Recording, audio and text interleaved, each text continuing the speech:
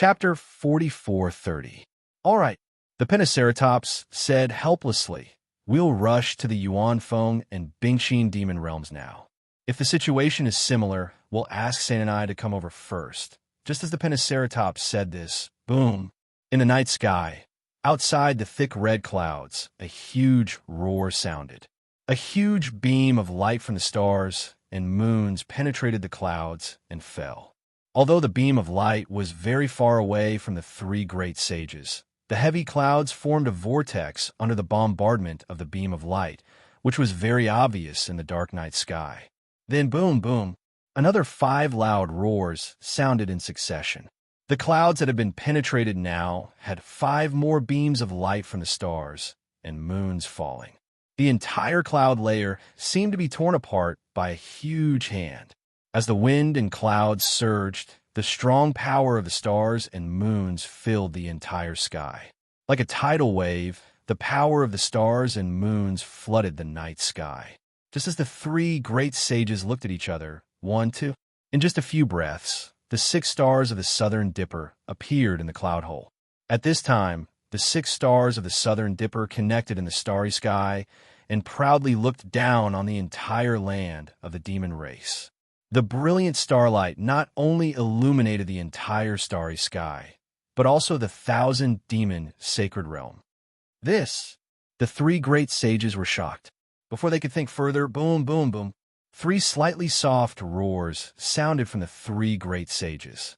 The dragon horn of the Pentaceratops shone brightly, and the star marks engraved on the 5 segments of the dragon horn appeared out of thin air, condensing into a dragon-shaped star in the sky. Many beams of light from the stars and moons fell on it. The dragon horn on the top of its head was revealed. This dragon horn was also different from ordinary dragon horns. It had 5 petals, and each petal was engraved with star marks. These star marks flashed with a black brilliance under the crystal flowers, and they actually condensed into the shape of a dragon star.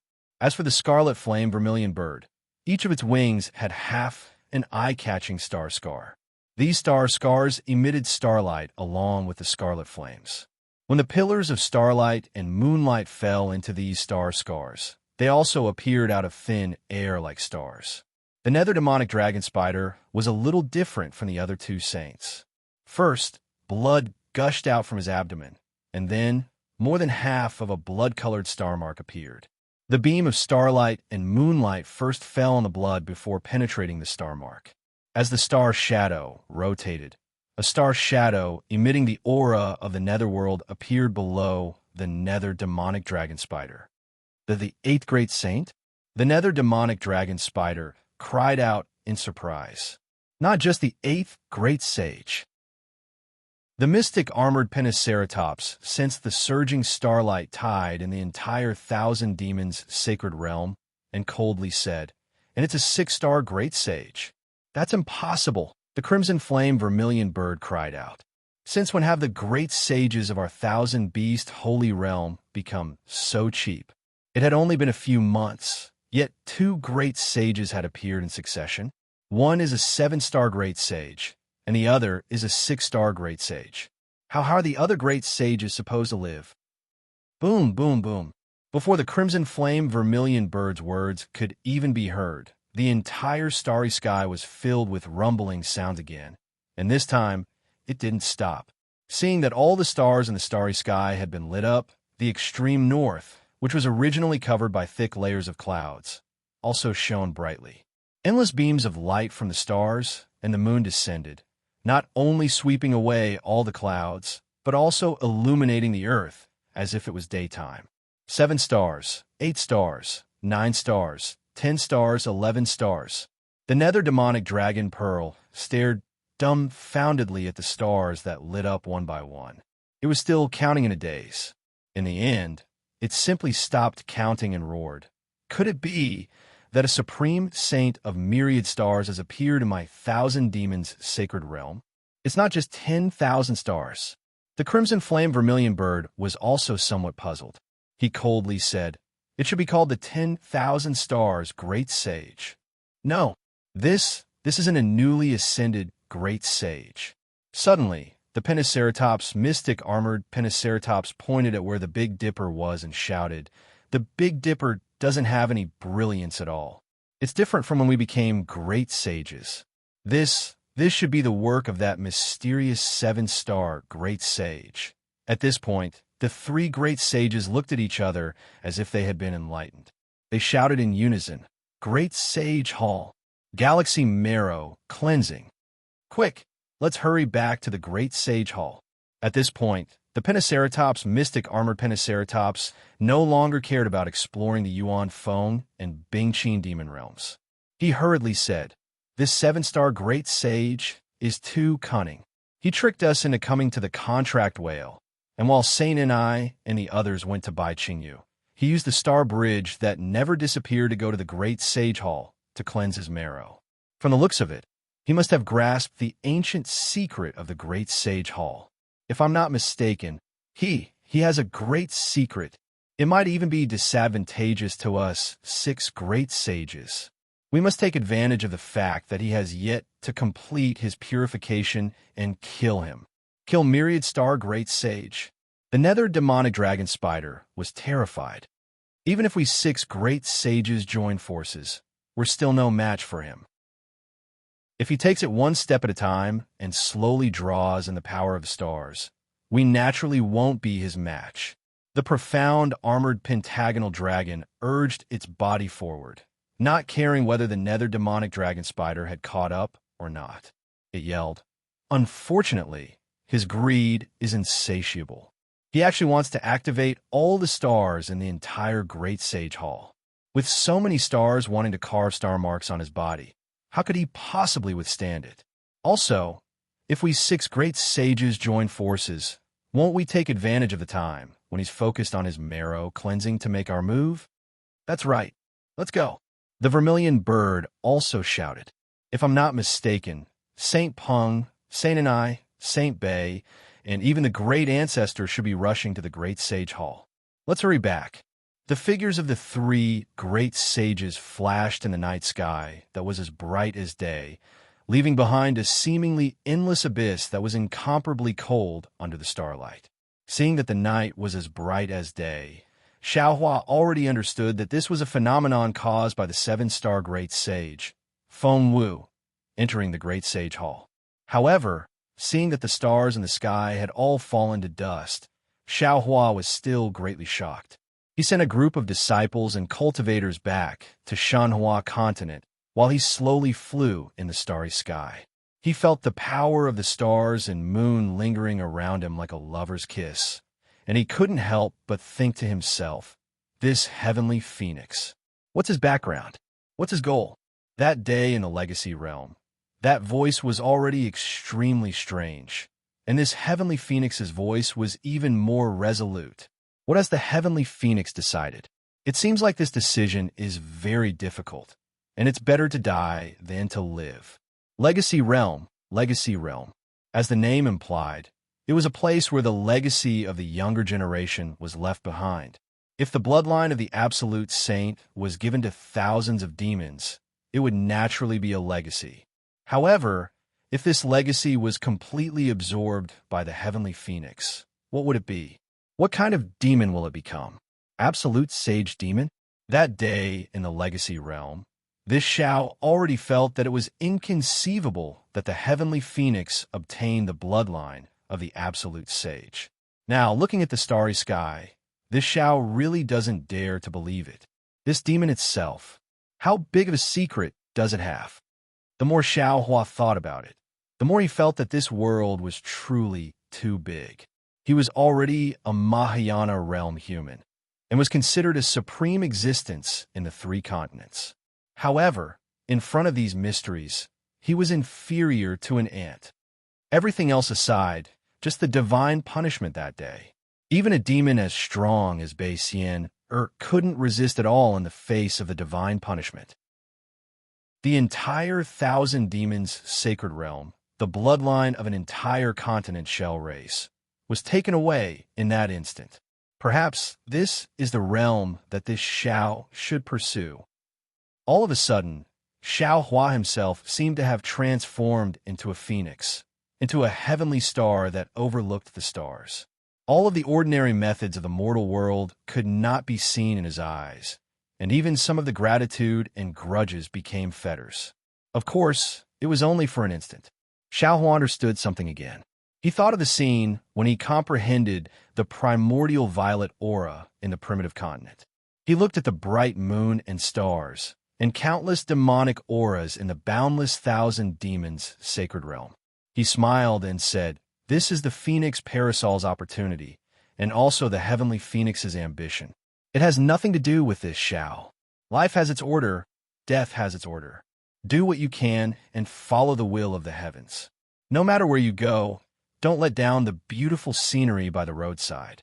This kind of life is interesting, right?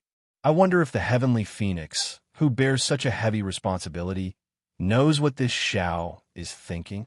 However, this Xiao still can't remember the origin of the Heavenly Phoenix. This memory is too old, just like the dragon vein. Of course, if nothing unexpected happens, it should be related to the primitive continent.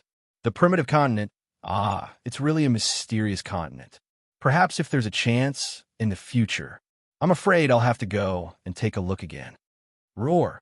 Just as he flew more than 10,000 li away from Bai Qingyu, an owl-like demon flapped its wings and pounced toward Xiaohua with a roar. Not only did some black auras seep out from the feathers on this demon's body, the omnipresent splendor of the stars and moon condensed into an illusory figure that was several times larger around him. That demon looked very powerful as it bared its fangs and brandished its claws. Xiaohua smiled slightly. He raised his right hand, bent his middle finger, and then flicked it. Whoosh! The beam of moonlight shot out from between his fingers like an arrow. Boom! The beam of light hit the center of the demon's eyebrows at lightning speed. The beam of light, which was several feet in size, exploded like fireworks. Olo, olo! The demon howled as it fell from the sky. It smashed into a mountain valley. Its huge wings flapped weakly, and its entire body twitched. However, the demon couldn't fly at all. Xiaohua looked at this demon that was at the 5th grade of origin power and raised his index finger again. At this time, his index finger was already flashing with sword light. As long as Xiaohua's index finger fell, this demon definitely wouldn't be able to see the sun of tomorrow. However, just as Xiaohua's index finger fell, Xiaohua laughed again. Damn it! Why should I compete with this little demon? Not to mention that I'm already a Grand Ascension stage human. Fengwu is already a Great Sage of the Great Sage Hall. Previously, he was already a 7-star Great Sage. If the golden-winged Great Peng hadn't made a breakthrough recently, the title of #1 expert of the demon race would definitely belong to Fengwu. And now, Fengwu is borrowing the power of the Great Sage Hall to engrave star patterns on his body. I believe that after this opportunity, even the golden-winged Great Peng won't be a match for Fengwu. This 1,000-demon sacred realm will be his. This little demon is also his subordinate, so I can't make things difficult for him. I can only make things difficult for myself. Chapter 44:31. Ha!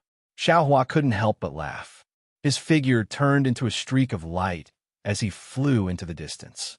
Half a meal later, the monster struggled to get up from the ground. He shook his head as if he had just woken up from a dream. His wings flapped as he shouted, "Damn it! Who is this human? How can he be so powerful? I've got nothing better to do. Why would I want to devour a human instead of using the power of the stars and moon? The power of the stars and moon entering my body is equivalent to several years of effort. Why would I waste my time?" The monster muttered as he guided the starlight into his body to refine his monster body. Just as the monster said, the 1,000-demon sacred realm was even more lively than when Fengwu became a 7-star great saint. This was the power of the stars. It was far more powerful than the power of the 7-star great saints. Countless monsters were cultivating in seclusion, activating their own race's secret technique to guide the stars and moon into their bodies. The realm that had been stagnant for a long time was slowly being pushed forward by the vast tide of stars and moon. At the same time, above the heads of every demon cultivator in the sacred realm of 1,000 demons, there is a trace of faith and worship that could not be detected by the naked eye, divine sense, or other ordinary divine abilities. It passed through space and fell on Xiao Hua, into the crystal-like godhead that could not be seen outside of Xiao Hua's Naiwan Palace. With Xiao Hua's current cultivation, he naturally couldn't detect this phenomenon. He saw that all the monsters were cultivating, so he also concealed his aura. However, after flying for a while, he saw a beautiful mountain forest under the moonlight. Green water flowed, and several acres of grass surrounded the mountain forest. It looked like a green carpet. Xiao Hua's heart skipped a beat. His figure descended and stood on the green grass. His gaze once again sized up the surroundings as he said in a low voice, "Forget it. It'll be here then." Saying that, Xiao Hua raised his hand and took out the yin-yang bracelet that Bai Bo gave him. He sent his divine sense inside and took out Fairy Jing's remains, as well as her bloody clothes. Looking at the clothes, although there was a strong smell of blood on them, Fairy Jing's aura still existed. Smelling this aura, the scenes from when he saw Fairy Jing on Jade Mountain all the way to when she left on Heartbreak Mountain flashed before Xiao Hua's eyes. Xiao Hua really didn't expect that their parting at that time would be forever. He could no longer see that Fairy Jing, who carefully hid her lowliness in her heart for fear of being hurt. Deep sorrow filled Xiao Hua's heart. Fairy Jing had died for him, and at the same time, she had died to atone for her sins. But Fairy Jing didn't have to use her own life to pay for this sin. Even if Xiao Hua himself had been suppressed there, Xiao Hua wouldn't have let Fairy Jing use her life to save him. What truly brought Fairy Jing to this point was the love in her heart. That love had actually become a burden. While making her surpass the heartless water, it also made her unable to bear the burden. Xiao Hua whispered, rather than talking to Fairy Jing, it was better to say that he was talking to himself. "Fairy Jing, I have already taken your soul into the Shenhua continent. I believe that when you enter the cycle of reincarnation, you will be a different person. In this life, this Xiao has been acquainted with you, but I've failed to live up to your feelings. If it weren't for this Xiao, perhaps you would have been able to live a peaceful life. Of course, this Xiao really didn't know the pain in your heart that day and misunderstood you, thinking that you were a woman who was greedy for power. Now, this Xiao knows what you're thinking and has already fulfilled your dying wish. This Xiao originally wanted to bury your remains in the Shenhua continent as a memento. But this life is this life, and the next life is the next life. You definitely don't like living in this life, so this Xiao might as well cut off everything in this life and the next life. I believe that this Xiao's choice is also your choice. I hope that you will be happy in the next life and be a carefree woman of the human race."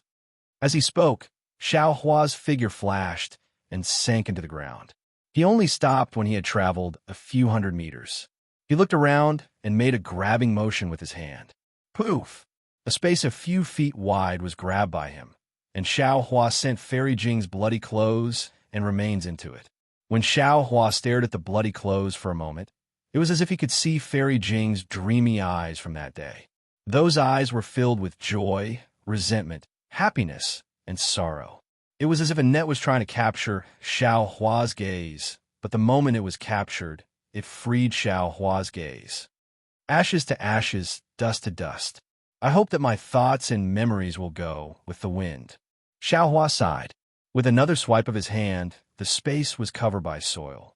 He believed that it wouldn't be long before everything here became a part of the earth, and there would be no traces left. Oh, just as Xiao Hua put away his sorrow and prepared to leave this place of sorrow, he suddenly raised his eyebrows. His divine sense swept toward the place on the ground like a tide. When he saw the scene in the distance clearly, he couldn't help but be stunned and actually said in surprise, "Why is he here?" Amidst his surprised voice, a green brilliance flashed around Xiao Hua's body, and his figure had already disappeared. Thousands of kilometers away, deep within the earth, there was an incomplete, nascent soul-spirit body that was flashing with a faint spirit light. It was escaping into the depths of the earth, and behind it were hundreds of weasel-like demonic beasts. Their bodies surged with dark green demonic energy as they followed closely behind. The nearest demon beast was only a few hundred feet away from him, and the demon aura and starlight it spat out from its mouth and nose had already landed on the nascent soul's back like a hook. Wasn't this nascent soul spirit body Xian Ping, who had been missing for a long time? At this moment, Xian Ping was as anxious as a stray dog. His physical body had been killed by the gathering moth beast at Yizhao Ridge, and only his nascent soul had escaped. Shui Mingzi originally wanted to save his nascent soul, but Xian Ping already knew Shui Mingzi's intentions. He didn't dare to trust Shui Mingzi, and he also didn't dare to trust Ao Zhantian. Thus, he could only choose to escape by himself. Unfortunately, Xian Ping wasn't a late-stage nascent soul cultivator, nor was he an astral projection cultivator. His nascent soul wasn't completely solid, and he only escaped for a few dozen kilometers before he discovered that his nascent soul was showing signs of dissipating. Thus, he didn't hesitate to escape into the ground. This was also the reason why Shui Mingzi, Ao Zhantian, and even He Xiong couldn't find him. When Xian Ping felt safe, he hurriedly used his divine ability to return to the hidden immortal continent. However, after flying for half a day, Xian Ping discovered that something was wrong. It was already extremely dangerous for a human cultivator with a physical body to fly in the Thousand Demon Sacred Realm. How could he, a nascent soul spirit body, leave the Thousand Demons Sacred Realm safely? In just half a day, Xian Ping's nascent soul spirit body had already been attacked by several groups of demonic beasts. However, they were only demonic beasts and not demonic beasts. Xian Ping pondered for a moment and knew that he couldn't leave the Thousand Demons Sacred Realm by himself. Thus, he thought of the other Taoist cultivators who came to the Thousand Demons Sacred Realm to rescue Xiaohua. This was because Xian Ping learned from Shui Mingzi that other than Shui Mingzi and Ao Zhantian, there might be other Taoist cultivators who had received Xiaohua's favor. Thus, he wanted to try his luck and see if he could meet other humans who were as enthusiastic as Xiaohua. Or perhaps he could meet a fellow Taoist he was familiar with. The Thousand Demons Sacred Realm was so huge that Xian Ping didn't know where to go. He could only follow the route he had discussed with Shui Mingzi and wander around the area, not daring to stray too far away. Xiaohua only paid attention to the surroundings and neglected the underground. In addition, Xian Ping was too careful, so he didn't discover any traces of Xian Ping. Later on, when he saw that he was getting closer to Bai Qingyu, Xian Ping naturally left the original route and went to look for other cultivators. Very coincidentally, Xian Ping encountered Prince Lan attacking Changyu. Seeing Prince Lan's savagery, how could Xian Ping dare to show his face? Once he had the chance, he immediately ran away. Afterward, before Xian Ping's luck arrived, Xiaohua had already unleashed his might. The entire Bai Qingyu was engulfed in the flames of war. Xian Ping, who had a nascent soul spirit body, suffered even more. He didn't dare to think about running into any human cultivators. He only wanted to escape from the chaotic heaven, earth, origin chi. Xian Ping's luck was naturally bad. He had just escaped from the battle when he was immediately discovered by some demonic beasts. Although Xian Ping could kill some of the demonic beasts, there were countless demonic beasts in the Thousand Demons Sacred Realm. His nascent soul spirit body was constantly dissipating. The aura of the spirit body was the best food for demonic beasts. How could he escape from the pursuit of those savage demonic beasts? In just a day, Xian Ping's nascent soul spirit body was on the verge of collapse. His primordial spirit had also been devoured greatly. Feng Wu's ability to summon the power of the stars was truly a feast for all the demonic beasts in the Thousand Demons Sacred Realm. However, for Xian Ping, who had a nascent soul spirit body, it was tantamount to a monstrous calamity. Not to mention, his spirit body was even more devastated under the impact of the starlight beam.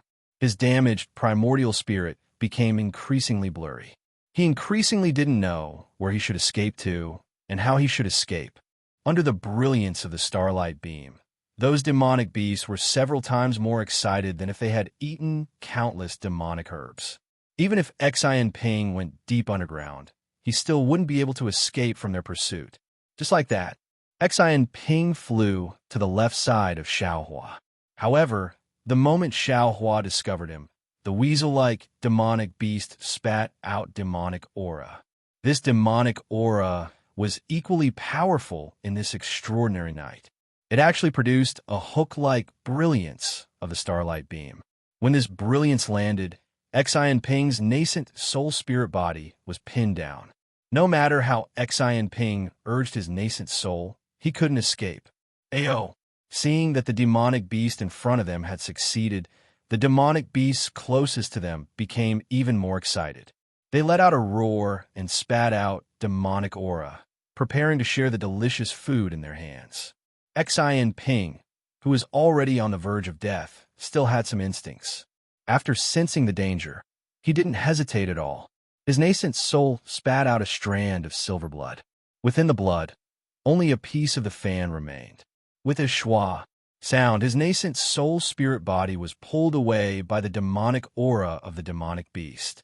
The remaining 40% of his nascent soul spirit body escaped once again.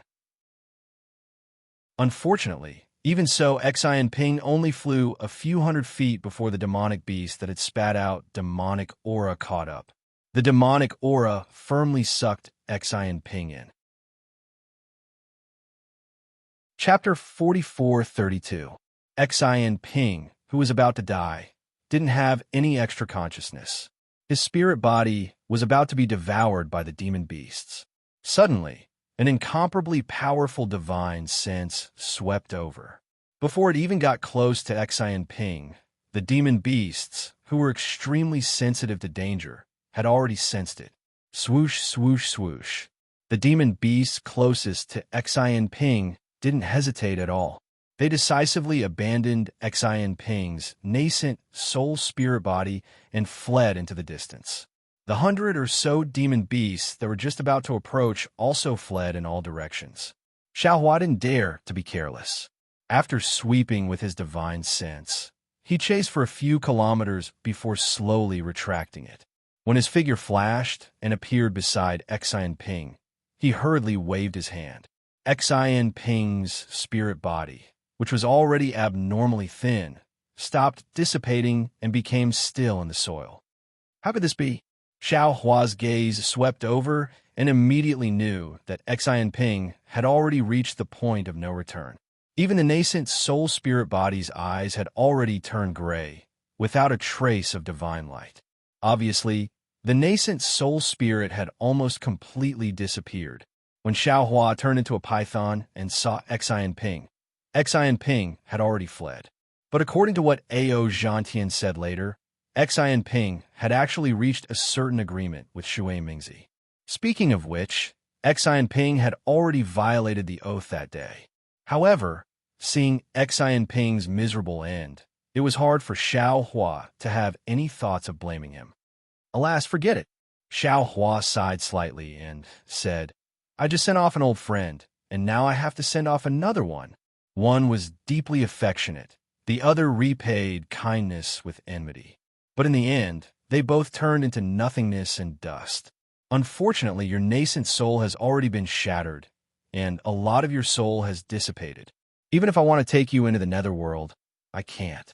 I only hope that after you enter the cycle of reincarnation, your soul will be complete, and you won't be an ungrateful person in the next life. Saying that, Xiaohua raised his hand and was about to remove the restriction, but at that moment, Xian Ping's nascent soul spirit body suddenly opened its eyes, as if it was the final radiance of the setting sun. When Xian Ping's gaze fell on Xiaohua's face, a divine light suddenly appeared in his eyes. Although Xian Ping opened his mouth, he seemed to be powerless and couldn't speak. Xiaohua saw guilt and regret in Xian Ping's eyes. He smiled and said, Fellow Taoist Xian Ping, I know what you want to say.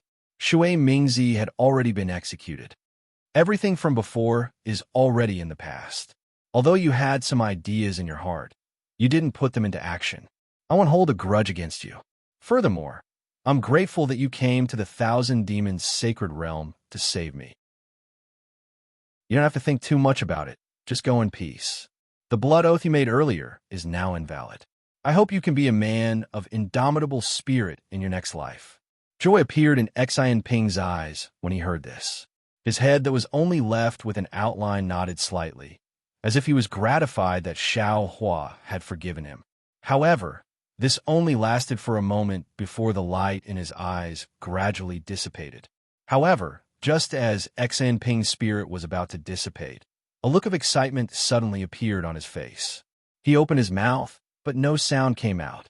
Fellow Taoist Xian, go in peace. Xiao Huan nodded slightly and said, Unfortunately, your 3 souls and 6 spirits are already incomplete. This Xiao doesn't dare to help you transcend. Swish, swish. Just as Xiao Hua was speaking, Xian Ping's remaining spiritual body suddenly combusted without any fire. It was also within this spiritual fire that Xian Ping used up all his strength to anxiously ask. Chang Yu is, unfortunately, at this point, even if Xian Ping wanted to say the 4th word, he couldn't. With a flash of fire, everything turned into nothingness. Chang Yu? Xiao Hua was stunned. His mind turned rapidly as he thought to himself, Isn't Chang Yu? Suddenly, Xiao Hua was shocked. A golden light flashed between his eyebrows, and he was about to use the Buddhist 9 words divine ability. However, just as the golden runes gradually appeared, countless Buddhist chants rang out, and Xiao Hua stopped. His eyes looked at the void as if he could see Xian Ping's dissipating soul. After the time it took to brew a cup of tea, he said, Forget it. Your soul is already incomplete. If I use the soul summoning technique now, I'm afraid it will affect your reincarnation. This Xiao cannot harm you for the sake of my own interests, even if the information you know is very important to this Xiao. After he finished speaking, Xiao Hua's figure flashed, and he escaped from the ground. After rushing out of the ground, he found a mountain peak and sat down cross-legged. He rubbed his chin with his hand and looked at the starlight in the sky. He thought to himself, why did Xian Ping suddenly mention Chang Yu before he died? What do the words Chang Yu sure mean? When Xian Ping died, he didn't meet with Chang Yu. He didn't know that Chang Yu had perished together with the demonic beasts. The information he knew must be from the hidden immortal mainland. If it was good news, Xian Ping wouldn't have sent a voice transmission. It could only be bad news. Could it be Chang Yu is a traitor? Could it be that Chang Yu had colluded with Shui Mingzi in the soaring Dragon Mountain range? Did Xian Ping find out? Shui Mingzi was prepared to meet with Chang Yu, but who knew that this Xiao would appear, and Chang Yu wouldn't have the chance to meet with Shui Mingzi? Or maybe Chang Yu has colluded with the Grand Mist Ancestors force. Did Xian Ping find out? Or did Chang Yu leak my soaring Dragon Mountain Range's disciples' whereabouts to the Thousand Demons' sacred land? Thinking of this, Xiao Hua's eyes narrowed. He shook his head slightly and muttered to himself, You may know a person for a long time without understanding his true nature. Back then, this Xiao treated Chang Yu well and gave him cultivation conditions that were not inferior to others. Did he really think that this Xiao would be suppressed by Qing Yu's Beast King and unable to escape? Was he so eager to jump out? Didn't he think that even if he jumped out, what could he do? He still has Xiong Yi, Li Xiang, and Prince Lan before him. How could he control the Fortune Gate? Unless he killed 3 nascent Soul Realm senior brothers like the Southern Sea Dragon Palace's 4th Prince Ao Qian, only then could he. Thinking of Chang Yu's betrayal, Xiao Hua couldn't help but feel heartache. He tried his best not to think about it, but for the Fortune Gate, he had no choice but to think about it. When Xiao Hua thought of this, he was suddenly startled and unconsciously stood up. Buzz!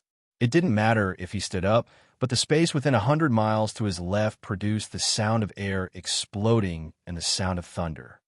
No. Xiao Hua's eyes spun rapidly. If Chang Yu is such a scheming person, his best plan is not to come to the Thousand Demons' sacred land.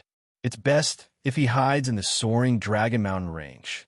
He only needs to wait for the Fortune Gate's disciples to be killed. Then he can claim to be the sect master in the soaring Dragon Mountain range. Even if Xiong, Yi, and Prince Lan return, they must be seriously injured. Wouldn't it be easier for him to make a move?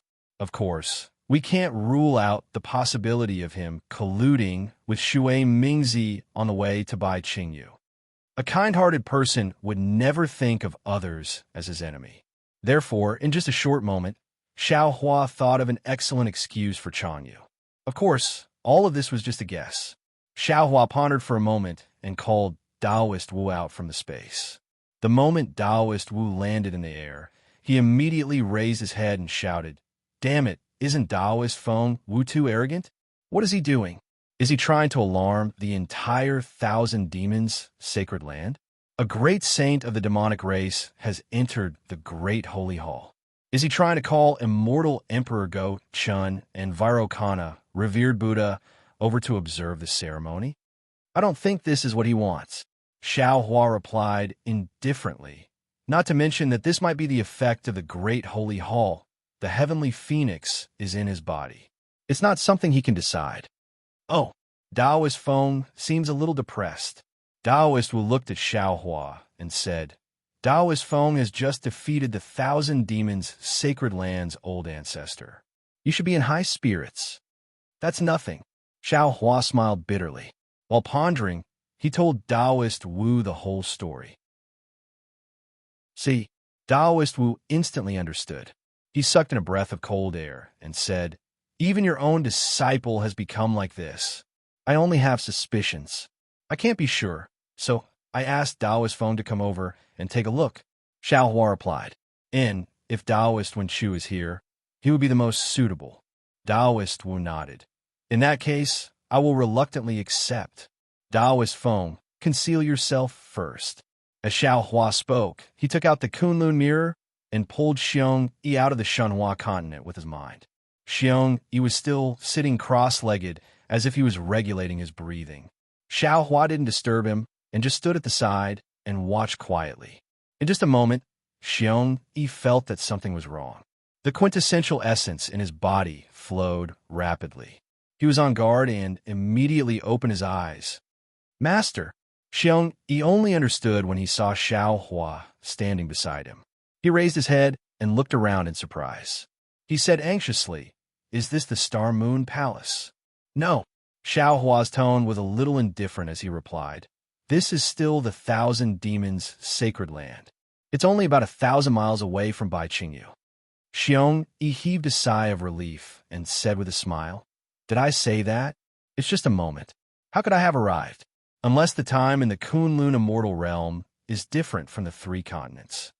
As he spoke, Xiong Yi looked at the stars and moon in the sky in surprise and asked curiously, "Master, what's going on? Why is the 1,000 demons' sacred land's starry sky different from the hidden immortal continent? Is it day or night?" "It's night." Xiao Hua's tone was still indifferent. "It's just that the 7 stars' great saint of the 1,000 demons' sacred land has entered the great sage hall and attracted the congratulations of 10,000 stars. This." Xiong Yi was shocked. 7 stars' great saint? Could it be that he's even more powerful than that golden-winged great rock? "If I'm not wrong, he should be," Xiao Hua replied. "Master, then should we hurry to the Star Moon Palace?" Xiong Yi was shocked when he heard that a 7 stars great saint who is even more powerful than the number 1 great saint of the demon race, the golden-winged great rock, had appeared. He hurriedly suggested tactfully. Xiao Hua glanced at Xiong Yi and replied, "There's no need for that. This 7 stars great saint and I are close friends. He definitely won't make things difficult for me." Really?" Xiong Yi was overjoyed and said with a smile, "Master has really surprised me. After not seeing each other for 200 years, it's really, 200 years can change a person's state of mind. 200 years can also change a person's strength. But 200 years can't change a person's nature." Xiao Hua looked at the starry sky and sighed word by word. Chapter 4433. Only until here did Xiong Yi suddenly discover that Xiao Hua's tone was different. He was startled in his heart and hurriedly knelt down and said, "Master, this disciple has failed Master's great trust." Nearly half of the Fortune Gate's disciples were killed. Disciple has let Master down. Xiao Hua flicked his sleeves, not allowing Xiong Yi to kneel. Instead, he said indifferently, "This matter has already passed. Master also does not intend to blame you all for this matter." Although more than half of our Fortune Gate's disciples were killed, by Qingyu's demonic beast clans were almost annihilated, and a heaven-concealing ridge and ancient Bell Mountain were also taken over by our Fortune Gate. These disciples have already been avenged. Unfortunately, Xiong Yi still didn't dare to get up. He still lowered his head and said, "Master, this disciple knows that you are blaming this disciple for not taking the lives of the soaring Dragon Mountain Range's disciples seriously. Actually, disciple wanted to come to Bai Qingyu alone that day, but disciple knew that with disciple's strength, it would be extremely difficult to rescue Master. Disciple could only rely on the strength of soaring Dragon Mountain Range's disciples to have a sliver of hope to rescue Master. Of course, even if they managed to save their Master, the lives of these tens of thousands of disciples would definitely be left behind in Bai Qingyu's hands. However, disciple has already made it clear to Master that disciple is not a good teacher, but I am definitely a good state preceptor. Disciple is willing to bear the infamy to save Master. After all, his Master's life was more valuable than the lives of tens of thousands of disciples in the soaring Dragon Mountain Range. With a Master, he could create a new soaring Dragon Mountain Range, or even 2 or 3 new soaring Dragon Mountain Ranges. But without Master, this soaring Dragon Mountain Range would not last for long. Therefore, at the Fortune Dao Palace, the disciples did not hesitate to fall out with them. They insisted that the disciples of the soaring Dragon Mountain Range risk their lives to save Master. This is disciple's fault.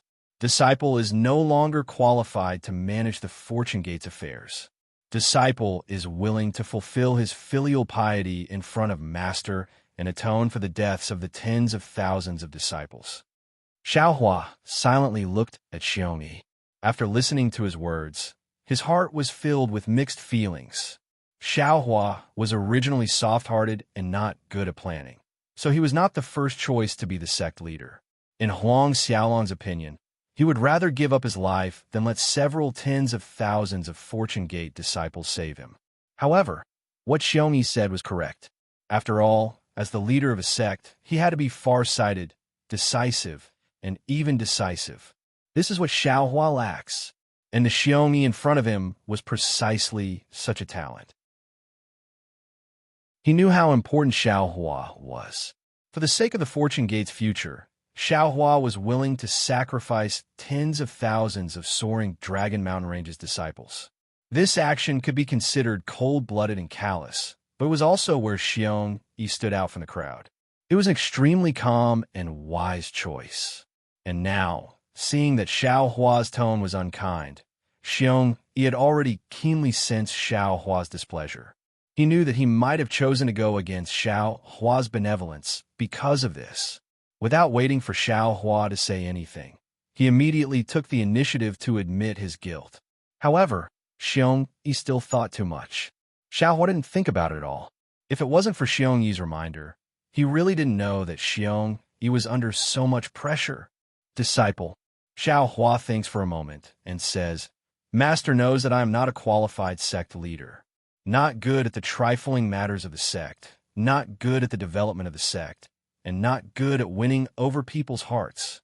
Therefore, when I met you, I said that I would give you a chance to display your talents. I wanted to let the sect that I had created flourish in your hands. Your choice. I have no way to judge it. From the bottom of my heart, Master does not agree.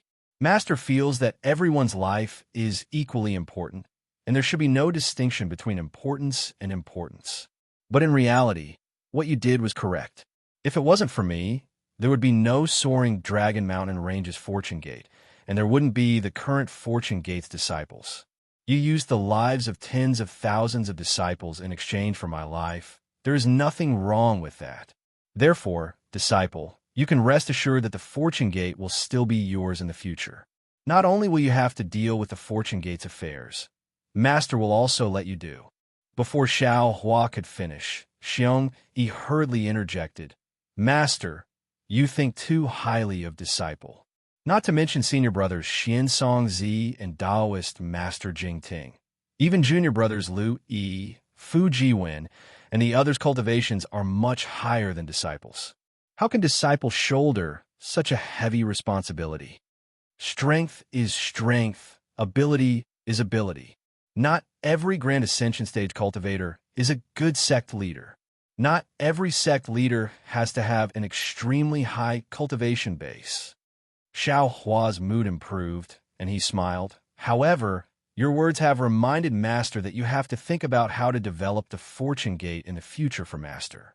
Every time Master thinks about it, it gives Master a headache. Xiong Yi smiled bitterly. Master, it's not that Disciple doesn't want to think about it, but the Fortune Gate's development is too fast. Disciple was still thinking about how to arrange for those Golden Core disciples when Master suddenly sent over 200,000 sixth grade disciples, much stronger than Disciple. Disciple was caught unprepared. Moreover, Disciple had never thought that our Dao Gate could be established on the hidden immortal mainland and become such a big sect. Disciple, don't worry. Take your time to think. We have time, we have strength, and there will be opportunities in the future. Xiao Hua comforted. As long as what you do is beneficial to the Fortune Gate, Master will support you. Then, Xiong Yi was relieved when he heard that. Seeing that Xiao Hua's mood had improved, he asked tentatively, Master, your words just now, what did you mean? I'm sure you already know what I told Ao Zhantian earlier. Back then, I saved many Taoist sect cultivators on the Yaotai Mountain. Xiao Hua thought for a moment when he saw Xiong Yi's reaction. Xiao Hua roughly explained the situation to Xiong Yi before saying, However, I didn't expect that these cultivators would actually jump out at the first sign of trouble and try to benefit from it. Hee, so that's how it is. Xiong Yi laughed and said, Didn't Master say before? A good sect leader doesn't necessarily have a good cultivation. In fact, in terms of winning people's hearts and expanding one's influence, one doesn't necessarily have to rely on absolute strength. Although Master's strength is powerful, it can only convince people on the surface, but not in their hearts. Once something happens to Master, some people will definitely jump out. Only a small portion of people are loyal, and the majority can only be used. Even if Master wants to use these forces, Master still has to use methods. Using kindness and coercion is one way, and using the advantages and disadvantages is another way. Master probably doesn't care about these methods. However, Master, you should be happy as well. According to senior brother Ao Zhantian, there are many Dao sect cultivators who are disloyal, but not many of them are willing to do so. There are many Dao sect cultivators, and even the Dragon Tribe and Demon Tribe cultivators who have come to rescue Master. Alas, cultivation is still easier. Xiao Hua waved his hand and said, These scheming things are too tiring. Master, you're a transcendent being, so you don't have to worry so much. Disciple and the others are different, and we can't not consider so many things. Xiong Yi smiled bitterly. Xiao Hua smiled and asked again, Disciple, you said that the Fortune Gate Palace has different opinions about coming to the Thousand Demons' sacred realm to rescue Master? Xiong Yi didn't hide it and nodded and said, Yes. Some junior brothers think that the foundation of the soaring Dragon Mountain Range is important, and even if we go to Bai Qingyu, we'll just be throwing our lives away, so they don't want the soaring Dragon Mountain Range disciples to come and rescue us. At this point, Xiong Yi hurriedly explained, Of course, this idea is not wrong. After all, senior brother Ao Zhantian, Zhang Daoran, esteemed Sun Kong, and senior Zhaixing Zi all have the same idea. They want to rely on their own strength and not give up all their strength. Does Changyu also have the same idea? Xiao Hua couldn't help but ask. No, Xiong Yi answered without hesitation. Junior brother Changyu is the one who supports his disciples the most. If it weren't for the fact that his disciples are all weak, he would have brought all of them. Then what about the disciples he brought? Xiao Hua asked. Most of the disciples he brought are senior brotherly Xiangs. Xiong Yi explained, although he isn't particularly familiar with these disciples, they're still much stronger than his own disciples. It's a pity that junior brother Changyu is unlucky and didn't get to meet Master. Disciple, can you tell me about the Fortune Gate Palace's situation and the soaring Dragon Mountain range to Bai Qingyu? Xiaohua's expression didn't change, and he asked again. Of course, Xiongyu was a little suspicious, and he smiled apologetically. However, Master, disciple might not remember clearly. It's best to ask senior brother Li Xiang and junior brother Lan to fill in the gaps. No matter. Xiaohua smiled. These are all things of the past. Go ahead and tell me. Master will ask them in the future. That's good. Xiaomi nodded and recounted everything. When he finished, Xiaohua nodded and said, it's not easy for all of you. It's not wrong for everyone to make different choices. Go back to the Kunlun immortal realm and cultivate well. Oh, don't forget, help Master think about how to develop the Fortune Gate in the future. In the future, Master will rely on your ability to bring the Fortune Gate to greater heights. Yes, Master. Xiong Yi bowed respectfully and was immediately sent into the Shenhua continent by Xiaohua. Fellow Taoist Wu, how is it? Xiaohua put away the Kunlun mirror and looked at the side where Xiong Yi was previously standing. Taoist Wu's figure appeared. He looked at Xiaohua and said, there are no changes in the soul. If I'm not mistaken, what Xiong Yi said is the truth. Of course, human nature is the most complicated thing in the world. I can't guarantee that all soul techniques will succeed. If what Xiong Yi said is true, then I's suspicion of Changyu was wrong. Xiaohua's face turned cold. Then there's only one possibility left. Xin Ping didn't recognize Changyu before, and Changyu didn't collude with Xue Mingzi. Xin Ping had seen Changyu in his nascent soul state after abandoning his physical body. If Changyu didn't see difficulties on the way to Bai Qingyu and change his mind, then there's something wrong with Changyu's death. So complicated. Taoist Wu was puzzled. No wonder people's hearts are unpredictable. Fellow Taoist, you should ask fellow Taoist when Shu to come over and give you advice. I's better off cultivating. Chapter 44-34. Haha, all right. Xiaohua laughed. Go ahead, fellow Taoist. Everything will come to light one day. Let's wait and see. Just as Taoist, which was about to leave, Xiaohua suddenly thought of something and asked Taoist, which in a low voice. Taoist, which frowned and left after a few answers. Alas, man's ego is always higher than the sky. Xiaohua sighed as he watched Taoist, which disappear. If not for this ego, how could there be cultivators among the human race? If not for this ego, how could there be immortals in this world?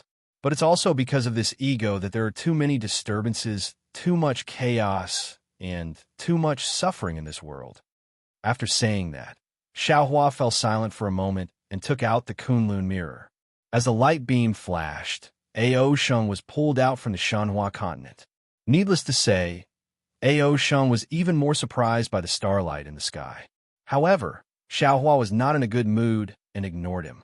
After Ao Sheng finished muttering and saw that Xiaohua did not say anything, he immediately lowered his head and asked cautiously, Dragon Master Xiao, why did you call me out? I've already promised you that I'll bring you out to experience and improve your strength. Xiaohua glanced at Ao Sheng, who had finally calmed down, and said, actually, the experience is secondary. The most important thing is my good friend Taoist Yin has some opportunities. This opportunity has something to do with you. Taoist Yin wants to return some of this opportunity to you. Oh, Ao Sheng was confused and asked curiously, Dragon Master Xiao, what you're saying? I don't seem to understand. Haha, it doesn't matter if you understand now.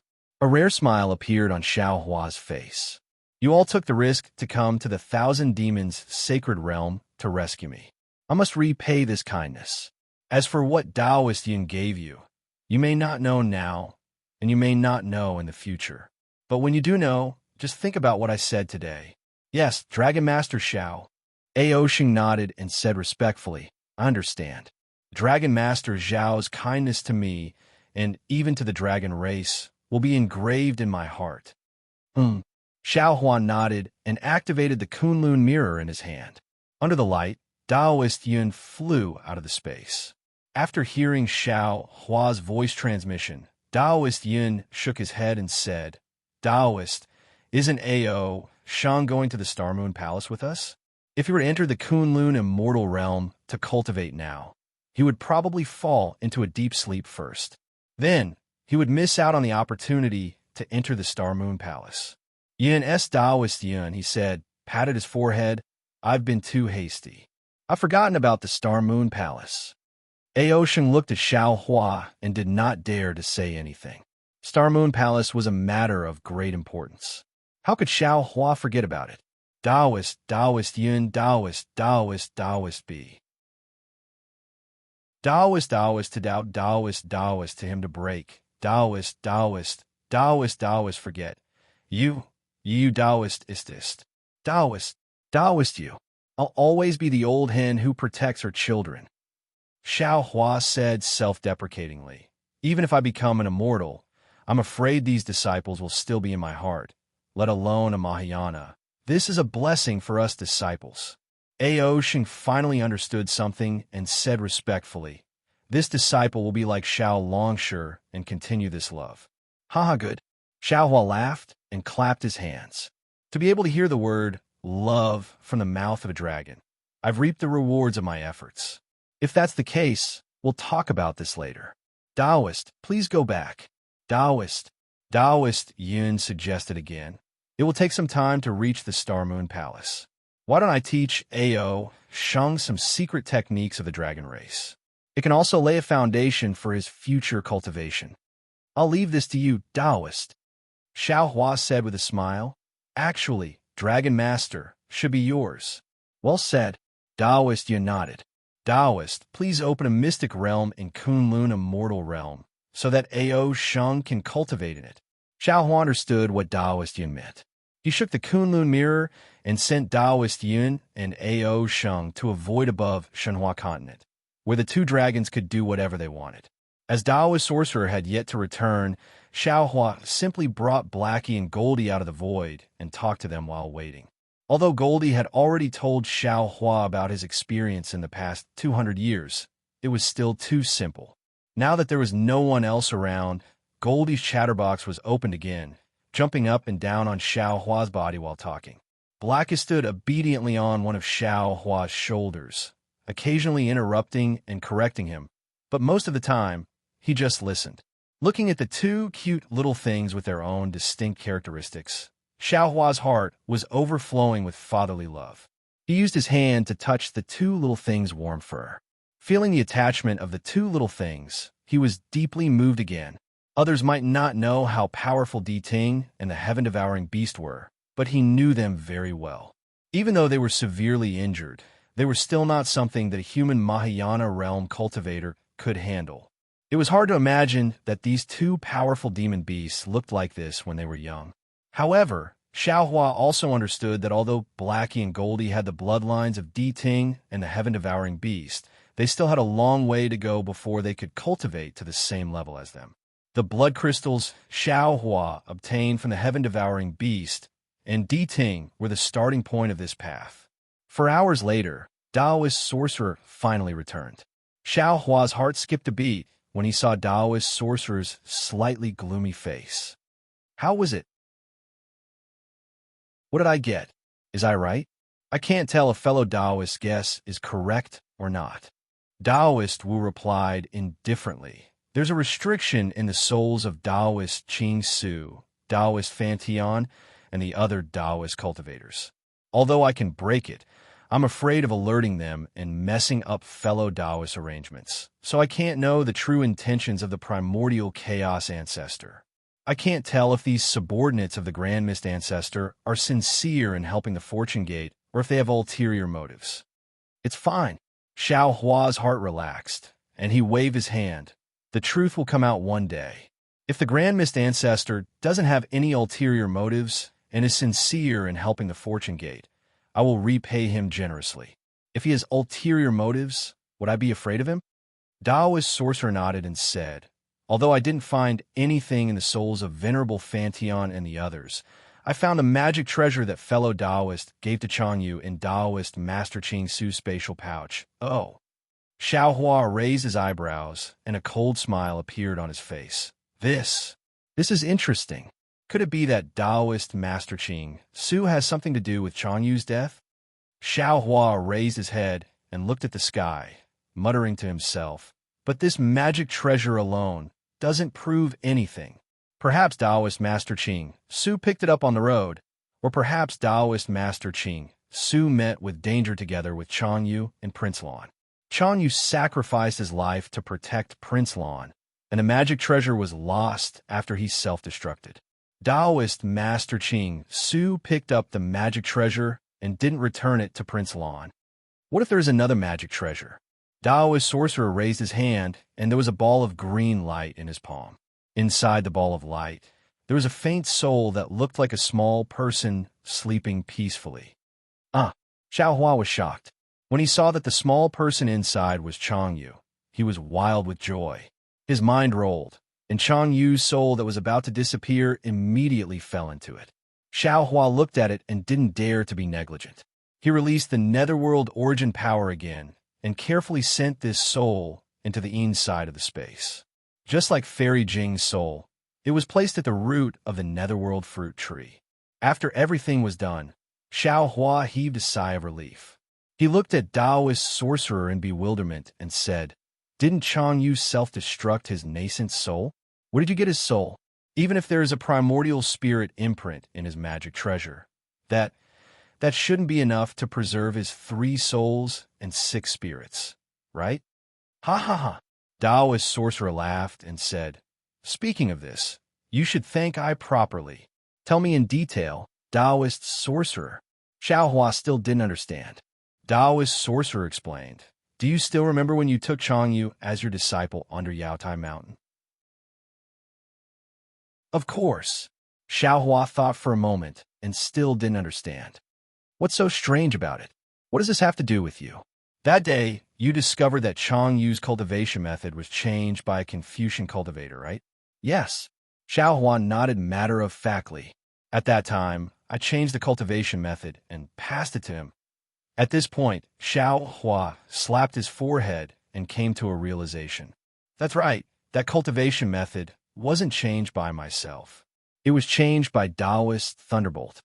"Yes, the cultivation method was changed by Daoist Thunderbolt, but the original cultivation method had a heavy impact on the Dao Foundation.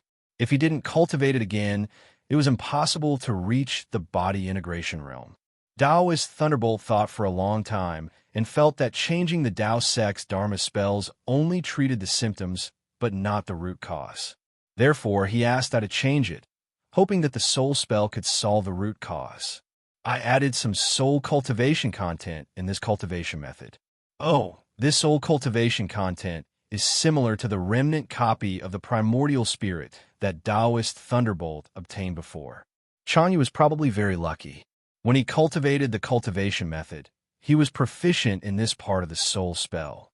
When he sacrificially refined the Dharma treasure, he used this part of the divine ability and placed a part of his primordial spirit in his natal Dharma treasure. Therefore, when Changyu self-destructed, he must have thought of hiding his primordial spirit in his natal Dharma treasure. Daoist sorcerer explained, "Of course, Changyu's half-baked method of placing his primordial spirit was not enough to preserve his primordial spirit.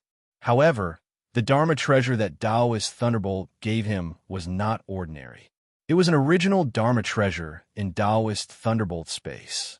There was another universe inside that could temporarily preserve his primordial spirit. In addition, Changyu died not long ago, so Daoist Ching Su didn't have time to sacrifice himself. This allowed Changyu's 3 souls and 6 spirits to be preserved." Chapter 44-35. Good boy, good boy. Xiao Hua clapped and laughed. Changyu must be a loyal and righteous person. Otherwise, how could the heavenly Tao be so kind to him? Although he is cultivated to the nascent soul realm, his future is limited. Now that his fate with this world has been severed, his soul has been preserved, and he has the method of entrusting his primordial spirit, so his memories of this life should be preserved. From now on, he will be reborn in the Shenhua continent, similar to the Buddhist sect's reincarnation. From now on, his cultivation path will be smooth. Even if he can't preserve his memories and cultivation techniques on the Shenhua continent, he will have a better future than he does now. Daoist, which agreed. That's right, that's right. Xiaohua nodded and bowed. I thank you on behalf of Changyu. If you hadn't arrived in time, his soul would have dissipated in the air after a while. He wouldn't even have the chance to reincarnate. You're welcome. Daoist, which returned the greeting. Your disciple is also I's disciple. What's there to thank me for? However, Changyu's 3 souls and 6 spirits are already damaged and need to be repaired on the underworld fruit tree. I can't ask him more. Otherwise, the truth of the matter would be easily known. Ha! The so-called truth of the matter is really not worth mentioning compared to Changyu's matter. Xiaohua laughed. Since I have already been alerted, the truth will appear sooner or later. You should go back and rest first. All right, I will take my leave. Daoist, which cupped his hands and returned to the space. Xiaohua stood there and looked into the distance. The smile in his eyes slowly disappeared, and a faint frost hung on his face. He snorted coldly. At any time, a choice means a loss, and different choices mean different losses. Since you have made a choice, what you have lost has become reality. After saying that, Xiaohua didn't put the 2 little ones into the space. He moved his body and headed east. After a few hours, the sky was bright. However, there wasn't much of a difference between night and day in the 1,000 Demons Sacred Realm. The sky was filled with stars, and all of them were clamoring to compete with the sun. After an entire day, the sun very uninterestedly set from the east to the west. If someone didn't look directly at the sky, they wouldn't be able to see the sun's shadow. This situation lasted for 81 days and nights. Then, the curtains slowly came to an end. The starry sky dimmed once more, and the starlight gradually dimmed. At this point, the boundlessly jubilant 1,000 Beast Sacred Realm finally fell silent again. The demons who had benefited all went into seclusion to refine the power of the stars and moons that could only be obtained in 100 or even 1,000 years. What was special was that the star power that the Phoenix Parasol drew upon was extremely pure and of extremely high quality. It was extremely beneficial for many demons to break through their bottlenecks. This Starlight Banquet directly caused the overall strength of the 1,000 Demons Sacred Realm to increase. Xiaohua did not care about this Star Moon Banquet. He knew in his heart that no matter how much the demon race of the 1,000 Demons Sacred Realm benefited, the biggest winner was still Feng Wu of the Great Sage Temple. He only flew towards the east of the 1,000 Demons Sacred Realm to search for traces of the Bright Moon Palace.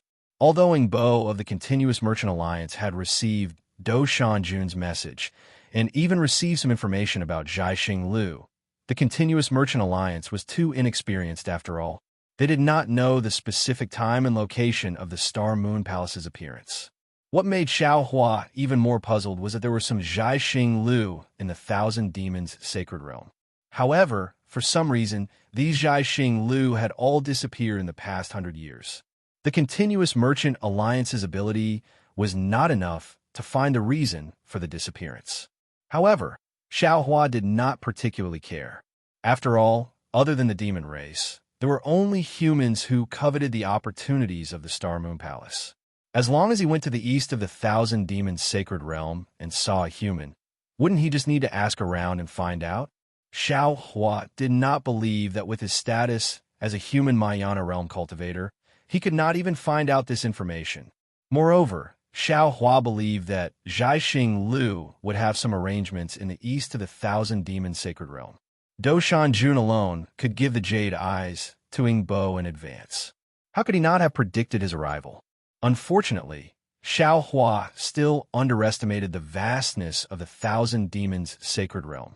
He had been flying towards the east for dozens of days and saw the demon realms below him one after another. Some were continuous mountains, some were crisscrossing paths, some were deep ravines, and some were filled with lakes. He did not see anything special. He also encountered many demon races. There were great demons, demon kings, sun devourer, and heaven devourer. However, these demon races did not know about the Star Moon Palace, nor did they know where Zhai Xing Lu was. On this day, they arrived at another place with water. This swamp was slightly different from what Xiao Hua had seen previously. Not only was this swamp huge, but even though he did not release his divine thought, he could not see the edge of this swamp. Moreover, there were many rivers on the left side of the swamp. These rivers were like jade ribbons that wrapped around the swamp. Many water races lived in these rivers. Occasionally, there would be some water races that had gained sentience and would fight in groups. Looking at the many rivers, he saw that they all originated from a mountain range thousands of miles away from the swamp. This mountain range was also very tall. The mountain peaks that stretched for thousands of miles were covered in white snow. Many thin streams were formed from the mountain range and slowly flowed down. When they converged into a river, they flowed through the plains at the foot of the mountain and became a majestic river. These hundreds of thousands of rivers strangely surrounded the entire swamp, and the river water flowed into it continuously. There were many islands in the swamp. Some were several acres in size, while others were several miles in size. The islands were either rugged like rocks or lush like forests. Occasionally, there were flocks of water birds flying above the swamp. There were also schools of fish swimming on the surface of the water. Although there wasn't the fragrance of fish and rice, Xiao Hua couldn't help but slow down when his gaze swept across the lake and mountain scenery. However, just as Xiao Hua flew into the swamp, between the swamp and the snowy mountain range in the distance, boom, boom, a series of explosions suddenly sounded. Then, he saw a light that soared into the sky, illuminating the already dim sky. The Thousand Demons' sacred realm was not like the hidden immortal continent, nor was it like the Western Paradise. Ordinary fights between the demon race could be found everywhere. During the period when Feng Wu attracted the power of 10,000 stars, all the demon race were focused on absorbing the power of the stars and did not have time to fight. Then, Xiao Hua flew in the Thousand Demons' sacred realm. Other than the beautiful scenery, what he saw was bloody fights. Compared to the time when Xiao Hua followed Xue Mingzi and the others to Bai Qingyu, they encountered a lot more killing. Xiao Hua didn't pay any attention to the fights between the demon race, unless he saw that a demon race member really wanted to perish together with him. Only then would Xiao Hua release his aura to disperse the demon race member. The rest would just fly past him. However, when this light landed in Xiao Hua's eyes, it was so familiar. Xiao Hua could not help but chuckle. Previously, I was talking to Zhai Xingzi about the 4 joys of a Confucian cultivator's life. Today, I met an old friend in a foreign land. It's really interesting. However, when he released his divine sense and saw the situation in the distance, he could not help but be stunned again. He almost said to himself in surprise, "Oh, how could she be here?" Thousands of miles away, it was where several rivers intersected. These rivers were like ancient trees in a dense forest, entangled together. In the several hundred acres of water area, there were dozens of tributaries that sometimes flowed to the west and sometimes to the north. It was impossible to distinguish which tributary flew out from which river. In the sky above this water area, there were 3 balls of holy light that kept churning. Among these 3 balls of light, there were 2 big ones and 1 small one. The big one was several hundred zhang in size, and the small one was only several hundred zhang in size. Regardless of the size, these balls of light were different from the light of the moon and stars. They were abnormally pure. Moreover, every strand of light from these balls of light would send out strands of awe-inspiring qi in the air. A kind of feeling that made one's heart calm involuntarily arose. Looking inside the balls of light, there were 3 light beasts with dragon heads, qilin bodies, cow hooves, and lion-like tails. Weren't they the ones Xiao Hua met in the Bronze Pillar Country in his early years? The male and female light beasts in the balls of light were no different from before. The light beast cub was 1 size bigger. Below their feet, There were many clouds floating in the air. These clouds changed from time to time. Gold rui, silver rui, dragon balls, and gold ingots appeared as if they were real, appearing and disappearing in the sky. At this time, the three light beasts were standing in the air and roaring. Although the pure brilliance made one feel at ease, the brilliance was like a flame rolling in the sky, revealing the anger of the three light beasts. Several li in front of the light beasts' heads, there was a hawk owl thousands of zhang in size, flapping its wings and coldly looking at them. Wasn't this the venerable Master Nine Firmaments that Xiao Hua met that day? However, at this time, venerable Master Nine Firmaments had already transformed into a hawk owl. The hawk owl's body was huge, and its feathers were like iron. Waves of demonic qi overflowed from the gaps of its feathers, spreading in all directions. The faint power of the moon and stars also flashed around the hawk owl's body. It was indescribably valiant, and it was definitely not the appearance Xiao Hua saw that day. Below the hawk owl, above the water, there was a catfish thousands of zhang in size. It also emitted a dense demonic qi, twisting its huge demonic body at low altitude. The surface of the catfish's body was not covered with ordinary scales. As its demonic body swayed, waves of ripples flowed on the surface of its body. Occasionally, the demonic qi would disperse, and a layer of glossy and sinister black light would be reflected in the dusk along with the ripples. Moreover, when the catfish flapped its huge tail, there was a faint rumbling sound at low altitude. The water below the catfish's body also had waves of several zhang in size. Although there were only three light beasts, the hawk owl and the catfish were not the only ones. Behind the two demonic beasts, there were thousands of flying demonic beasts and water demonic beasts, holding various demonic artifacts in their hands. They rode demonic clouds and scattered in the air and water. Their gazes all fell on the light beasts, and there was no fear in their eyes. Chapter 44:36. Light Beast. The sparrow hawk flapped its wings, causing the wind to howl. It seemed to be demonstrating and encouraging. Its slightly hoarse voice sounded in the wind. Don't go too far. Back then, I did offend you and took your child away. But I had my reasons. As soon as I had the chance to return to the Thousand Demon Sacred Realm, I immediately asked a familiar great demon to go to the Light Demon Realm to plead for mercy. Not only did you not accept my apology, but you also injured that great demon, causing me to compensate him with a lot of things. After that, I sent my subordinates to the Light Demon Realm many times to offer things, just to get your forgiveness. But not only did you not accept the things, you even killed my subordinates. Did I think that I couldn't get your forgiveness even if I compromised? Now that you've chased me to the Water Wave Demon Realm, do you really want to kill all of us without leaving a trace of mercy? Ayo! The huge catfish also cried from below. Light Beast, listen to me. We did offend you back then. But think about it.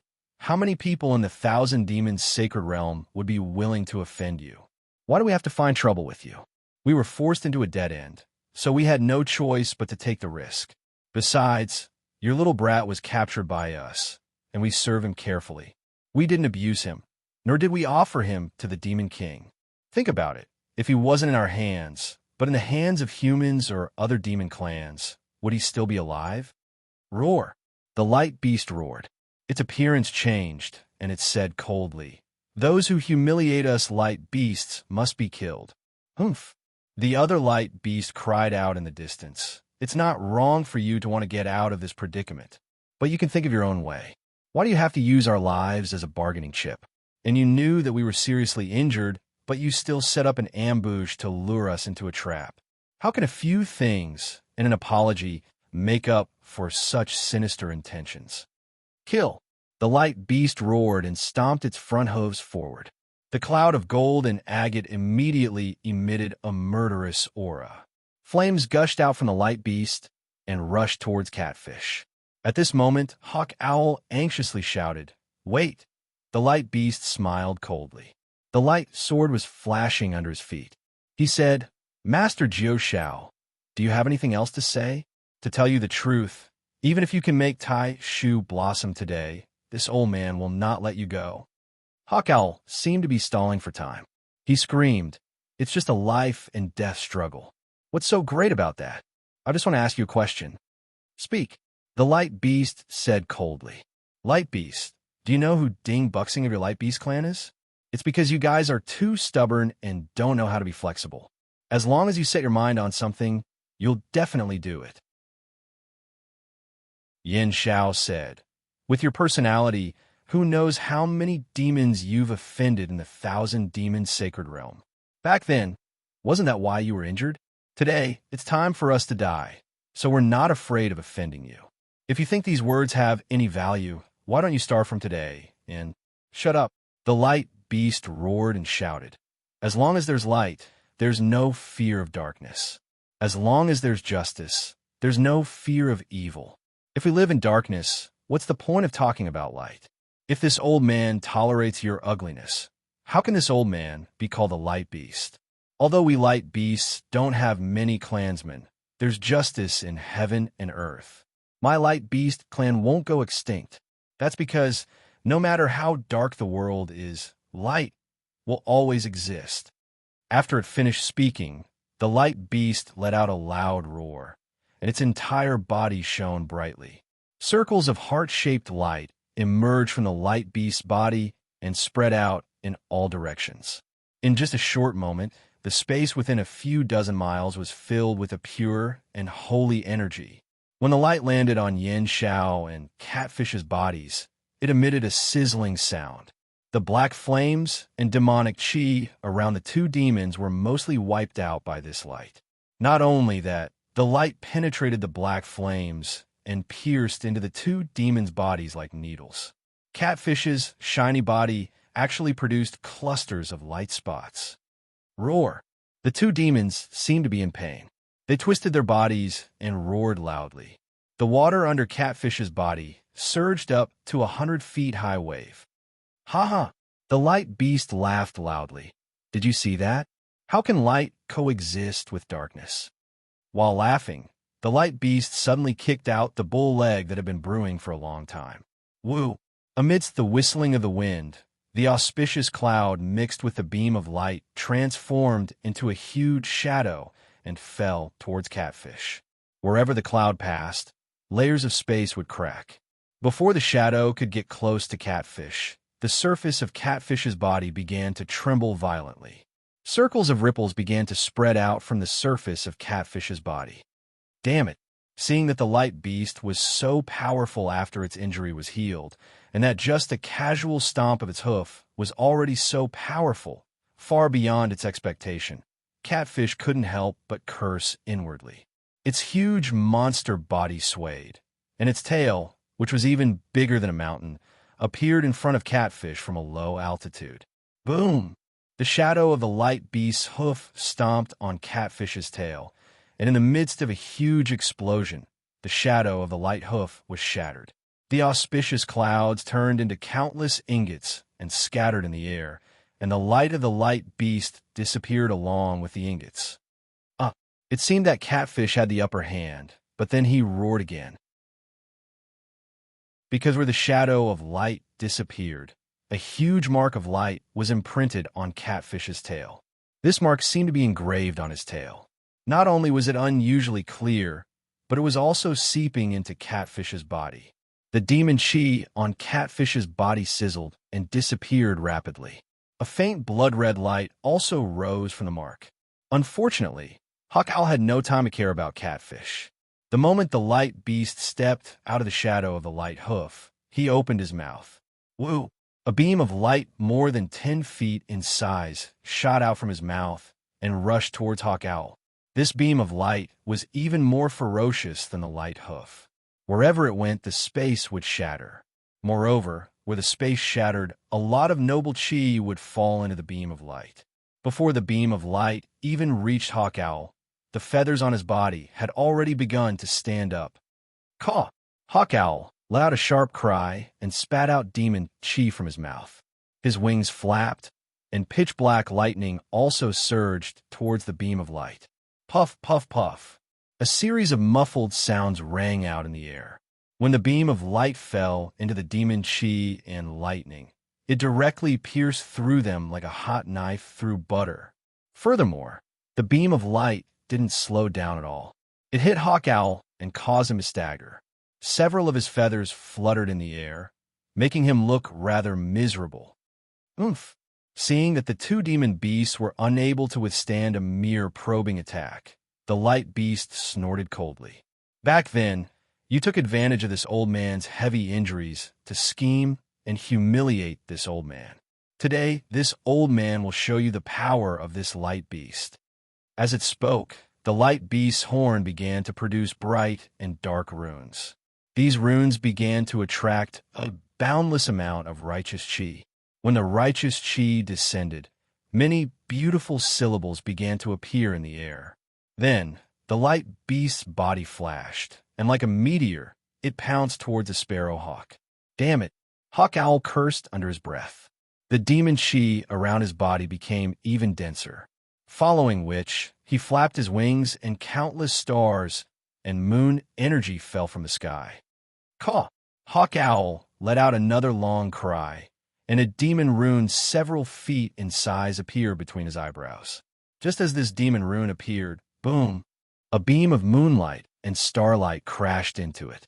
The demon rune also shone brightly and turned into a layer of starlight that fell on Hawk Owl's body. The starlight sank into the demon chi, and the demon chi around Hawk Owl's body suddenly tumbled.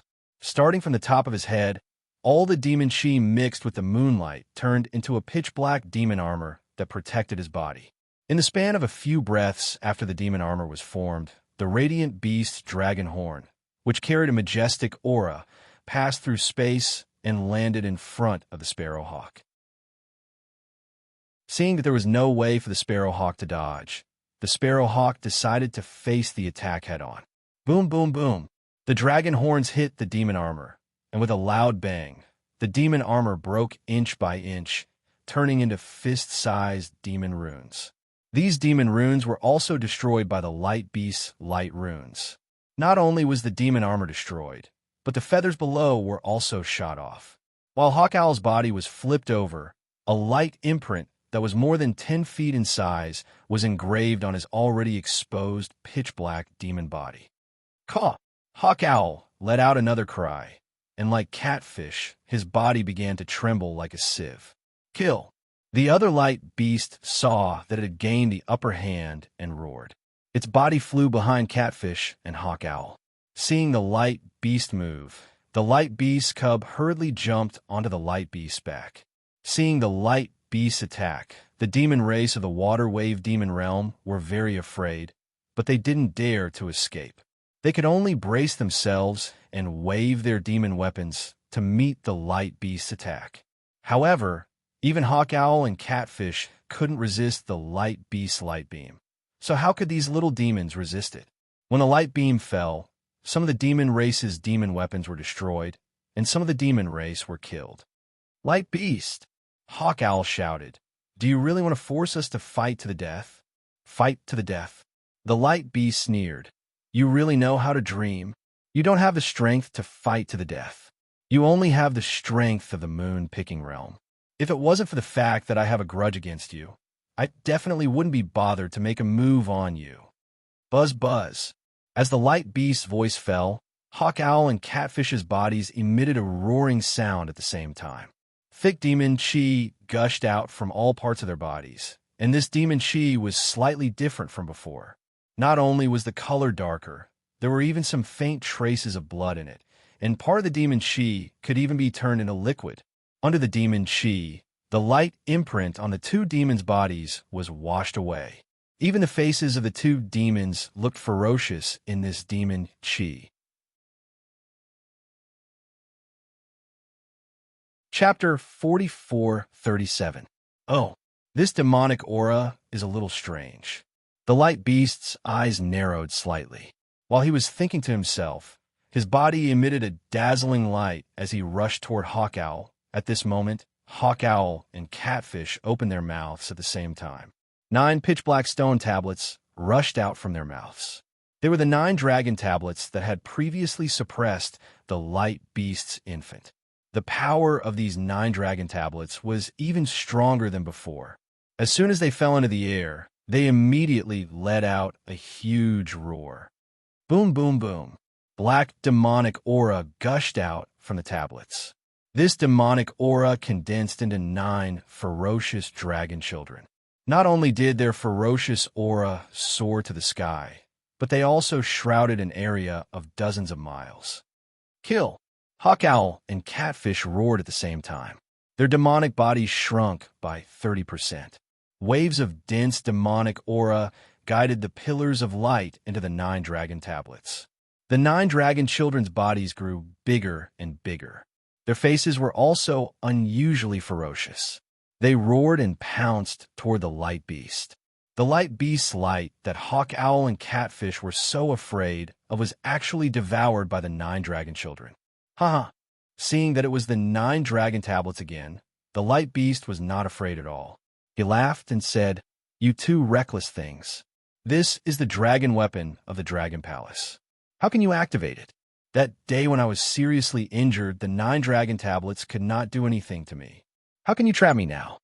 The moment the light beast finished speaking, it noticed that he was different from the previous time.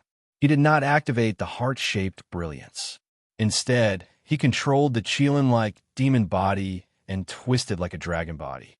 The huge scales once again emitted a dark green brilliance. When the black energy of the 9 suns dragon tablet fell, a light pillar shot out from each of the scales. These light pillars charged into the black energy of the 9 suns dragon tablet and instantly pierced thousands of holes into the 9 sons of the dragon clan. Ayo, ayo! The 9 dragon children roared in a low voice. However, their bodies became dimmer and dimmer. More than half of their ferocious aura was destroyed. Roar!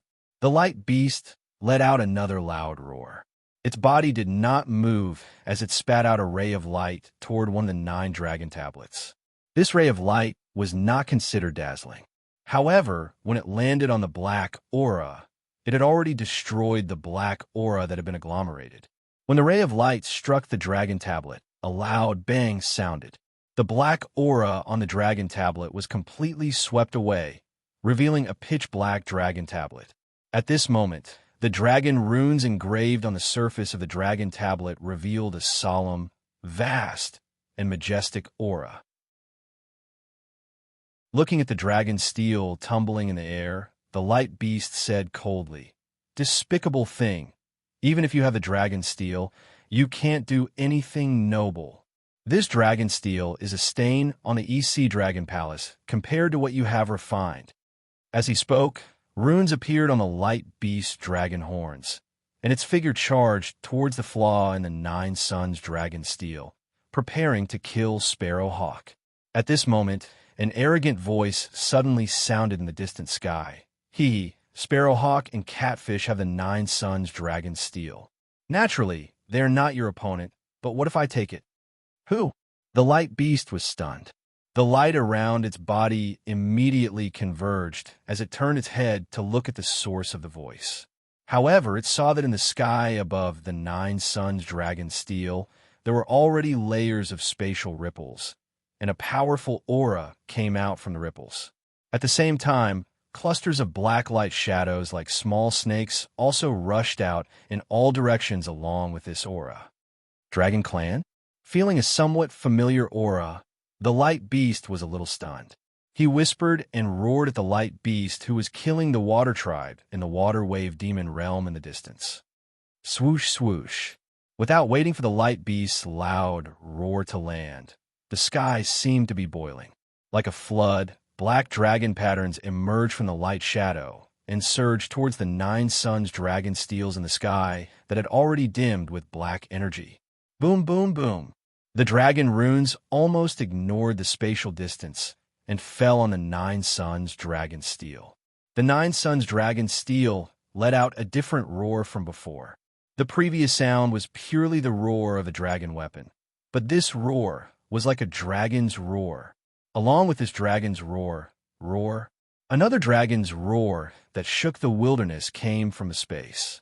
The light shadows in the sky shattered, and a pitch-black dragon flew out with bared fangs and brandished claws. As soon as this black dragon appeared, its dragon claws grabbed at the light beast. A faint brilliance appeared on the dragon claws, and a weak fluctuation fell on the Nine Suns dragon steel through the space. The Nine Suns dragon steel that was originally emitting a dragon's roar shook again. Layers of different fluctuations were emitted from it at the same time, completely sealing the space that originally had some flaws. Moreover, the dragon runes on the dragon steel began to float, flowing on the surface of the dragon steel. In just a moment, the Nine Suns dragon steel let out a crisp sound at the same time. Cup, cup, like the sound of a shell breaking. The dragon steel turned into the Nine Suns of the dragon clan and flew in the air.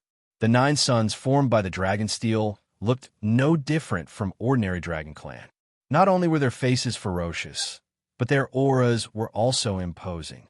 Even the dragon aura on their bodies was exactly the same. Woo! Seeing the dragon steel turn into suns, demon monarch Kwang Chong let out a sinister laugh. He opened his mouth, and several dragon breaths fell. The Nine Suns became even more ferocious after receiving the dragon breaths. They roared and pounced at the light beast. Greetings to demon monarch Kwang Chong. Seeing the dragon clan appear and activate the Nine Suns dragon steel, Hawk Owl and Catfish both let out a sigh of relief. They hurriedly retreated far away from the light beast and shouted, "Fortunately, I didn't fail my mission and lured the light beast here, haha." The dragon clan laughed loudly. The dragon aura around him mixed with black flames seemed to be able to tear the sky apart. "You don't have to say anymore. Since you were able to lure the light beast here, I won't pursue the crime of stealing the Nine Suns dragon steel. I'll also bestow this water-rippled demon realm to you. In the future, you can freely enter and exit the 1,000-demon sacred realm." Yes, yes. Thank you, demon monarch Kwang Chong. When Hawk Owl and Catfish heard this, they couldn't help but be overjoyed. They shouted again, "We will definitely help my king capture this light beast. I already know of your loyalty." The dragon clan laughed loudly. "However, your strength is really not enough. It's better to retreat to the side." Yes. Although Hawk Owl and Catfish didn't understand why demon monarch Kwang Chong came alone, they didn't dare to ask anything. They activated their demon bodies to escape. "Where do you think you're going?" When demon monarch Kwang Chong appeared, the female light beast that was attacking the water clan had already sensed that something was amiss. She brought the young light beasts and was about to fly over to rendezvous with the male light beast. However, just as she was flying, demon monarch Kwang Chong had already activated the Nine Suns dragon steel to trap the light beast inside. How could the female light beast let Hawk Owl and Catfish escape in her rage? She abandoned the water clan and pounced towards Hawk Owl and Catfish. Clearly, she wanted to capture the two demons as bargaining chips. Kill. Hawk Owl and Catfish were naturally no match for the female light beast. If they went first, it was purely to alert demon monarch Kwang Chong. However, since the female light beast was attacking, they couldn't avoid it. The two demons roared angrily and activated their demon clouds to meet the female light beast from two different directions. It was also at this moment that several thin threads suddenly appeared in the space behind the female light beast. These thin threads were almost transparent, and they were not obvious in the somewhat dusky sky. However, these thin threads were very strange. Wherever the light beast's light reached, the space would be swept clean, and not even dust could fall. However, under the illumination of the light, these thin threads didn't reflect any brilliance. Instead, they floated down. What was special was that these thin threads didn't land on the female light beast, but on the young light beast on the female light beast's back. At this moment, the young light beast was gnashing its teeth and cheering for the female light beast. Clearly, it had suffered greatly at the hands of Hawk Owl and Catfish and wanted its mother to avenge it. Therefore, it didn't notice the thin threads landing at all. The thin threads looked like they were landing leisurely, but in reality, their speed was extremely fast. Just as the female light beast raised her head and was about to spit out a light beam, the first strand of thin threads had already wrapped around the young light beast's back. Roar! The female light beast spat out a light beam from her mouth, carrying the momentum of killing the water clan. Woo! Catfish didn't dare to be negligent. It also opened its mouth, and a pitch-black water beam surged towards the female light beast even more violently than the light beam. However, when a light beam landed, the pitch-black water beam was completely destroyed, and the light beam didn't slow down at all as it hit Catfish's body. Puff! With a muffled sound, the light beam struck Catfish's body, creating a dent that was at least several hundred feet in size. In the dent, countless demon chi condensed into a whirlpool to resist the light beam. Under the whirlpool, many strange demon runes appeared under the trembling skin of Catfish. While the demon runes drew the power of the stars and moon to resist the light beam, many of the light beams in the light beam were scattered by the thick layer of fat on Catfish's body. Although Catfish's huge body was tumbling at a low altitude, falling straight down for several miles, and even smashing out a large hole in the water with its tail, he was still able to fend off the murderous beam of light. Oomph! The female light beast snorted coldly and lowered her head again. A ripple appeared on her curved dragon horn, and a thunderbolt that tore the void apart gradually appeared. Roar! Just as the female light beast was about to kill, the young light beast suddenly howled. The female light beast was shocked. How could she still care about killing the two demon clan members? She hurriedly turned her head to look at the young light beast. When she saw the young light beast's condition, not only was she shocked, but her eyes were also filled with fear and regret. At this time, there were more than a dozen cracks on the little light beast's back, and within these cracks, there were almost colorless light flashing. Looking at the sky above the little light beast, there were more than a dozen thin threads floating down. Child, seeing that the young light beast didn't want to cry out in pain, but still couldn't help but cry out, the female light beast couldn't help but let out a low cry. How could she not know that these thin threads had already wrapped around the young light beast, and in order not to disturb her, the young light beast didn't want to cry out. Roar! The young light beast was still howling, and his eyes were filled with pain and grievance. It seemed that he didn't want to cry out. Mother, these things are really strange. This boy doesn't know when they fell. Chapter 4438. The female light beast's eyes turned blood red, and the fear in her eyes disappeared. She opened her mouth, and with a roar, a blood-red beam of light shot out, hitting the threads falling from the sky. Not only did the beam of light contain light, but it also contained blood-red threads and lightning. Where the beam of light landed, most of the threads were destroyed and turned into nothingness. Only a small portion was blown away and didn't break. However, the moment the beam of light appeared, it was like poking a hornet's nest. The threads that covered the sky began to fall, and these threads were different from before.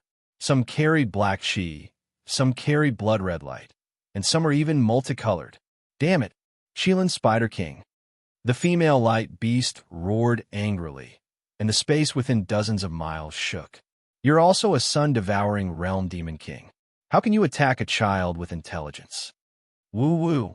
A gust of wind whistled from where the silk landed, and a large amount of devil chi descended from the sky. Within the devil chi, several spider legs that were dozens of feet long stretched out, and then a huge spider that was hundreds of feet long and flashing with a gorgeous brilliance stretched out its head. This spider's abdomen was spitting out a large amount of spider silk, which poured down like a torrent of water. Oh, yes, you're right. How can this king attack a child? This king only wanted to kill you. Who knew that this child was on your back?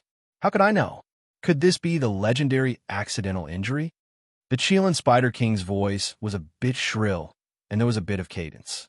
Besides, who knows if you're trying to push this little light beast out to block me? Oh, since you've said it, this king won't care what your intentions are. As the Chelan Spider King spoke, its abdomen flashed with light again. The thin thread that was originally embedded in the little light beast's body suddenly retracted. Ah! The little light beast cried out in pain, because the thin thread had dragged the little light beast's body and cut it even more. The little light beast couldn't help but fly up, roar, as if the father and son were connected. The little light beast's cries attracted the attention of the male light beast in the nine-child dragon steel. The male light beast roared, and the nine-child dragon steel that was pouncing towards him suddenly stopped in midair. Then, a heart-shaped light rushed out. Not only did it push the nine-child dragon steel 100 feet away, it even tore open space, revealing a gap. Boom! As the gap appeared, the male light beast went into a frenzy as if it didn't care about its life anymore. Its dragon horn flashed and pierced into the gap, and the scales on its body glowed with blood-red light. Countless amounts of righteous chi descended and pierced through the gap. A small portion of the male light beast's body peeked out from the dragon chi of the Nine Suns dragon steel. Unfortunately, before the male light beast could escape from the Nine Suns dragon steel, demon monarch Kanchong raised her head and let out a dragon roar. She turned into a black thunderbolt and charged down. Lightning also appeared from her dragon horns, and she attacked the light beast like lightning. Roar! The light beast was inside the nine-child dragon steel and couldn't dodge. Seeing demon monarch Gong Chang's momentum, he had no choice but to let out an angry roar and charge forward. Honk! The thunderbolts from the two dragon horns collided. Indescribable arcs of light and arcs of lightning burst forth. Explosions rang out in the air several dozen li to the left. Spatial cracks of various sizes crisscrossed one after another. Even the 9 dragon steels were caught in this wave of air. They were tossing and turning extremely. 4 or 5 of them could no longer take shape. Where the light landed, they still turned into stone steels.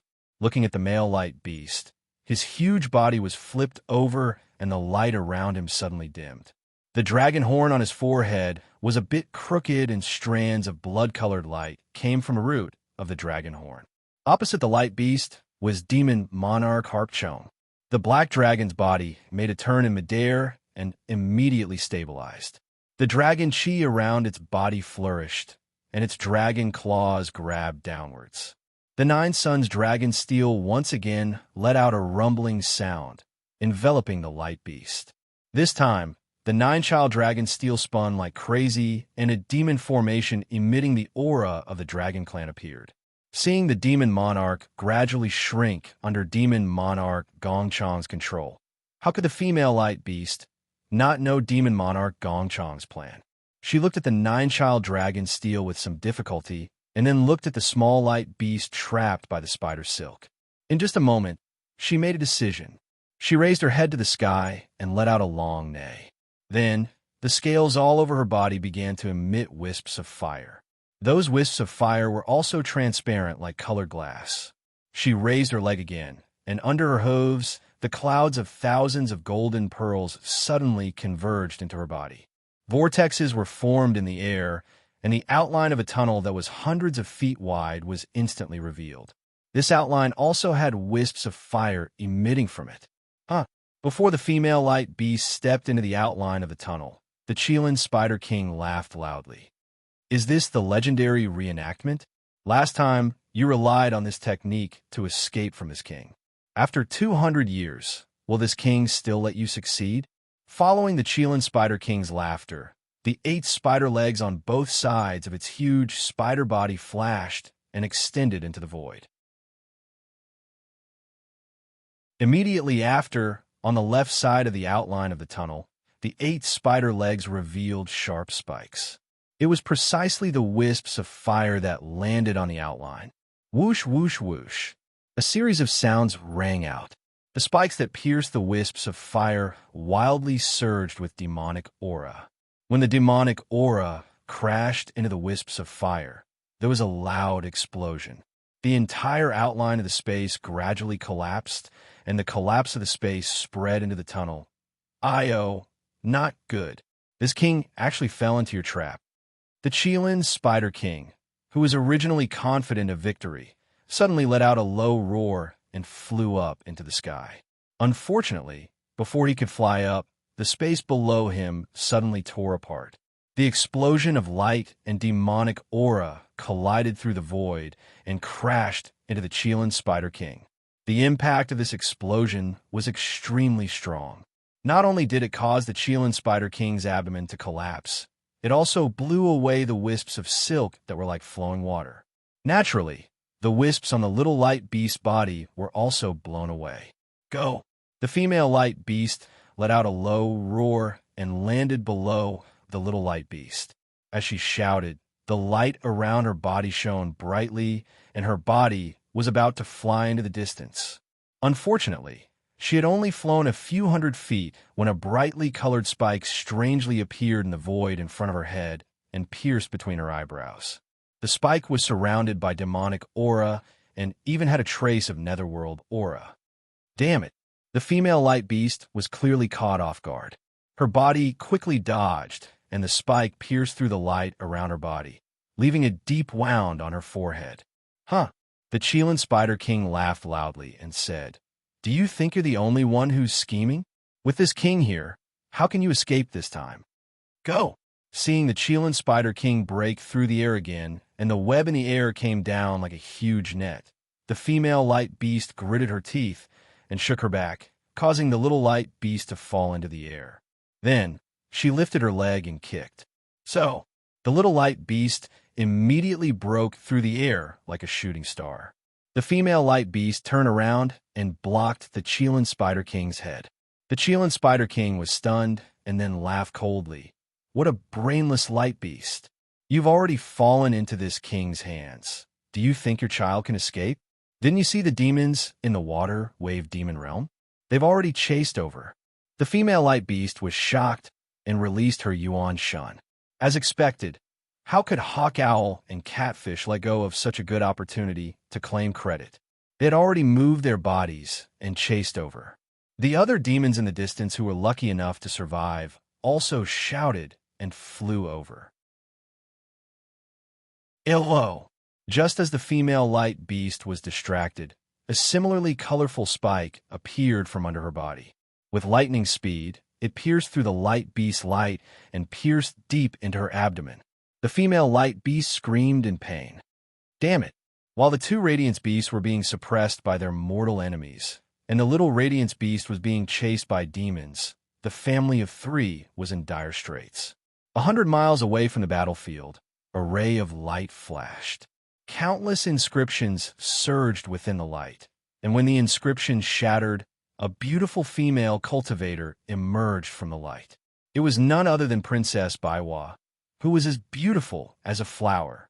Princess Hundred Flowers was no longer as frail as she had been before. She raised her hand, and true energy surged out. Just as she was about to raise her hand, a boundless divine will swept out from the distance, covering the entire water region in the blink of an eye. Princess Baihua's expression changed slightly. She hurriedly turned her head, but the clear light in her eyes had yet to be released. Rumble! From where the divine sense came, there was the sound of thunder. The thunder was faster than White Horse fleeting time. Just as the sound was heard, a fist several hundred feet in size flashed with lightning and came through the air. Boom! With a loud sound, it hit the nine-child dragon steel. This method of killing the dragon steel was extremely strange. Whoosh! The nine-child dragon steel couldn't withstand the huge force of the fist and exploded, turning into 9 dim stone steels that scattered in the air. Demon King Kanchong was shocked and looked at the huge fist in disbelief. Fear appeared in his eyes. Then, the fist didn't seem to have any intention of retracting. It swayed and smashed towards Demon King Kanchong. Demon King Kanchong's body swayed, and he shouted, Who is this senior? This lowly one is the descendant of the demon race's second sacred mystic armor Pentaceratops. Unfortunately, before he could finish speaking, the fist had already landed. Amidst the strong wind, Demon Monarch Harpet's demon body was imprisoned. Demon Monarch Harpet's figure swayed, rapidly as the dragon chi around him surged like a spring. He wanted to use some means to resist. However, before he could do anything, the fist's wind was extremely fierce. The fist's momentum could tear the void apart. Even though he tried his best to block the fist with his dragon tail, his body was still smashed down by the fist. Not only were the scales on Demon Monarch Kanchong's body cracked, even her draconic chi was nearly scattered. Her figure smashed a deep hole in the water on the ground.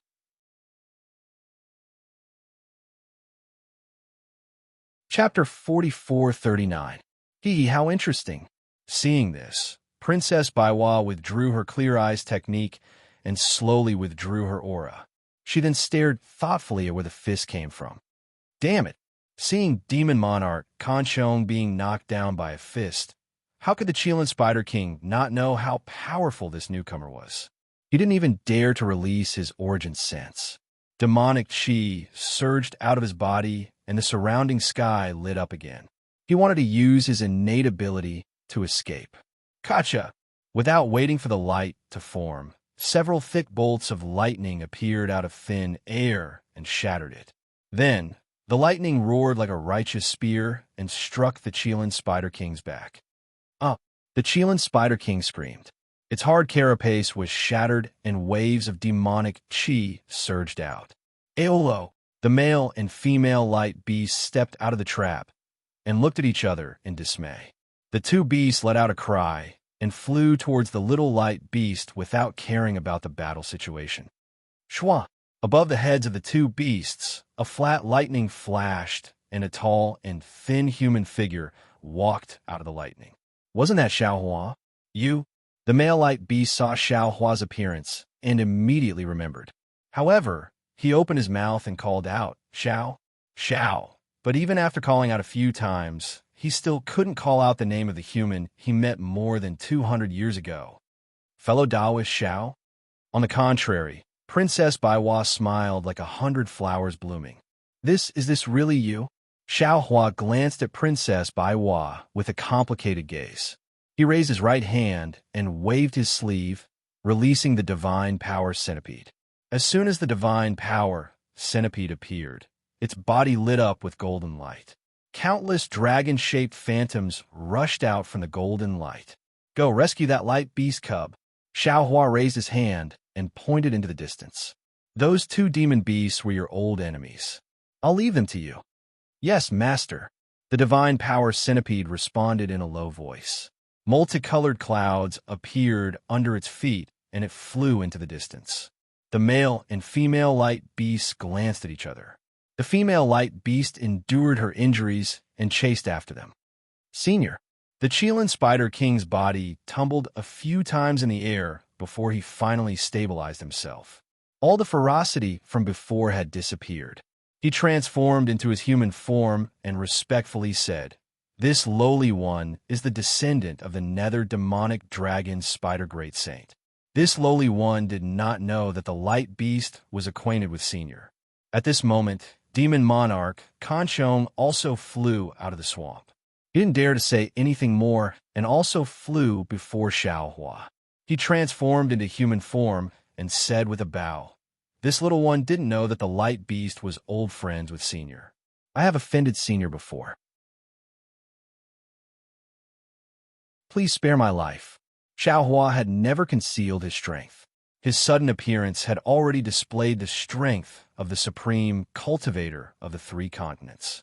Even though Demon Monarch Kanchong and Demon Monarch Qilin Spider could deal with the light beasts with ease, they were merely demon monarchs of Tunri. They were much weaker than Bai Qingyu's Jade Wave. How could they possibly have the intention to resist Xiaohua? Moreover, they also knew that Xiaohua could take their lives with one strike. Since Xiaohua didn't take their lives, he probably wouldn't take their lives again. Xiaohua looked at the two demon monarchs and coldly snorted. He didn't pay attention to them. Instead, he turned to look at Princess Baiwa and said with a meaningful smile, Excellent. I really didn't expect that I would meet you again in the Thousand Demons Sacred Realm before I went to the Channu Kingdom to taste the daughter tea. Our fate is really not shallow. Princess Baiwa pursed her lips and said with a smile, Isn't that so? In these 200 years, this concubine has been waiting in the Chan kingdom without seeing you. I just came to the Thousand Demons sacred realm to look at the scenery after a long period of silence and met you. Didn't this concubine say earlier? My Chan kingdom not only has the daughter T, but also many magic tools. When will you return with this concubine? It can't be.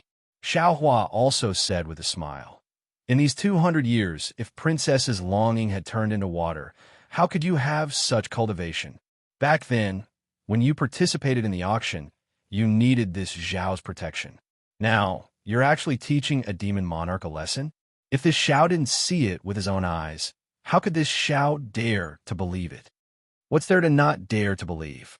Back then, a little Taoist cultivator was only barely able to escape because of the light beast protection. Now, didn't you injure a demon monarch with a single punch? If this concubine didn't see it with her own eyes, how could this concubine dare to believe it? Princess Baihua's sarcastic retort left Xiao Hua speechless. Fortunately, the light beast's memory recovered just in time. He exclaimed, "That's right, you're called Xiao Hua. 200 years ago, it was you and this old man who saved Lin. But at this point, he couldn't continue. After all, Xiao Hua's strength had increased too quickly. In 200 years, the light beast couldn't imagine that Xiao Hua could become a human Mayana realm cultivator. That's right, it's this Xiao." Xiao Hua helplessly rubbed his nose and said with a bitter smile, "If not for fellow immortals' guidance that day, I'm afraid this Xiao wouldn't have been able to reach today's cultivation. Today, this Xiao is here to repay the favor of that day. I don't dare. I don't dare." The light beast was shocked and said anxiously, "That day, it was Senior who saved this junior's youngest son first. The so-called training was just this junior returning Senior's favor." Xiao Hua's words were correct. If the light beast hadn't pointed out the training ground of the light beast clan, Xiao Hua wouldn't have been able to conceive a baby in the void, and he wouldn't have had such fortuitous encounters in the future. However, the light beast's words were also not wrong. Hawk Owl and Catfish had set up a trap, using the light beast cub as bait. They wanted to capture the heavily injured light beast, and Xiao Hua's righteous actions had also helped the light beast greatly. The light beast had lured Xiao Hua into the void and only pointed out the training ground, but didn't provide any more help. It could be said that it had repaid Xiao Hua's help. Xiao Hua and the light beast didn't owe each other anything. Xiao Hua naturally understood that the so-called karma was entangled. Although a cause was a cause could also be an effect. An effect could be an effect, but an effect could also be a cause. Cause, effect. Perhaps only the hand of karma could understand it clearly. His cultivation was still shallow, so there was no need to explain it clearly. He smiled and said, Light beast, not only did you and I get to know each other, but we also fought side by side against enemies. This Xiao was just passing by today and happened to meet you. I just casually helped. There's no need to say these polite words." Yes, although the light beast was honest, he also understood that Xiao Hua not only hated evil, but also had a magnanimous heart. This was the human he was willing to get close to. Moreover, the light beast knew that Xiao Hua, who is now a Mahayana stage human, didn't feel any pressure when facing Demon Monarch Kanchong and the Qilin Spider King. The other party was just making a move. If the light beast was too polite, it might really offend Xiao Hua. He responded, then looked somewhat worriedly in the direction of the little light beast. Although Hawk Owl and Catfish weren't strong, the mother light beast and the little light beast were still heavily injured. As for the divine power centipede, he had seen it at the auction in the past. Its strength couldn't compare to Hawk Owl, so the light beast was somewhat worried. However, when he looked at the sky over there, he was a little dumbfounded. Only 100 kilometers away, the sky was filled with a bloody light. Hawk Owl's monster body had already been split open. Its two huge wings carried half of its monster body, and it slowly drifted down like a fallen leaf. A large amount of blood gushed out from the torn monster body, spraying into the air and dripping to the ground.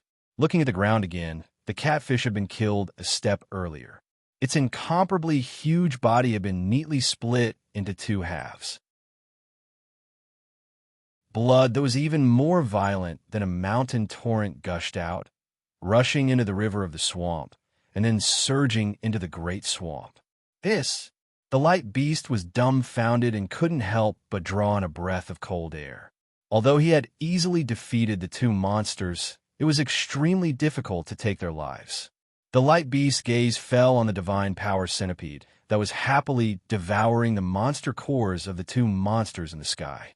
An incomparably complicated look appeared in his eyes, and he thought to himself, Is this still the little centipede that I looked down on that day? That day, not only did the light beast look down on the divine power centipede, even Xiao Hua, if not for the fact that he had helped at a critical moment, he definitely wouldn't have taken half a glance at him. The light beast retracted his astonished gaze and looked at the mother light beast and the little light beast. At this moment, the two light beasts were slowly flying back, but their bodies were riddled with injuries. Especially the little light beast, its back and abdomen were covered with wounds caused by the Chilean Spider King's spider silk. These wounds flickered with a black aura, which was precisely the opposite of the light beast's brilliance. Not only did the wounds not show any signs of healing, but they were even expanding. Large drops of pus dripped down the little light beast's monster body. Although the mother light beast kept licking with its tongue, and a large amount of light fell from time to time, the little light beast still frowned, as if its heart was in pain. The male light beast's eyes were more concerned than affectionate, and its body didn't move at all. If Xiao Hua hadn't appeared today, they probably wouldn't have been able to keep their lives. Although the injuries of the little light beast made its heart ache, it was still better to be alive than dead. Seeing that they were flying closer, the mother light beast didn't dare to be negligent. It flew in front of Xiao Hua with the little light beast and spoke in human language. Junior thanks Senior for saving our lives. Roar, roar. The little light beast sensibly raised its neck and roared in a low voice to express its gratitude.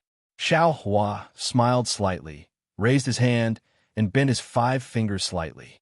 The black aura in the little light beast's wounds was easily grasped by Xiao Hua, and even some of the fine strands that had almost penetrated into the bone marrow were extracted by Xiao Hua. Roar, roar. The little light beast was overjoyed. As it roared happily, its whole body shone brightly, and the wounds on its body healed at a speed visible to the naked eye. Thank you, Senior. The male light beast's heavy heart finally relaxed, and it hurriedly expressed its thanks respectfully. Woo! At this moment, a hurricane rolled up from afar, and the divine power centipede flew over proudly. The dragon aura around its body overflowed, and it actually condensed into a similar dragon shape.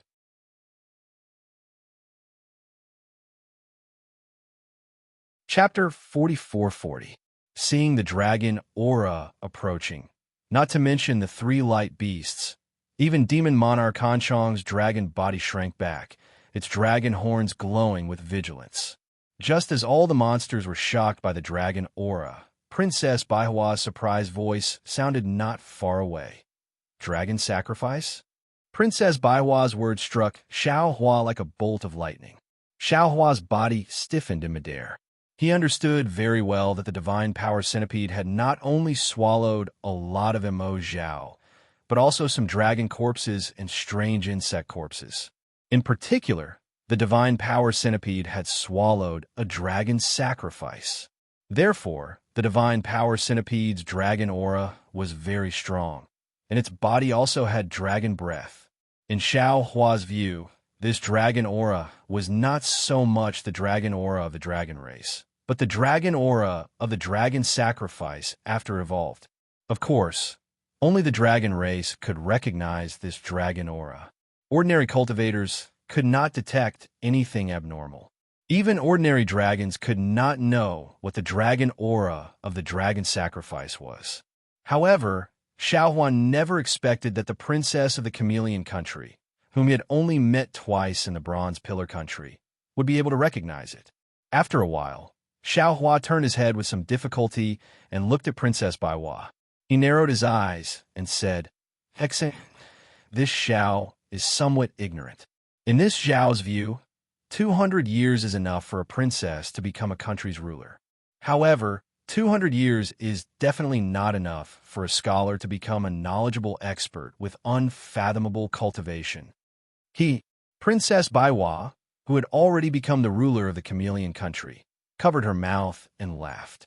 She was still as cute as she was 200 years ago. She beamed with joy and said, "Xiao Hua, 200 years is not enough for an ordinary person to become an unfathomable expert, but an instant is enough for a person to completely change." Seeing that Princess Baiwa did not reveal the truth, Xiao Hua could only withdraw his gaze. He waved his hand, and the divine power centipede's body shrank to less than 3 inches and landed in his palm. At this time, the divine power centipede's body emitted a golden light, and that light looked no different from a small dragon. "Little Gold, you're quite greedy," Xiao Hua said with a smile, but his tone was not reproachful. The Herculean centipede hurriedly replied, "Please forgive me, master. That big bird bullied this little one too much. It almost took this little one's life back then." It's fine," Xiao Hua said. "This old man just feels that you've eaten a lot. Now that you've become stronger, there's nothing else interesting." "Thank you for your praise, master." The Herculean centipede was overjoyed. It shook its head and wagged its tail.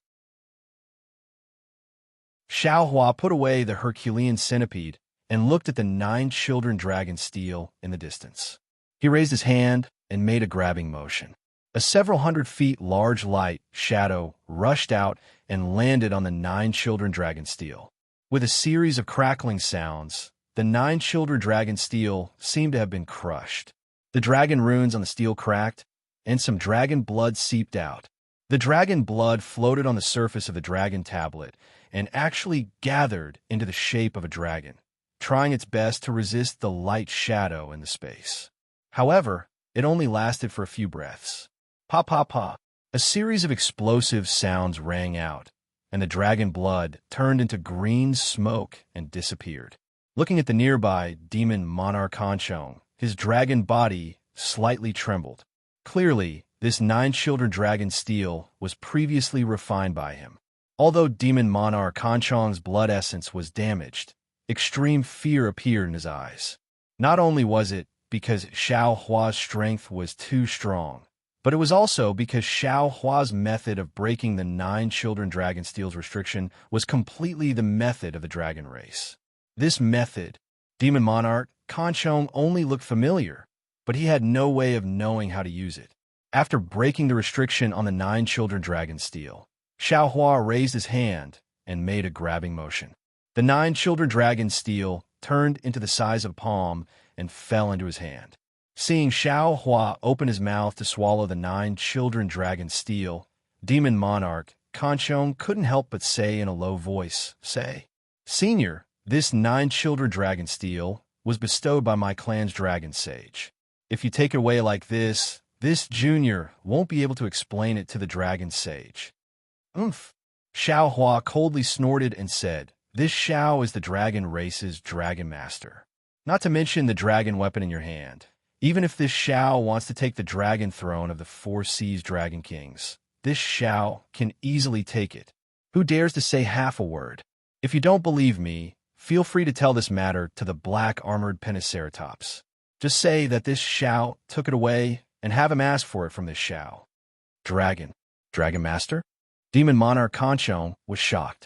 Although he didn't quite understand what Xiao Hua was saying, it sounded really powerful. He didn't dare to say half a word more. After putting away the 9 children dragon steel, Xiao Hua pinched his chin and looked at the 2 demon monarchs, not speaking for a long time. Sensing Xiao Hua's gaze sweeping over their bodies, the 2 demon monarchs felt uneasy as if they were sitting on pins and needles. After a while, Xiao Hua opened his mouth and said, "Light beast, how do you think these 2 demon monarchs should be dealt with?" The male light beast said, "Reporting to senior, this junior killed a descendant of a Chilean spider king in his early years. Therefore, the Chilean spider king has always wanted to avenge his descendant. The last time this junior saw senior, I was injured by him. Today, this junior was once again injured by him. This can be considered even. If he no longer pursues this matter, this junior also doesn't want to make things difficult for senior. Of course. Without waiting for Xiao Hua to speak, that Qilin Spider King hurriedly shouted, "This junior will now swear to senior that he will no longer dare to find trouble with the light beast in the future." And Xiao Hua's expression didn't change, and he didn't comment. He looked at Demon Monarch Kanchong again and asked, "What about him?" Demon Monarch Kanchong. The light beast was somewhat hesitant. He looked at the female light beast and the young light beast and said, "This junior isn't familiar with Demon Monarch Kanchong. I'm afraid that because of Demon Monarch Kanchong and Demon Monarch Kanchong, Demon Monarch Kanchong had the intention to kill this junior. Since Demon Monarch Kanchong and Demon Monarch Kanchong have already been executed, this junior doesn't intend to pursue this matter. After all, in this 1,000 demons sacred realm, there are truly too many demon clans coveting this junior's bloodline. This junior can't eliminate them all. Are these your heartfelt words?" Xiao Hua frowned and asked. "Sigh." The light beast sighed and nodded, saying, "These are indeed my heartfelt words. Previously, Demon Monarch Kanchong told this junior that my light beast clan is too upright, and we offended too many demon clans in the 1,000 demon sacred realm. Therefore, our descendants are not prosperous, and our clan is not flourishing." And this junior thought about it, and felt that it was somewhat reasonable. This junior once heard humans in the hidden immortal continent say that those who are too rigid are easily broken, and those who are soft are undefeated. This junior should perhaps change a little. Yes, this junior deserves to die. Demon Monarch Kanchong heard and hurriedly shouted. This was all the bewitchment of Demon Monarch Kanchong and Demon Monarch Kanchong. They said that if this junior could obtain the light beast's bloodline, the devil chi in my body could be purified, and thus reach the devouring void realm in one fell swoop. This junior was bewitched, and thus fell into the scheme of those two demon monarchs.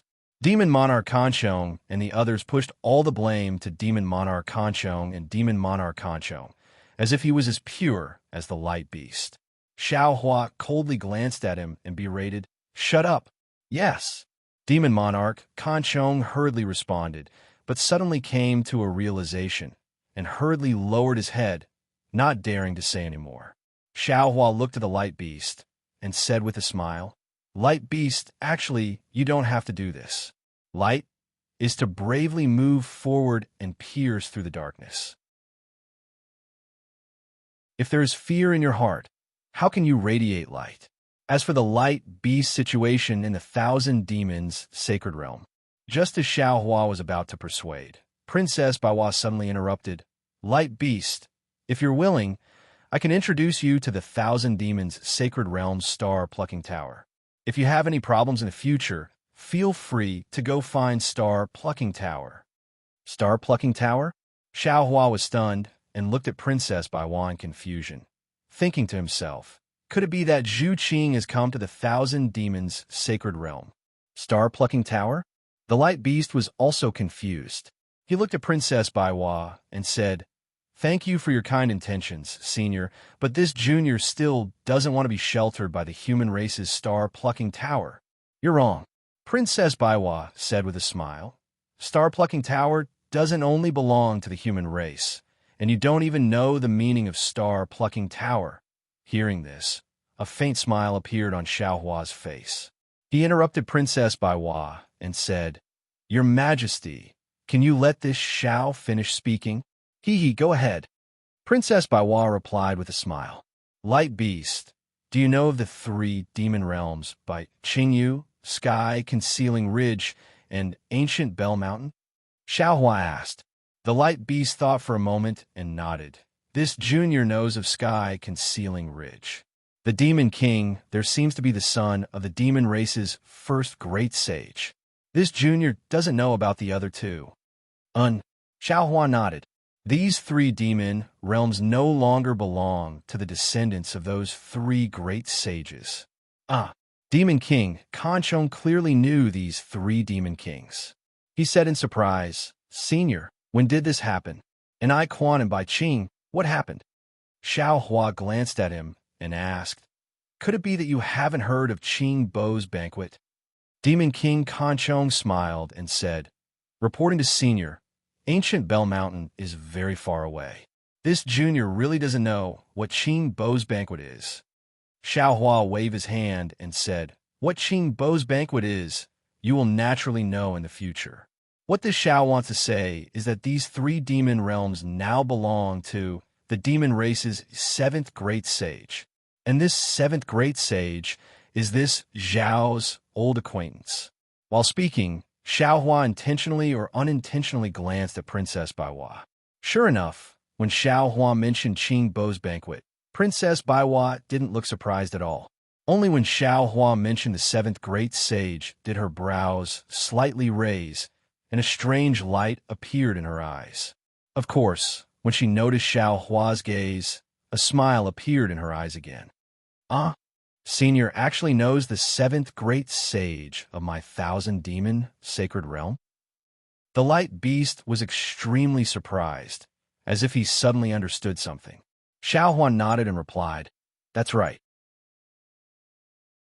The seventh great sage of her demon race is a heaven-defying lightning phoenix. This Xiao is very familiar with him, and this Xiao also knows that Phoenix Sage likes upright and magnanimous demons. He doesn't have any children in the 1,000-demon sacred realm. Currently, Ancient Bell Mountain, by Qingyu, and Sky Concealing Ridge don't have any more demons except by Qingyu. If you want, you can go there."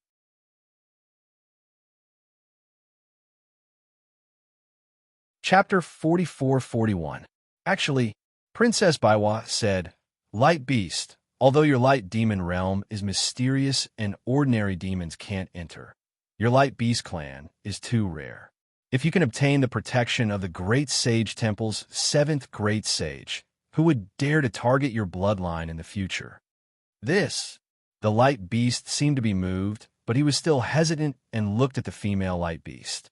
The female Light Beast said, "Junior thanks Senior for your kindness, but this is a serious matter.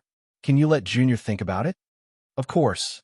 Xiao Hua smiled and took out a beast skin. On it was the symbol of a phoenix spreading its wings. He handed it to the Light Beast and said, "This is the Phoenix Sage's token. Take it, whether you are willing or not. There is no harm in paying a visit to the Phoenix Sage. It will be useful to your Light Beast clan in the future." "Thank you, Senior." The Light Beast opened his mouth and swallowed the beast skin. He bowed and said. Then Xiao Hua looked at Demon Monarch Kanchong and Qilin Spider King and asked indifferently, "Did you see it?" "Yes, this junior already knows." Demon Monarch Kanchong and the Qilin Spider Monarch were very adaptable. They hastily replied, "The Radiance Beast has already obtained the protection of the seventh Great Sage. Whoever dares to touch the Radiance Beast will be opposing the seventh Great Sage. Since it is useful, this Xiao won't take your lives for now." Xiao Hua nodded. Demon Monarch, Kanchong, and Qilin Spider King were overjoyed and kowtowed. "This junior thanks Senior." However, Xiao Hua changed the topic. "You can be spared from death, but your crimes cannot be forgiven. This Xiao will give you a task. You can go to the hidden immortal continent." "Senior, please speak." Demon Monarch Kanchong and Qilin Spider King were puzzled and asked respectfully. When Xiao Hua told them about the sutra-seeking extreme bliss, the two demon monarchs looked at each other. However, they didn't dare to disagree. After bowing, they urged their rolling demon clouds to head to the hidden immortal continent to kill Chunzong and his disciple.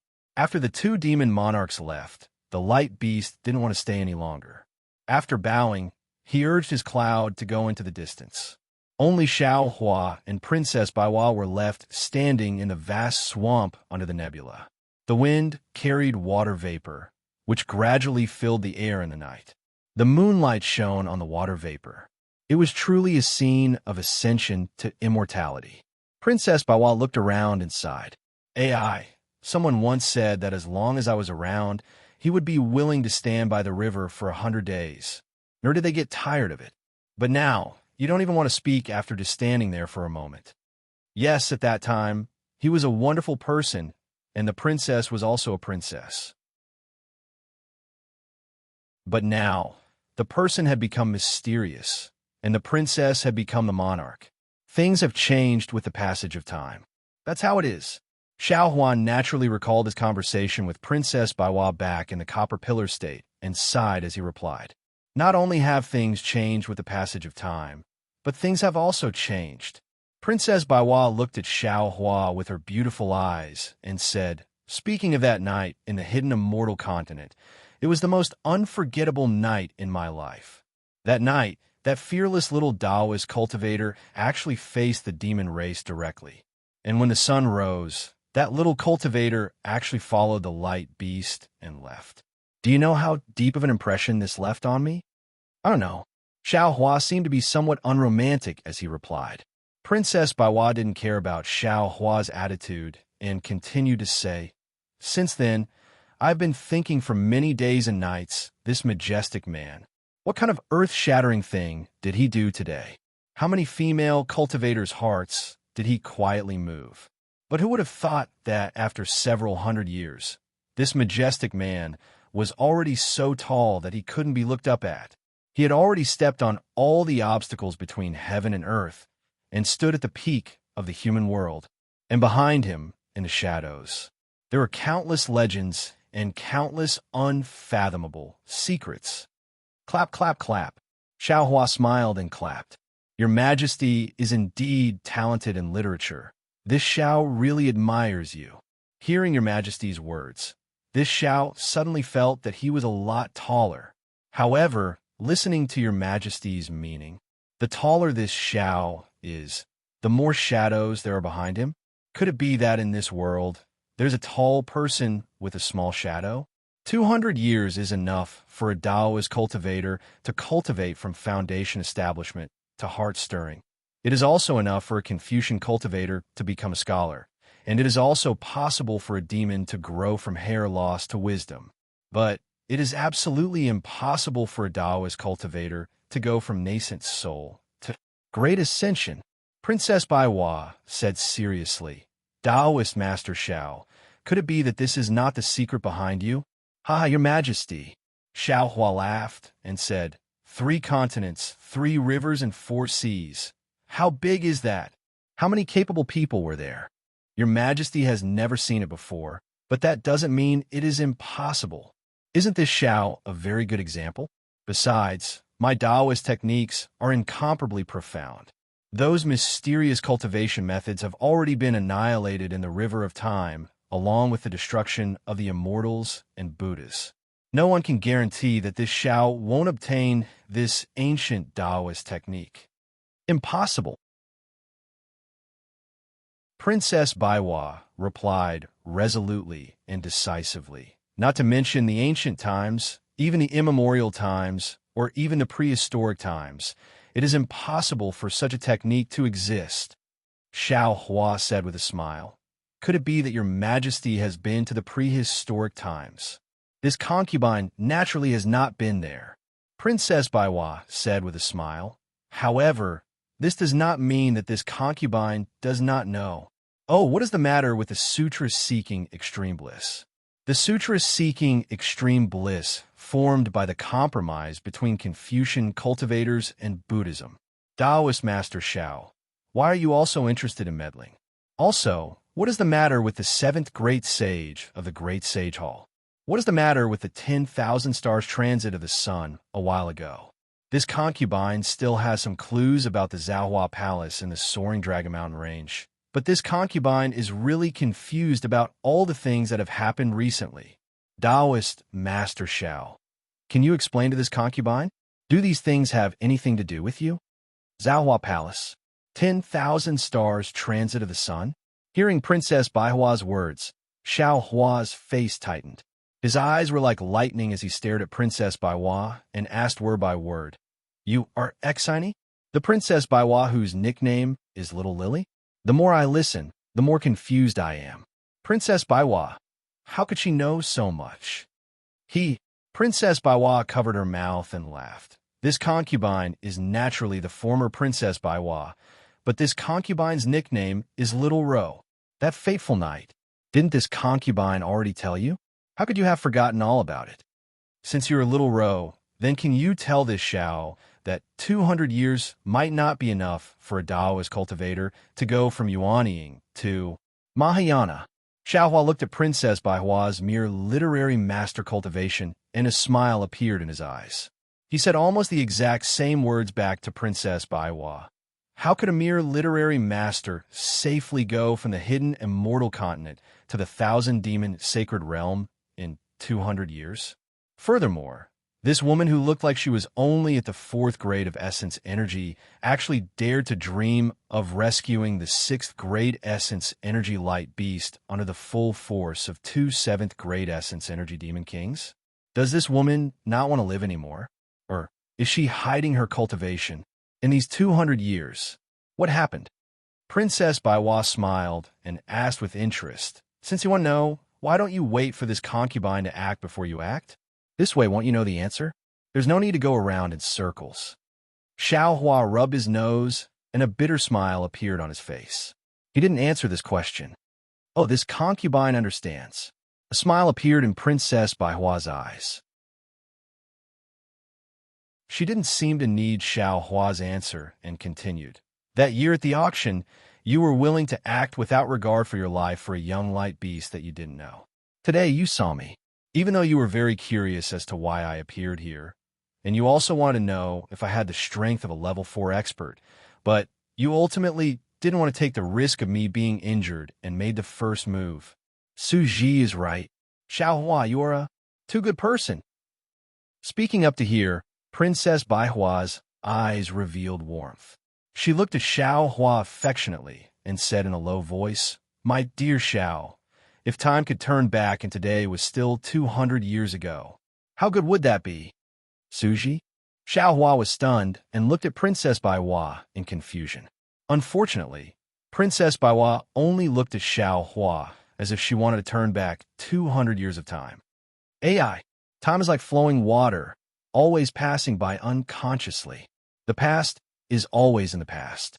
Even if there is a chance for 2 waves in the river to rise, they may not meet again for a moment. Xiaohua simply asked. He lightly bit his lips and looked at this mysterious woman in front of him and softly answered. You don't understand. Princess Baihua raised her head and looked at the river below. The blood had already faded. She shook her head and said, You don't understand this concubine's heart from 200 years ago. That night when we met, just a few words were enough to set off great waves in this concubine's heart. Perhaps this concubine wanted to use you that day, but didn't this concubine's heart also want to see you again? Of course, this little thought is nothing more than a girl's yearning for love. But why did you only want to save the light beast that you didn't know and leave this concubine alone in the wilderness? Xiaohua was somewhat at a loss for words. After all, the situation that day was urgent. After the light beast escaped, it had to go to the training grounds. He could not follow. Moreover, Princess Baihua was the princess of a country. It was impossible for there to be no guards in Bronze Pillar Country. She could go to the auction alone, so Xiaohua didn't have to worry about her that day. But now that Princess Baihua asked in person, Xiaohua couldn't answer.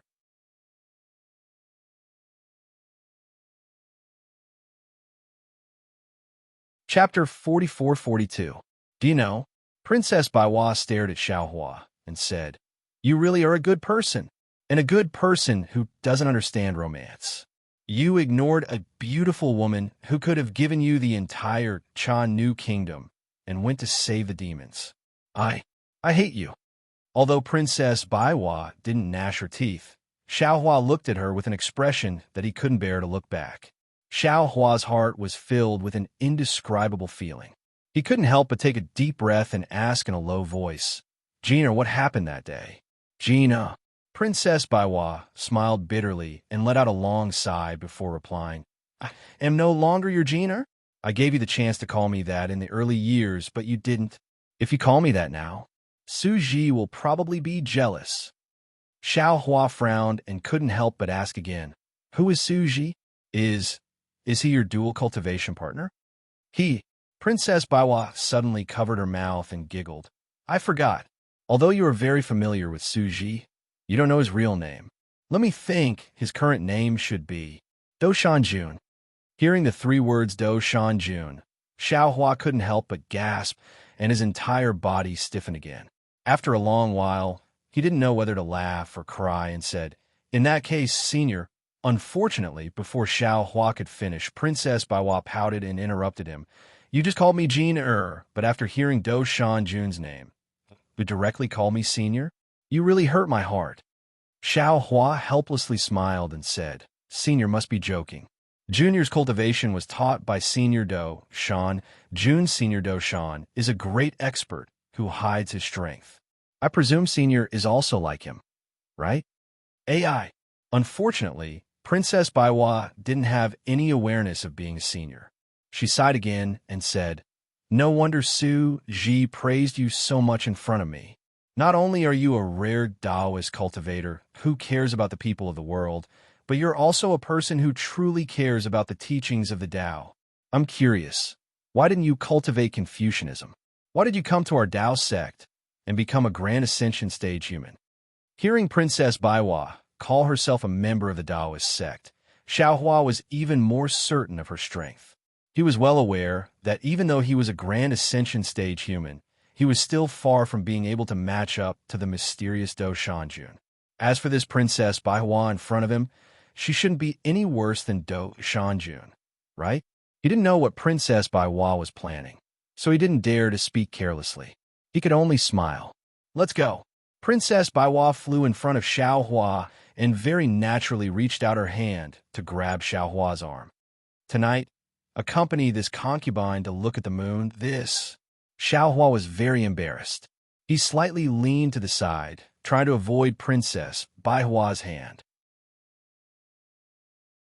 This isn't appropriate, right? Unfortunately, even though Xiao Hua had already reached the Grand Ascension stage, he was still unable to escape Princess Baihua's grasp. Princess Baihua hugged Xiao Hua's arm and said with a smile, "This concubine is just joking with you. Su Ji doesn't know about this, and he won't be jealous of Princess Baihua." But Xiao Hua felt the warmth of Princess Baihua's body and the softness of her arm. He was very embarrassed and said 2 buts in a row. However, just as he was about to decline, he suddenly understood and whispered, "Princess Baiwa?" "Yes." Princess Baiwa smiled. "This is Princess Baihua's last wish. You don't want to disappoint her in the afterlife, do you? It's just a good impression," Xiao Hua said helplessly. Princess Baiwa blinked and said, "Yes, it's just accompanying Princess Baiwa to look at the moon." Seeing Princess Baiwa like this, Xiao Hua couldn't help but think of Fairy Jing. He sighed and didn't say anything else. Just like that, the man was like a jade pillar supporting the sky, his figure like a mountain, his aura like a rainbow, slowly walking under the stars. Like a little bird, the woman stayed by his side and hugged his arm tightly. She rested her head on his shoulder, and her black hair fell on his body. They didn't say anything and didn't need to talk about anything. Just like that, they walked through the night, the darkness, the wind, and the dew. When the first light of dawn appeared in the distant sky, the world turned dark again. Princess Baiwa said faintly, "Ever since I started working for the throne, this feeling has become a distant memory of mine. Now that I think about it, to be able to spend a lifetime with the person I love, let alone the throne, even if it's everything in the world, it's nothing." Perhaps. Xiao Hua didn't know what to say. He was still sad about Fairy Jing's death, so he really couldn't say anything to Princess Baiwa. One unromantic guy. Princess Baiwa smiled and glanced at Xiao Hua. She reached out and pinched Xiao Hua's arm, saying, "Can't you say something sweet?" Xiao Hua touched his nose with his left hand and bitterly smiled. "I'm afraid of being chased by Senior. That guy has a favor to ask of you right now. How could he be willing to chase you?" Princess Baiwa smiled. Xiao Hua stopped and saw that the darkness before dawn was gradually retreating. He turned to Princess Baiwa and said, "Jean, the road will always have an end, but fate doesn't have an end. Fate doesn't have an end. Perhaps one day, you and I will meet again." With that, Xiao Hua extended his left thumb and gently stroked Princess Baihua's eyebrows. Yes. Princess Baiwa closed her eyes and felt the warmth of Xiao Hua's finger on her eyebrows. She whispered, "Fate is always wonderful. That damn Su Ji. If he had half of your sweet words, I wouldn't have. Forget it. Let's not talk about him." When Xiao Hua's finger fell from between Princess Baihua's eyebrows, Princess Baiwa also let go of his arm. Then, she charmingly combed her hair and smiled. "Since we met tonight, I've helped Princess Baiwa fulfill her last wish. You can say that I didn't let her down." The night was silent, but Xiao Hua's mind was full of thoughts. He thought about what Princess Baiwa said after meeting her and knew that the current Princess Baiwa was no longer the Princess Baiwa from 200 years ago. He bowed and said, "Senior, what happened 200 years ago? Can you tell this junior now?" "My name is Xingyue." Princess Baiwa glared at Xiao Hua and said, "Calling me senior makes me feel old." "Yes, Fairy Xingyue." Xiao Hua smiled.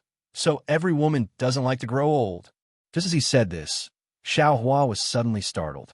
The smile on his face disappeared, and he almost lost his voice. "Xingyue? Fairy, what's your relationship with Xingyue of the hidden immortal continent and Zhai Xinglu?" Fairy Xingyue turned her eyes and smiled. The dawn was like a flower blooming. She said, "Since you already know, why do you need me to explain?" Sigh. Xiao Hua stopped being shocked and sighed. "After this junior saw the strength of Zhai Xinglu, I've been thinking about which expert created Xingyue, but I really didn't expect it would be a Dao cultivator like you. No wonder you know so much about this junior." Fairy Xingyue nodded.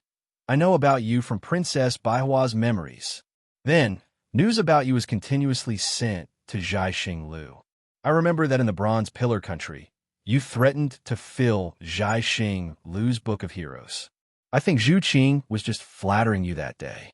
He probably didn't expect that among the Dao cultivators in the Book of Heroes, besides Grand Mist Ancestor, you're the one with the most records.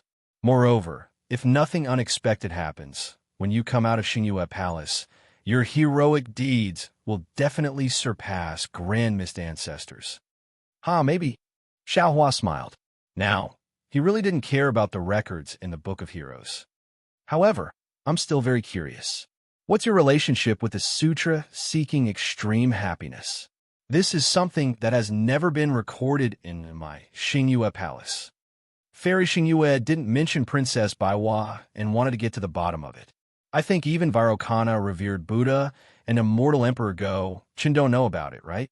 Since it's so secretive." Xiao Hua smiled and said, "Why do you want to know? If you don't tell me, I won't tell you about Fairy Baiwa." Xingyue looked at Xiao Hua with a smile, a sly look in her eyes. Xiao Hua raised his eyebrows and replied, "If you don't want to say, then there's no need to.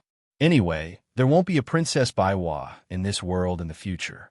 As for what happened 200 years ago, I don't want to know too much about it. Sigh, men are all ungrateful things." Fairy Xingyue sighed and said, "I thought you would be an exception. But after walking with me for a night, you forgot about Princess Baiwa so quickly." Xiao Hua, of course, knew that Fairy Xingyue was trying to provoke him. He didn't answer and just looked at the sun that had just risen in the distance with a smile. The orange-red color had already scattered all over the sky and was now slowly covering the earth. Okay. Seeing that Xiao Hua didn't fall for her trick, Fairy Xingyue had to say, "I'm afraid that you're the only one in this world who cares about Princess Baihua's life and death. If I don't tell you, who else can I tell? Fairy, please tell me." Xiao Hua stopped smiling and looked at Fairy Xingyue seriously. "Princess Baiwa is a beautiful woman with a short life." Fairy Xingyue waved her hand and motioned for Xiao Hua to follow her. While flying, she said she lived in the palace of the Chan New Kingdom since she was a child. Although she was a noble princess, in order to obtain the position of king, she racked her brains to calculate and compete with the other princesses for fame and fortune.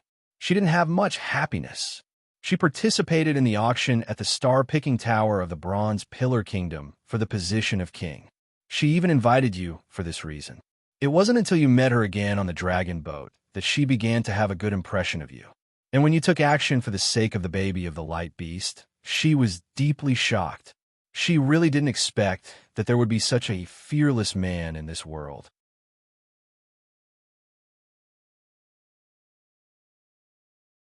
Chapter 44-43. Just when she was a little tempted, she suddenly heard a rather familiar voice. She had occasionally heard this voice in the Chan Kingdom's palace. If I'm not wrong, this voice should belong to the other princess's backer. But at that time, Princess Baiwa wasn't completely sure, so she didn't tell you. When you followed the light beast and broke open Catfish's body, she escaped with the humans and demons. By then, you had already flown away with the light beast, so she couldn't catch up even if she wanted to. Old monster Ji Feng, Ao Shui, and that Stag King also seemed to have something to do. They hid in a corner and didn't allow anyone to approach them.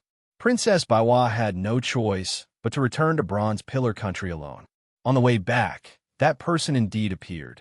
He didn't even allow Princess Baiwa to beg for mercy and killed her. After killing her, that person calmly escaped. When I passed by, Princess Baiwa's body was almost cold. Princess Baiwa went to Zhaixing Lu to bid, which was arranged by Zhaixing Lu. They wanted to find a few suitable bodies for me, and Princess Baiwa happened to be one of them. At that time, my body was already somewhat old. When I saw Princess Baiwa die, I simply occupied her body and obtained her memories. But at that time, my body wasn't stable yet, so I didn't find that person to avenge Princess Baiwa. In the end, before I could do anything, Zhaixing Lu sent news that that person was actually killed by you. At that time, I felt that you and Princess Baihua's fate was not shallow. Last night, I accompanied you all the way. Other than fulfilling Princess Baihua's wish, I also wanted to thank you for avenging Princess Baihua. Hearing this, Xiaohua understood and nodded. The person who killed Princess Baihua should be Jiasa Country's Prince Haitian. This guy's strength of 5th grade essence energy is more than enough to kill Princess Baihua. That's right. It's him. Fairy Xingyu nodded. Jiasa Country's ambition is huge. But after you killed Haitian and a few Buddhist monks, their royal family was annihilated by the Immortal Palace's immortal soldiers. Since then, they have been unable to recover. When I returned to Channu Kingdom, I also uprooted Jiasa Country's influence there. The princess who had led the wolf into the house didn't have any intention of killing Princess Baihua. Haitian running into Princess Baihua could only be said to be a coincidence, so I didn't kill the princess. Later on, I took the position of the queen of the Channu country and fulfilled Princess Baihua's long-cherished wish. Only then did I leave the Channu country. When I returned to Star Moon, I started paying attention to you because of Princess Hundred Flowers. Fairy Xingyue continued. I roughly flipped through the contents of the Book of Heroes and became increasingly interested in you. When I started looking for your origins, I suddenly realized that you are actually very mysterious. Even with the power of the stars and moon, I could only find out about your deeds in Longevity Town. After that, I couldn't find any clues at all. It was as if you fell into Longevity Town out of thin air. Later, Su Ji, who you met in Copper Pillar Nation and Black Wind Mountain Range, suddenly came to Star Moon. His purpose was the same as mine. He wanted to find out about your background. Because his love for talent, which was hurt by the Grand Mist Ancestor, has recovered. He wants to create you, the almost extinct Taoist cultivator, a good person. In the end, I don't need to say more. He also has no clue. When he heard about what happened between you and Princess Baihua, he also sighed. After all, he was the Copper Pillar Academy's judge at that time. These things happen around him. Therefore, he made another decision. He wanted to impart some cultivation techniques to you. To be honest, I thought that he was too badly hurt by the Grand Mist Ancestor. When he saw such a talented and broad-minded Taoist cultivator like you, he wanted to use you to deal with the Grand Mist Ancestor. At that time, I even scolded him for being crazy. However, looking at your current strength and thinking about his decision that day, I really admire his divination skills. I really don't understand how he could determine that you could cultivate unstoppable thunderbolt to the extreme in 200 years' time. I also don't understand how he could determine that you are the key to our trip to Starmoon Palace this time. After all, at that time, you were just a small cultivator with 5th grade essence force. You even dare to suppress Bai Qingyu's Demon King. Oh, speaking of Bai Qingyu, when we heard that you were suppressed that day, Suji immediately rushed to Bai Qingyu. He knew that the rainbow seashell was powerful and was afraid that you would get involved with her. However, when he realized that the dragon was only similar to your soul and looked the same, he left. It was only then that Suji and I realized that the news about you in the 3 continents was all done by the dragon. You didn't even show your face. Of course, I found it strange. I activated the power of Star and Moon to search the hidden immortal continent, 1,000 demons, sacred realm, and pure land. Unfortunately, I couldn't find any trace of you until yesterday when I met you above the swamp. Darling Xiao. At this point, Fairy Xingyu's voice was as sweet as honey. Can you tell me, where did you come from? Where did you go in these 200 years? How did you cultivate your strength? Xiao Hua flew to Fairy Xingyu's side and listened carefully. Although Fairy Xingyu didn't explain in detail, Xiao Hua was still shocked. He really didn't expect that so many things had happened without his knowledge. Not only Doshan Jun, but the mysterious Fairy Xingyu in front of him had also been looking for his whereabouts. It seemed that, except for the concealment of the space, there was nothing he could hide from her. When he heard Fairy Xingyu's question, he understood that it wasn't that Fairy Xingyu and Doshan Jun didn't believe him. Doshan Jun had never asked about his origin. Fairy Xingyu's curiosity was purely due to her instinctive curiosity as a female cultivator. Xiao Hua thought for a while and said, Fairy, it's not that I can't answer your questions. However, if Junior answers Fairy's question, can Fairy also tell Junior where Fairy and Senior Suji came from? This. Fairy Xingyu's face revealed an awkward expression, and her tone was a little hesitant. However, after a while, she said quickly, Of course. Why not? Suji and I have already discussed this. Since we need your help, we can't tell you the truth. Otherwise, with your character, you might cause trouble again. Xiao Hua smiled bitterly and said, Is this Junior's character that bad? Didn't you just say that I'm a good person? You are a good person, but if you take action, you seem to be extremely ruthless. Fairy Xingyu pursed her lips and smiled. Suji and I don't want to take this risk. Okay, since Senior Su and Fairy Xing, you are willing to be honest, I won't hide it anymore. Xiao Hua nodded and said, Fairy Xingyu, tell me first. When you finish, I will tell you everything I know. Hearing Xiao Hua's words, Fairy Xingyu glanced at him and said coquettishly, You are really cunning. I asked you first. How can you let me tell you first? Besides, Suji is not here at this time. I can't tell you first. Where is Senior Su now? Xiao Hua understood and said with a smile, Aren't we going to meet up with him in front of the Star Moon Palace? Of course we are rushing to the Star Moon Palace now. As for where Suji is now, I don't know, Fairy Xingyu replied. However, I think that if Suji knows that you are here, he will be very happy. He can't wait to come and find you. However, if he comes, won't our peace and quiet be destroyed? Hearing this, Xiao Hua was speechless. He smiled bitterly and said, Fairy Xingyu, you'd better send a message as soon as possible. I am really afraid that Senior Su will hunt me down. He dares. Fairy Xingyu laughed again and said, Besides, don't you still have me? If he wants to make a move, why fall out with him? If you and I join forces, Suji can only run away. Well, when Senior Su fishes the needle out of the sea one day, you two seniors will hunt me down again. It will be my turn to run away. Suji fishes the needle out of the sea. Fairy Xingyu was slightly stunned. Obviously, she did not understand the meaning of Xiao Hua's words. A woman's heart is a needle at the bottom of the sea. Xiao Hua said with a smile, With Senior Su's magical power, it shouldn't be difficult for him to fish a needle out of the sea, right?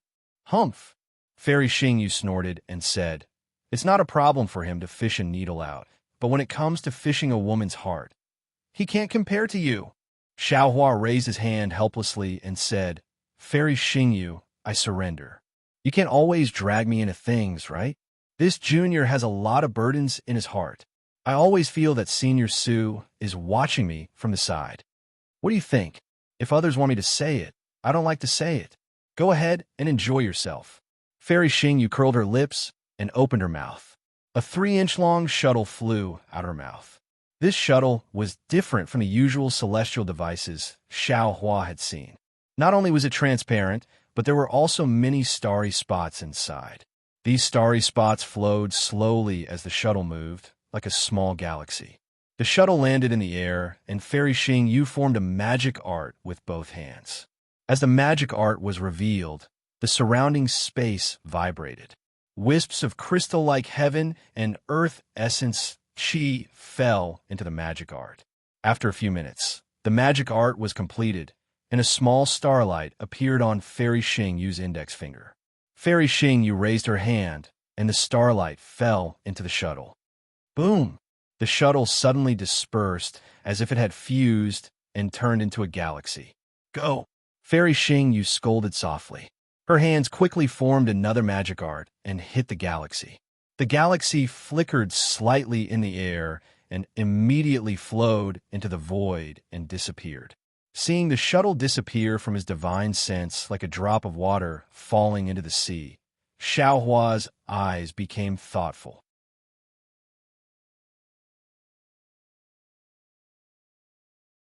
Chapter 44-44. Xiaohua, I heard that you know the thunder escape technique. Let's have a competition. Let me see the power of the world's #1 escape technique. After Fairy Xingyu finished speaking, she didn't wait for Xiaohua's reply. Then, her entire body started to distort rapidly. Swoosh! Like a gust of wind, she flew out. Rumble! Xiaohua did not dare to be negligent. He activated his true origin, and lightning surrounded his body.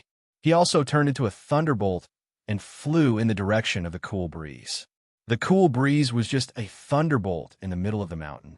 In the blink of an eye, more than 10 days had passed. In front of a huge mountain range in the Thousand Demons' sacred realm, there was a distortion in the space. Several gusts of cool breeze came out of the void and condensed into a human figure in the sky. This human figure looked extremely thin and flat, like a piece of starlight. After swaying a few times in the wind, it instantly became full like a balloon, revealing Fairy Xingyu's impressive figure. In just a few breaths, a bolt of lightning appeared above Fairy Xingyu's head with a swoosh.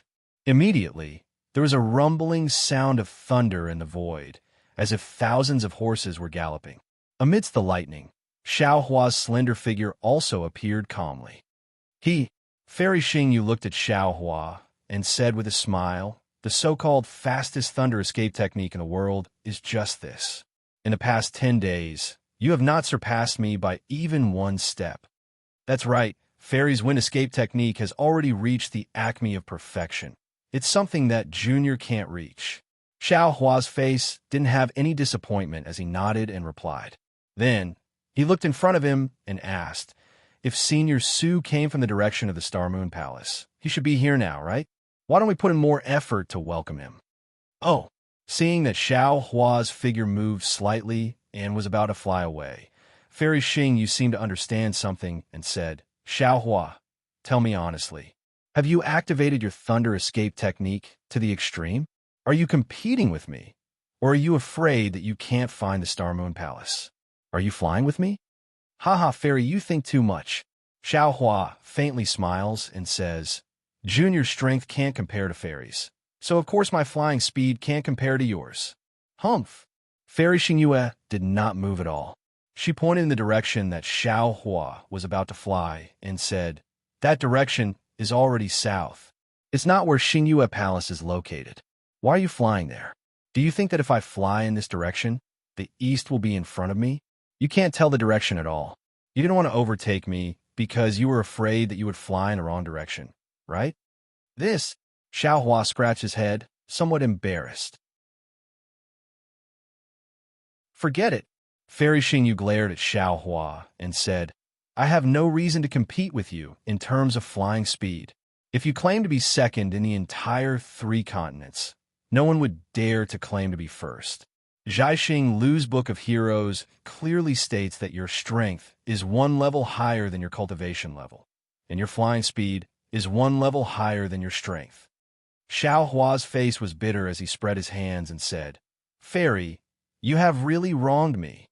My thunder escape technique is indeed inferior to Fairy's wind escape technique, so I was still thinking of how to ask Fairy for advice on the wind escape technique. You. Fairy Xingyu was really speechless. She scolded. You are really the same as what the Book of Heroes says. You want all kinds of cultivation techniques. Don't you think you are a little greedy? You know the thunder escape technique and have cultivated it to the extreme. Why do you want my wind escape technique? Don't tell me you still want to cultivate the wind escape technique. Hee, stones from other mountains can help Jade. Xiao Hua smiled and said, I just want to refer to other escape techniques to better cultivate the thunder escape technique. Is that really the case? Fairy Xingyu asked with a smile, as if she had a better understanding of Xiao Hua's character. Xiao Hua said seriously, Of course. How could I lie to Fairy? Haven't you lied to me before? Fairy Xingyu curled her lips and said, Along the way, haven't you been lying to me? Since his purpose had been exposed, Xiao Hua might as well pester her. He replied righteously, Impossible. Absolutely impossible. Forget it. Fairy Xingyu waved her hand and said, Su Ji has given you enough cultivation techniques. You don't have to insist on my wind escape technique. When Su Ji comes, I will ask him. Thank you, Fairy. Xiao Hua hurriedly thanked her and then scanned the surroundings with his divine sense. He said, So Fairy and Senior Su agreed to meet here. Yes, this place is called Enrich. In the early years, I came here with Su Ji to search for traces of Xingyue Palace, so I am very familiar with this place. We agreed to meet here and then go to Chitty River together. Fairy Xingyu said as she flew into the mountain range with great familiarity. Chitty River? Xiao Hua was shocked and said anxiously, Fairy, are you saying that Xingyue Palace appeared near Chitty River this time? Yes. Fairy Xingyu answered and flew into the foothills. There was a waterfall that was thousands of feet in size hanging on the mountain wall. The surging blue water flowed out of the foothills in a magnificent manner and went straight down thousands of feet. Then it crashed into the pool in the mountain stream. The waterfall hit the rocks on the stone wall and rushed into the deep pool. The sound of the water was so loud that it seemed to drown out all the sounds in the world. Fairy Xingyu landed on a mountain ridge opposite the waterfall. There were several huge rocks flashing in the light of the water. Fairy Xingyu sat cross-legged on one of the huge rocks. Then she faced the sky as if she was meditating. Xiao Hua released his divine sense to scan the surroundings. Other than a few ordinary birds and beasts, there were no other Demon Clan members. He could only fly to another huge rock. Before his figure could land, an extremely cold chi rushed over from the huge rock. Oh, Xiao Hua took a closer look and thought. It turns out that these are rare cold ice jades.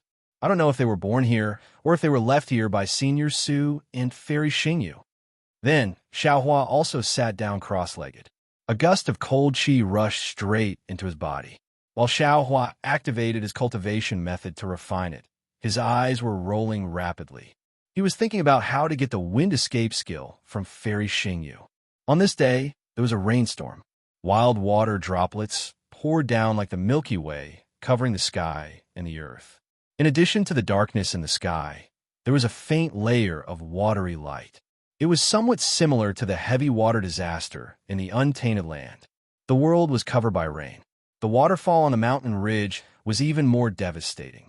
The water was several times stronger than before, almost covering all the mountains that Xiao Hua could see with the naked eye. The pool in the mountain stream had been filled. The water rushed into the distance along the mountain stream, looking similar to a mountain flood. Fairy Xingyu and Xiao Hua were naturally not afraid of the rain. There was not a single drop of rain falling within a radius of 1,000 feet around them. However, at this time, Xiaohua did not close his eyes to meditate like Fairy Xingyu. He had already opened his eyes. Looking at the rapid water flow, he released his divine sense and explored the surrounding water. Oh! Suddenly, Xiaohua made a sound and looked sideways. Almost at the same time, Fairy Xingyu also opened her eyes and looked in the same direction. In just a moment, a divine sense as vast as the sea of smoke swept over from the rain. When it fell on the two of them, it immediately withdrew. Immediately after, all the raindrops within a radius of 100 miles suddenly exploded at the same time. Amidst the popping sounds, the raindrops once again shone with innumerable splendor. When the splendor flashed, the world suddenly fell silent again. Even the sound of the waterfall had disappeared. Woo! In the void, a watery light suddenly appeared. All the water droplets within 100 miles were filled with this watery light. All the water droplets that came into contact with the watery light emitted a strange vibration, gathering towards the sky. In the end, a transparent human figure was revealed. Wasn't that the peerless beauty Do Shanjun? As soon as Do Shanjun's appearance was revealed, his starry eyes moved slightly. As if adding the finishing touch, the transparent, watery human figure was immediately colored. A living cultivator stepped out of the rain. However, at this time, Do Shanjun was no longer dressed like a Confucian cultivator. Instead, he was dressed in a Taoist robe and had an extraordinary temperament. As Do Shanjun's figure moved, the space within a radius of 100 miles began to move. Even the raindrops began to fall violently again. Xiaohua. Do Shanjun's gaze fell on Xiaohua.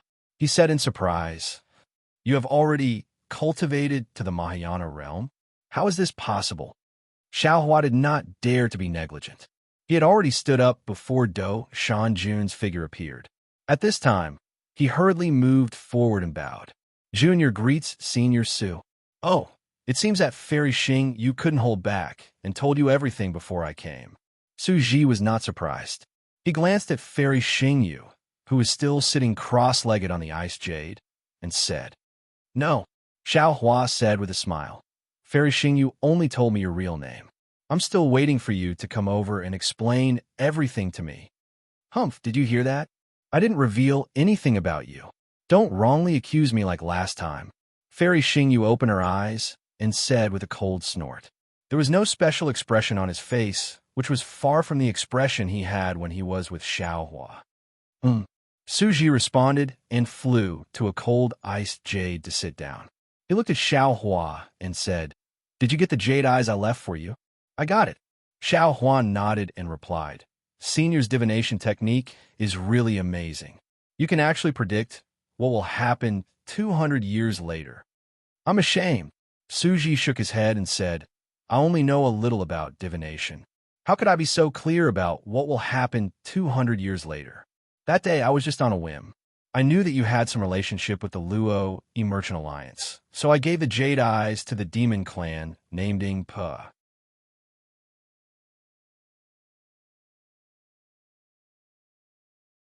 Chapter 44-45. Xiaohuan naturally knew that Su Ji was being modest. Just as he was about to speak, Fairy Xing Yu said sarcastically, "I knew you would say that. You've only been a judge of the academy for a few days, and you've already learned how to be hypocritical. If you didn't know what would happen today, how could you have given the Jade Eyes to that demon?" "I didn't say that I didn't foresee what would happen today. I just said that I didn't foresee it so clearly." Suji was not angry and only answered lightly. His tone, coupled with his otherworldly temperament, gave birth to an indescribable arrogance. "Humph, you're just a hypocrite." "Fairy Xing," you said rudely. She snorted to show her disdain. Her expression was no different from that of a little girl who was quarreling in the secular world. Unfortunately, Suji did not take the bait. He ignored Fairy Xingyu and continued to look at Xiaohua. "Xiaohua, I think Fairy Xingyu has already made it very clear to you. This trip to the Star Moon Palace is very important to us. Of course, for you, it should also be a great opportunity. I think that since this is the case, we shouldn't hide anything from each other.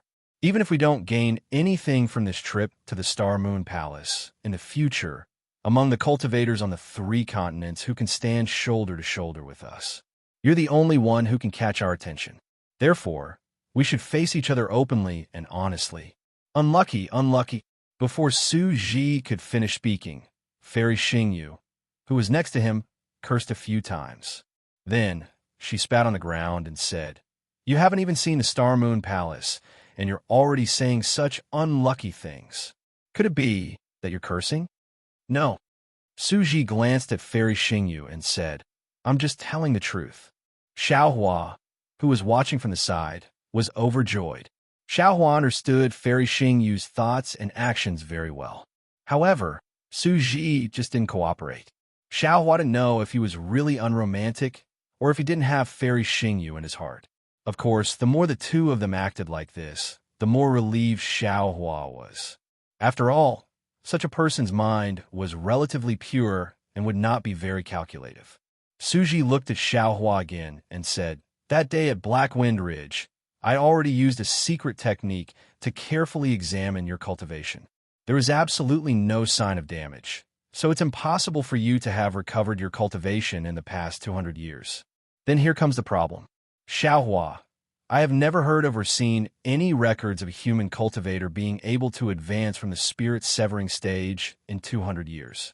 And if we use the strength standards of the 3 continents, it should be from the 5th level of essence energy directly to the 9th level of essence energy." I've already said this before. Fairy Xingyu seized the opportunity to speak. He just won't admit it. So Xiaohua. Su Ji ignored Fairy Xingyu and asked Xiaohua, "Can you tell me what happened in the past 200 years? Humph. Fairy Xingyu looked at Su Ji angrily and said, "I've already told Xiaohua. If it weren't for the agreement with you, he would have told me." Xiaohua finally spoke. He smiled and said, "Senior Su, could it be that the Star Moon Palace is very important to you?" "Of course it's important." Su Ji glanced at Fairy Xingyu and answered, "Then it seems that my cultivation level is also very important to our trip to the Star Moon Palace this time?" "That's right." Su Ji nodded again. "There's a place in the Star Moon Palace that requires the power of thunder. I'm not strong enough, so I need to borrow your cultivation level. Previously, your strength was only at the 5th level of essence energy and could not help me much. Therefore, besides you, I also found a few others. However, I never expected that you would actually be at the 9th level of essence energy. There's no need for those people to go." "That's strange," Xiaohua asked, puzzled. "I remember that when we were at the star-picking tower, Zhu Qing said very clearly that the Star Moon Palace is very useful for comprehending the power of the stars. Similarly, according to different cultivation methods, the opportunities are different. A Confucian cultivator can comprehend the heart of heaven and become a literary star. A demon king can sense the power of the stars and combine their physical bodies to become a great sage. A Taoist can break through the void and reach the realm of ascension. However, these opportunities are only for cultivators at the 7th or 8th level of essence energy. With my cultivation level, I'm afraid there's no point in entering the Star Moon Palace. Also, why does Senior value the Star Moon Palace so much? Why are you asking first?" Fairy Xingyu glared at Xiaohua and said, "Didn't we agree? You tell us first, and we'll tell you later?" Su Ji nodded. Fairy Xingyu is right. The Star Moon Palace was originally discovered by Fairy Xingyu in the 3 continents. Her Xingyu was formed entirely to search for the Star Moon Palace. Our purpose of searching for the Star Moon Palace is different from the purpose of the cultivators from the 3 continents. Actually, we also want to see if we can find our own opportunities from the opportunities of these cultivators. As for what this opportunity is, Xiaohua, you're the first cultivator in the 3 continents who knows about it. I'm afraid you're also the only one." As he spoke, Su Ji raised his right hand. Boom! A huge roar sounded from the waterfall. The waterfall rushed up into the sky like 10,000 water dragons. As it roared in the air, it covered an area of several hundred miles around them. Su Ji raised his hand again and made a grabbing motion. Crack! The waterfall above the three of them immediately froze. This solidification rapidly spread in all directions. In just a few breaths, the water that covered a radius of several hundred miles froze. Layers of mysterious fluctuations slowly flowed on the surface of the solidified water. Xiaohua tried to release his divine thought, but the entire water flow was like a huge boundary. Not only did it block sound and aura, but his divine thought also could not pass through it. Looking at the foothills again, the rain was no longer raining. The water flowed slowly, and the green leaves and grass were sparkling with water droplets. It was a beautiful scene. Show off, show off. The corners of Fairy Xingyu's mouth curled up as she rolled her eyes at Su Ji.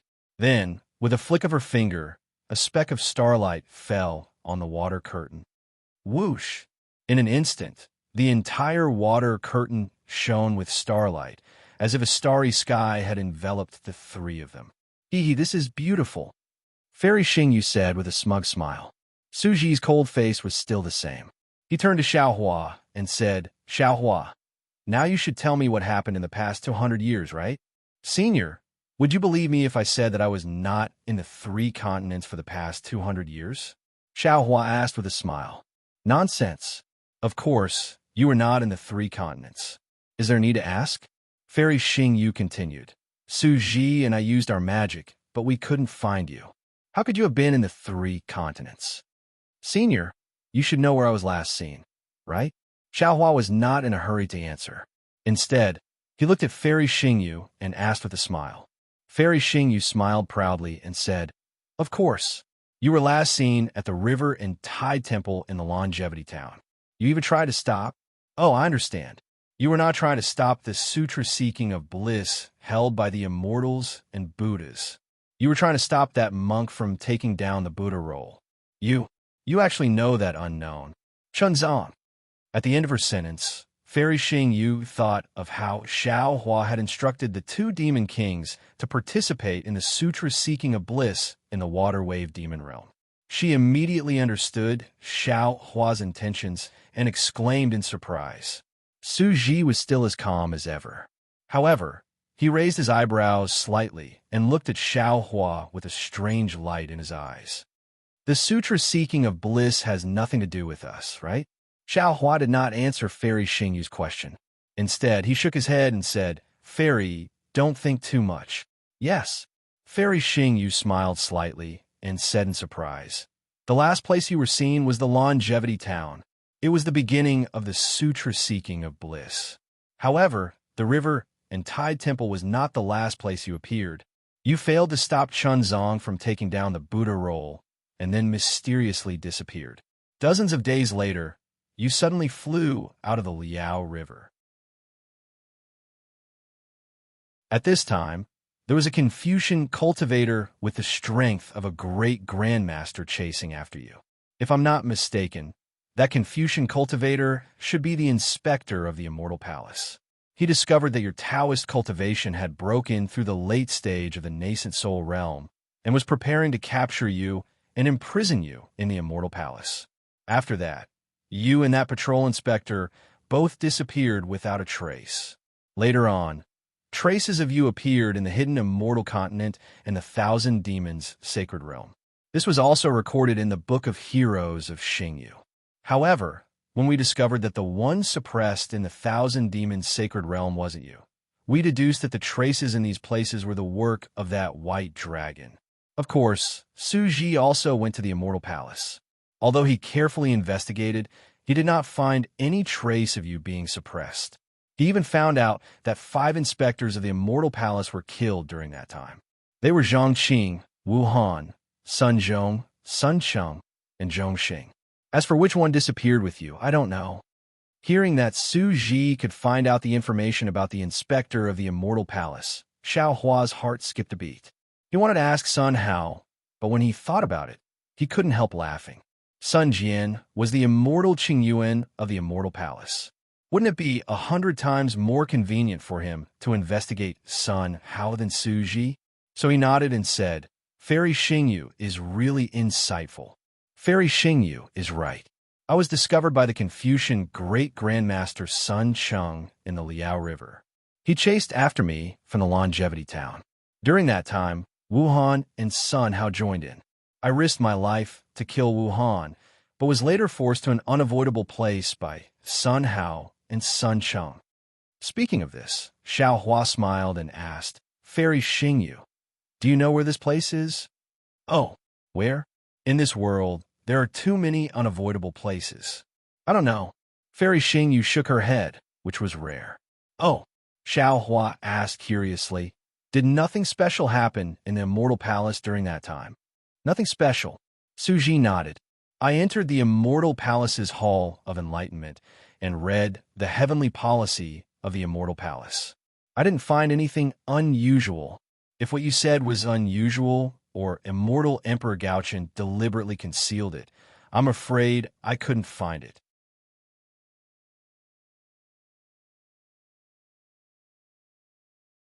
Chapter 44-46.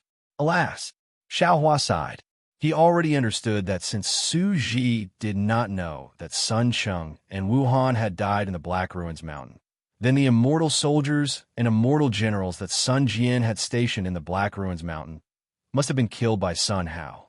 The Immortal Palace would definitely not leave such a thing in the Hall of Enlightenment. How could Su Ji have guessed that he would fall into the heavenly prison? Xiao Hua looked at Su Ji and Fairy Xingyu and said word by word, Black Ruins Mountain. What? Hearing Xiao Hua say the words Black Ruins Mountain, both Su Ji and Fairy Xingyu turned pale with fright. With a slight shake of their bodies, they actually flew up from the cold jade stone and cried out in a low voice, You actually fell into the heavenly prison? Yes. Xiao Hua nodded. I was no match for Sun Cheng and Sun Hao. After risking my life to kill Sun Cheng, I was also thrown into the heavenly prison by Sun Hao. How is that possible? How is that possible? Fairy Xingyu said, How is that possible twice in a row and cried out. You actually came out of the heavenly prison alive. There are actually people in this world. No, there are actually living creatures that can come out of the heavenly prison alive. This is truly inconceivable. Su Ji, who had always been calm, could not help but be excited. He suppressed his trembling voice and asked in a low voice, Xiao Hua, quickly tell us, what is inside the heavenly prison? You, how did you escape from the heavenly prison? Alas, Xiao Hua already had an excuse. He sighed and said, Seniors, it's not that I don't want to tell you what is inside, but I don't know what the real heavenly prison is. When I fell into the heavenly prison, it was pitch black. I couldn't see anything. My divine sense couldn't leave my body. I couldn't see with my naked eyes. There wasn't even a trace of sound. But occasionally, there would be some strange flashes of light. At the same time, there would also be some strange chi of heaven and earth. Oh, there would also be fluctuations similar to the thunder tribulation. Junior was drifting in the darkness. I originally wanted to die. But when I wanted to die, I couldn't activate my Dharma power and couldn't even move my body. Later, when there was chi of heaven and earth, I didn't want to die. Junior thought, since there is the chi of heaven and earth, I can cultivate. If I can cultivate to the level of immortal ascension, will I be able to escape from the heavenly prison with the help of the immortal ascension thunder tribulation? Therefore, during my time in the heavenly prison, I only focused on cultivation. Speaking of this, I have to thank Senior Su. If it weren't for Senior's cultivation methods, I wouldn't have been able to reach the Mahayana realm. And then, Su Ji was both excited and disappointed. He took a few deep breaths and asked calmly, The heavenly prison sometimes has world yuan chi, and sometimes it doesn't. Also, the fluctuations of the lightning tribulation are very rare. I have cultivated in the heavenly prison for 40,000 years and barely reached the great ascension stage. Xiao Hua continued. After reaching the grand ascension stage, Junior's heart is finally at ease. I just have to wait for another 10,000 years for the lightning tribulation to descend. But just as I was cultivating, a strange spatial ripple appeared in the darkness. This ripple was even more powerful than a thunderbolt, and it tore apart the space around me. There was an extremely strong suction force in the spatial rift, and I couldn't avoid it before I was sucked in. Then, the huge impact knocked me out. When I woke up, I was already near the South Sea. What? You just came out of the heavenly prison? Fairy Xing Yu was even more surprised. You're not lying to us, are you? Xiao Hua smiled. He was actually testing Su Ji and Fairy Xing Yu at this time, and he was also wondering if he should follow them to the Star Moon Palace. Yes, Xiao Hua replied. It's that simple. When Junior returned to the South Sea, I found out that I had spent 40,000 years in the heavenly prison, and the 3 continents had only spent 200 years. Later, Junior heard about Qingbao's banquet, so I hurried to buy Qingyu. Then, I got Senior Su's jade eyes from Yingpe and immediately rushed to the Chitty River. Xiao Hua didn't mention anything about his Fortune Gate disciples, but he also believed that neither the South Sea Dragon Palace nor Bai Qingyu's matter would reach Fairy Xing Yu's ears for the time being. Firstly, the South Sea Dragon Palace was a disgrace to the dragon palaces of the 4 seas, so they would definitely keep their mouths shut. Even if it was leaked, it wouldn't be known by Zhai Xing Lu in a short period of time. Secondly, although Bai Qingyu's matter was sensational, it happened very recently. Not to mention that the 7 Stars Great Saints news would cover up Bai Qingyu's matter. Even if Zhai Xing Lu got the news, it might not be delivered to Fairy Xing Yu so quickly. Thirdly, Zhai Xing Lu of the Thousand Demons Sacred Realm had almost disappeared. The entire Star Moon Palace was busy with the Star Moon Palace, so Bai Qingyu's matter wouldn't attract their attention for the time being. Of course, Fairy Xing Yu and Su Ji would definitely know about this after the Star Moon Palace, but which cultivator didn't have secrets? Since Xiao Hua had told them about the heavenly prison, he believed that they wouldn't pester him anymore. Impossible, it can't be that simple. Fairy Xing Yu didn't believe it as expected. It's not like I haven't been to the Black Ruins Mountain. Even Su Ji and I don't dare to go in. How could you come out so easily?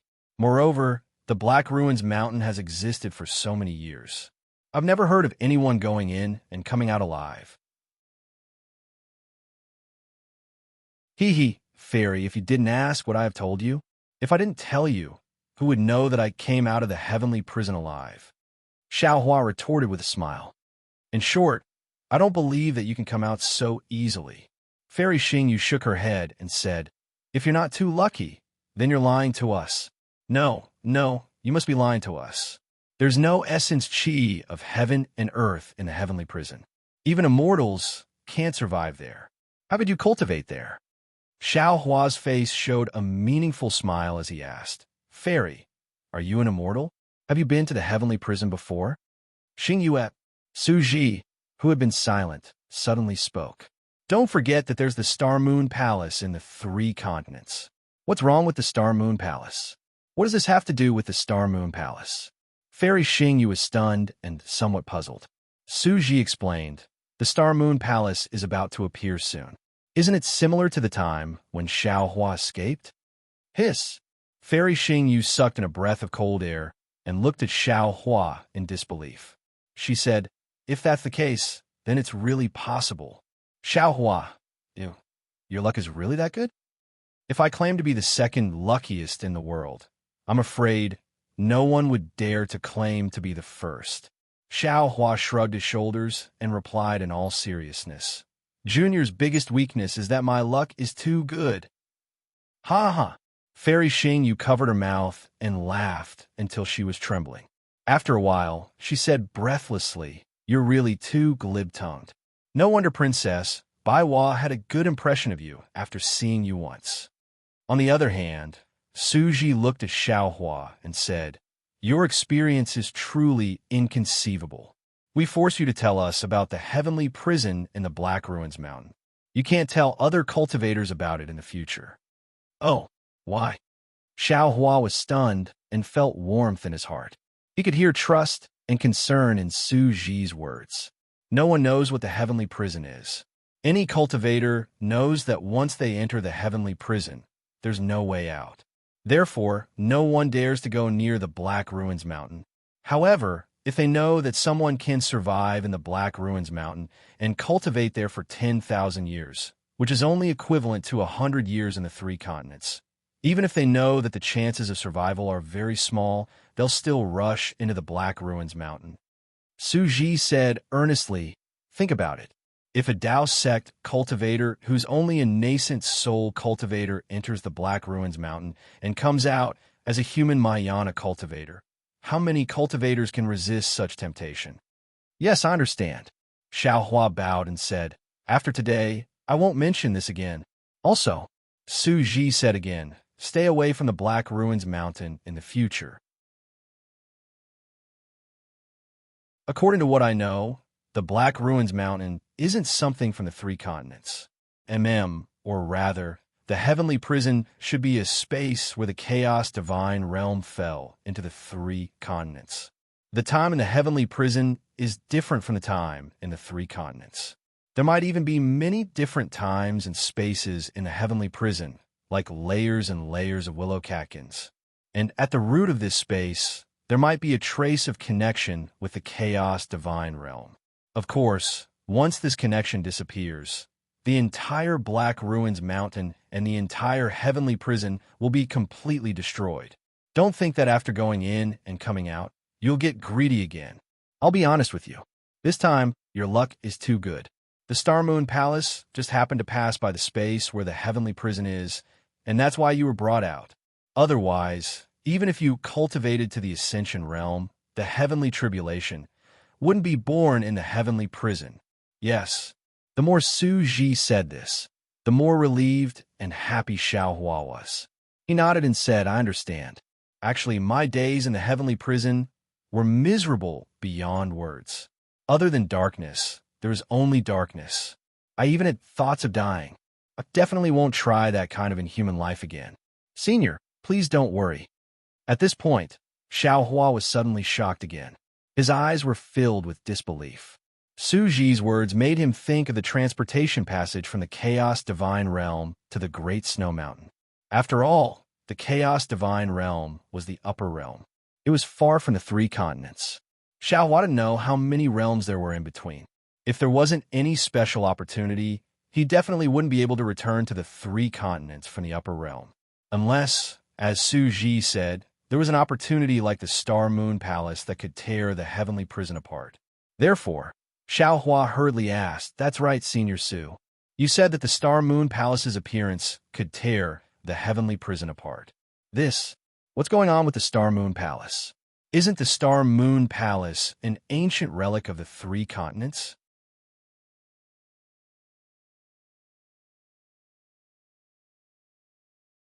Chapter 44-47. Fairy Xingyu laughed again. Don't worry. Let's finish your story first. It won't be too late to tell you later. What else do you want to know? Didn't I tell you everything? Xiaohua looked innocent, as if he had been wronged. Su Ji asked, Xiaohua, are you from the three continents? When I was preparing to give you the cultivation method and other things, I did check all the Dao sect cultivators in the three continents, but I couldn't find your origin no matter how hard I tried. It was as if you appeared in the longevity town out of thin air. Xiaohua had already thought it through. He actually wanted to hide the matter of the West Sea, but he had met the Grand Mist Ancestor, so the matter of the West Sea could not be hidden from Su Ji and Fairy Xingyu.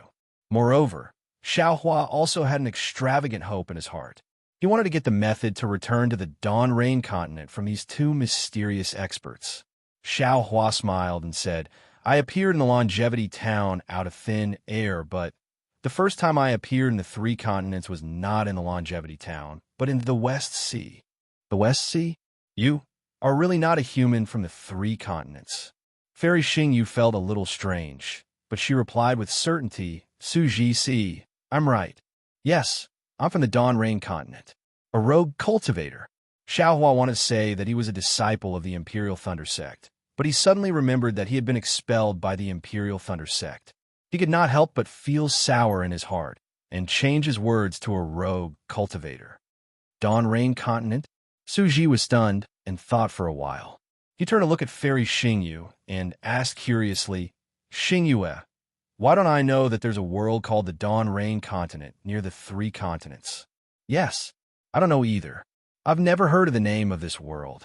Fairy Xingyu is also at a loss. How can you not know? Suji asked faintly. Don't you claim to know everything? I just don't know. So what? Fairy Xing, you said rudely. Don't you also claim to know everything? Why don't you know? He's seniors. Xiao Hua smiled as he looked at the two experts flirting with each other. When Junior first arrived at the Western Ocean, he encountered an extremely interesting matter. Oh, what's the matter? Fairy Xingyu raised her eyebrows and asked curiously. Xiao Hua didn't answer him. Instead, he looked at Su Ji and said, Presumably, Senior Su has already guessed it. If you didn't say it, I wouldn't have guessed it. Now that you've said it, of course I know. Su Ji immediately understood after hearing this. Unconsciously, a dark cloud appeared on his face.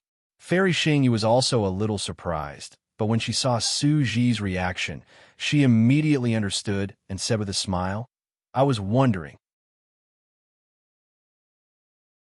The Grand Mist Ancestor was being suppressed in the West Sea's eye. So how could he escape? So it's you, the Jinx, who appeared.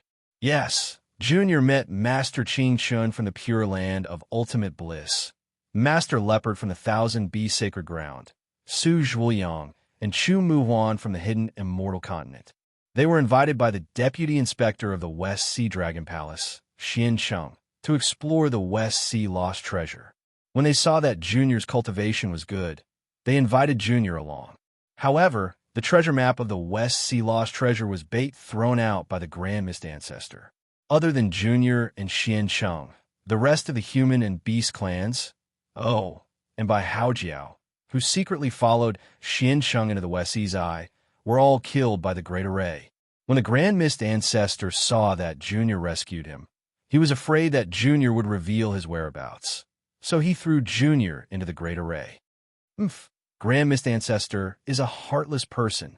Back then, Su Ji spent a lot of effort to cultivate him. Fairy Xingyu snorted coldly and said. However, before she could finish, Su Ji said, Everyone has their own aspirations. We don't have to force others. Besides, he didn't promise us anything. Hearing Su Ji's words, Xiao Hua felt even more relieved. The Grand Mist Ancestor treated Su Ji so well. Even with Su Ji's strength, Su Ji didn't directly attack the Grand Mist Ancestor. Xiao Hua had helped Su Ji, so how could Su Ji scheme against him? Moreover, Fairy Xingyu had used Princess Baihua's body, and Princess Baihua's memory had a good impression of him. Therefore, Fairy Xingyu shouldn't harm him. Therefore, Xiao Hua had decided that no matter how difficult the trip to the Star Moon Palace was, he had to go. I can't stand seeing you like this.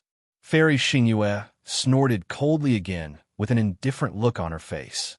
However, the trace of admiration in her eyes revealed her true feelings. In your words, someone bought you, yet you're still helping them count their money. And then, Su Ji ignored Fairy Xingyu and asked Xiao Hua, How did you get out of trouble? The Grand Mist Ancestor was suppressed by the West Sea Eye. I had no choice but to fall into the West Sea Eye under the pressure of the Great Array. Then, I rushed into an unknown place along the West Sea Eye. Later, I'm sorry, I fainted from the impact of the space pressure. When I woke up, I was in the Jiangqiao Ridge of the Longevity Town. Xiao Hua's face turned slightly red.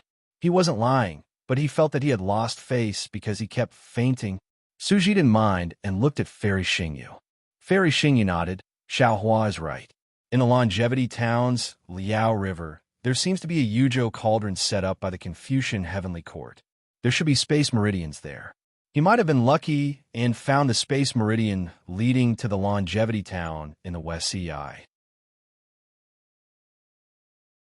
That's how he was sent to the Liao River. Fairy Xingyu looked at Xiao Hua and said, Xiao Hua, you're so lucky. I hope it's still useful in the Star Moon Palace. Of course, Xiao Hua says with a smile, since Senior Su treats this junior like this junior's good luck will naturally bring him. However, I also want to ask Fairy Xingyu and Senior Su a question. Oh, go ahead. When we know, we'll definitely tell you. Su Ji answered without hesitation. I just want to know if there's a space meridian leading to the Dawn Rain continent from the 3 continents. Although Fairy Xingyu had said that she didn't know about the Dawn Rain continent, he still didn't want to give up. Fairy Xingyu smiled bitterly. Xiao Hua, didn't I say before? It's not that we don't want to help you. But the problem is that we don't know which realm the Dawn Rain continent is. How can we help you? Xiao Hua looked at Su Ji, unwilling to give up, and asked, Senior, if possible, can you think about it again? If Xingyue says she doesn't know, then she really doesn't know. Su Ji shook his head and said, Of course, the name of the realm we know may be different from the name you mentioned. Without waiting for Su Ji to finish speaking, Fairy Xingyu smiled and said, Xiaohua, you're now a human Mayana realm cultivator, and your strength has reached the upper stage of the 9th grade of Essence Force. If there are no accidents, you will definitely ascend within 10,000 years, or even several thousand years. Why do you have to return to the Dawn Rain continent? Could it be that you can ascend in the hidden immortal continent? Although the immortal palace of the Confucian cultivators is powerful, with your character of not causing trouble, they won't make things too difficult for you. Xiao Hua smiled bitterly. He naturally knew that he didn't need to spend thousands of years, let alone tens of thousands of years. Therefore, he wanted to find a way back to the Dawn Rain continent even more. He also knew that after he ascended, he would probably have no chance to return to the Dawn Rain continent. Xiao Hua thought for a moment and said, Although I'm a rogue cultivator, I have a beautiful memory in the Imperial Thunder sect of the Dawn Rain continent. Then Xiao Hua roughly explained the matter of the Imperial Thunder sect, and finally said, My master had no choice but to sacrifice his life for me, and Xue also sacrificed her life for me. My other dual cultivation partner still doesn't know whether I'm dead or alive. I feel that if I don't return to the Dawn Rain continent, I won't be able to get rid of the lingering thoughts in my heart. That's right. Fairy Xing gnashed her teeth and said, You just have to go back and let that snobbish Imperial Thunder sect see that the disciple they expelled is now a Mahayana realm cultivator. A peerless genius who cultivated from the nascent soul realm to the Mahayana realm in just 200 years. Let them regret it until their intestines turn green. However, at this point, she glared at Xiao Hua again and said, As for that jealous fairy Hong Xia, it's fine if you don't look for her. I think that little girl Xue is still a good choice. Alas, it's a pity that she's already dead. Fairy Hong Xia took advantage of her for nothing. Su Ji pondered for a moment and said, Let's go and see the senior brothers in the Myriad Thunder Valley. Your senior brother Xiang Yang is excellent. You also think of your senior brother in the Punishment Palace? Fairy Xingyu asked gently. Not the senior brother in the Punishment Palace. Su Ji looked into the distance and said, It's an elder brother in my hometown. Hometown? When Fairy Xingyu heard this, there was a trace of nostalgia in her eyes. She whispered, That's an extremely distant memory. Xiao Huan naturally knew that their hometown was a secret in the hearts of Su Ji and Fairy Xingyu. He didn't dare to ask more and just watched from the side. After a few minutes, Su Ji withdrew his gaze from the distance and looked at Fairy Xingyu and said seriously, Xingyu, since we can't return to our hometown, why don't you help Xiao Hua? Your law palace must have records of the 3 continents and the surrounding realms. You might as well think of Xiao Hua. Yes, I know. Fairy Xingyu nodded and said, Although this matter is forbidden in the Law Palace, I don't think Celestial Master of Law will know about this, right? Su Ji blinked his eyes and said with a smile, Of course not. Fairy Xingyu's face turned slightly red. She looked up at Xiao Hua and asked, Xiao Hua, first tell me what's so special about the Dawn Rain continent. Also, what was the situation when you came from the Dawn Rain continent to the 3 continents? You didn't faint in the space passage again, did you? I didn't faint this time, Xiao Hua said with a smile. I remember the situation in the space passage clearly. Okay, tell me about the situation in the Dawn Rain continent. Fairy Xingyu nodded and asked.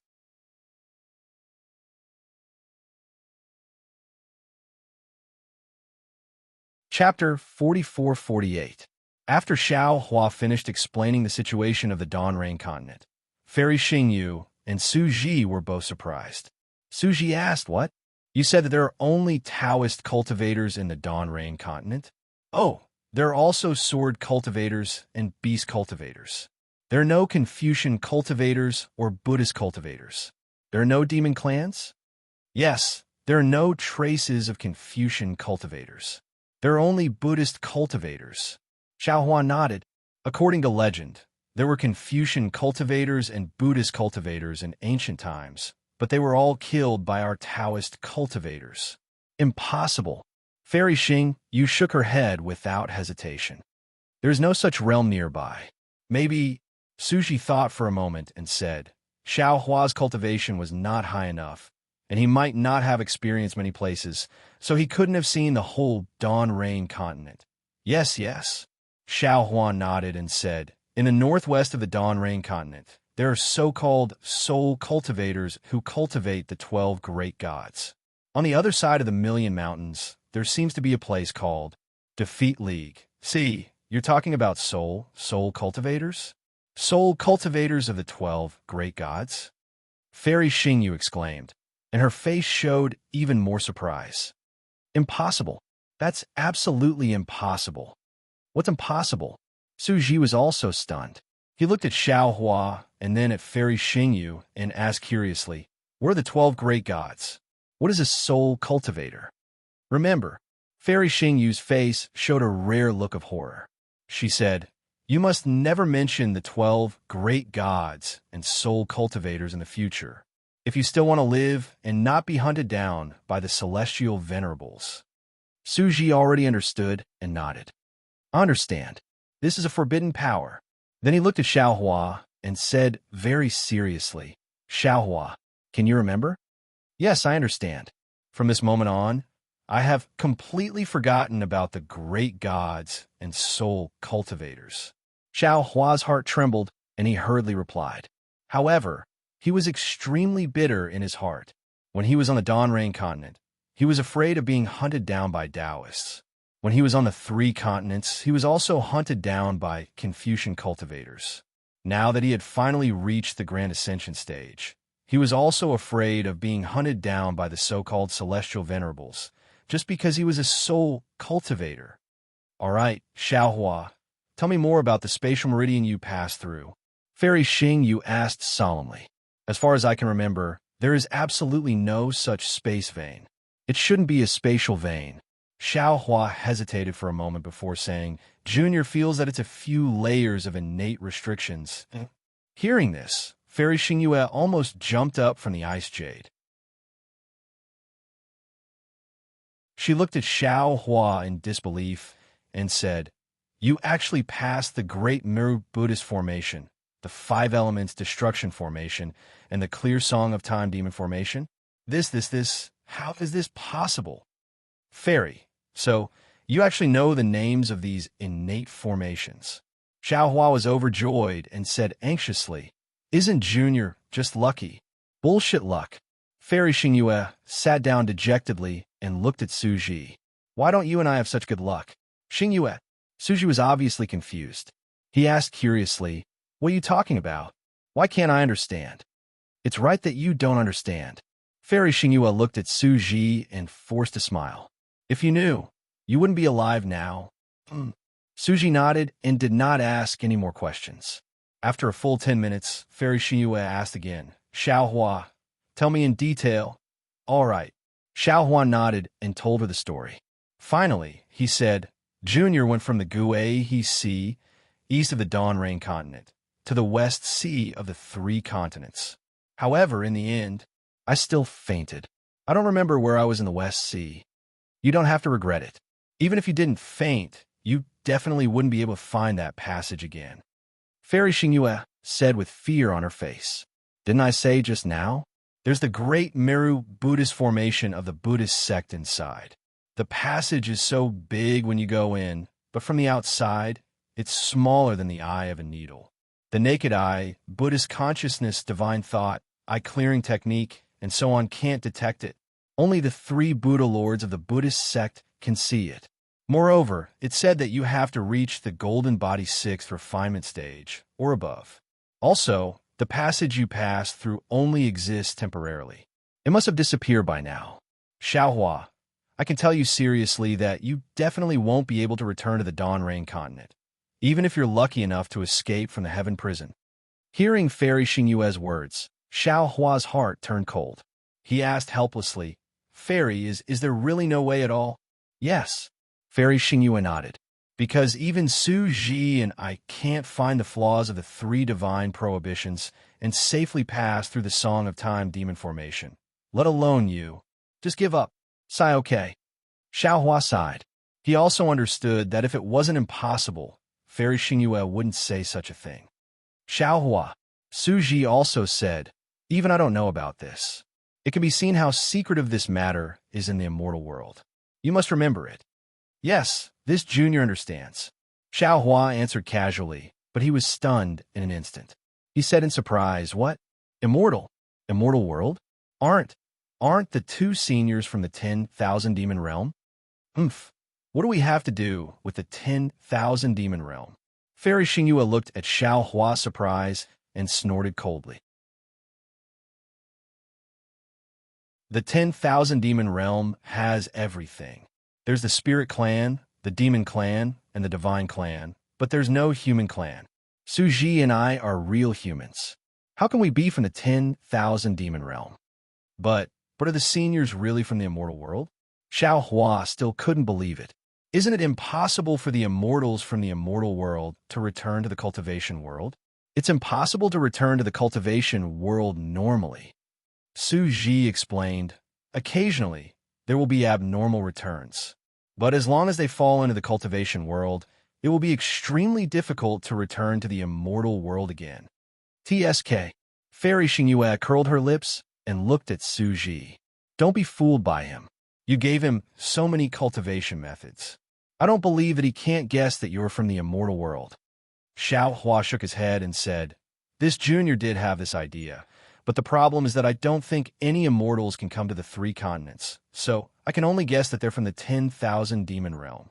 You can return to the three continents through the space crack of the heavenly prison. Why can't we? Fairy Xingyue was even more skeptical.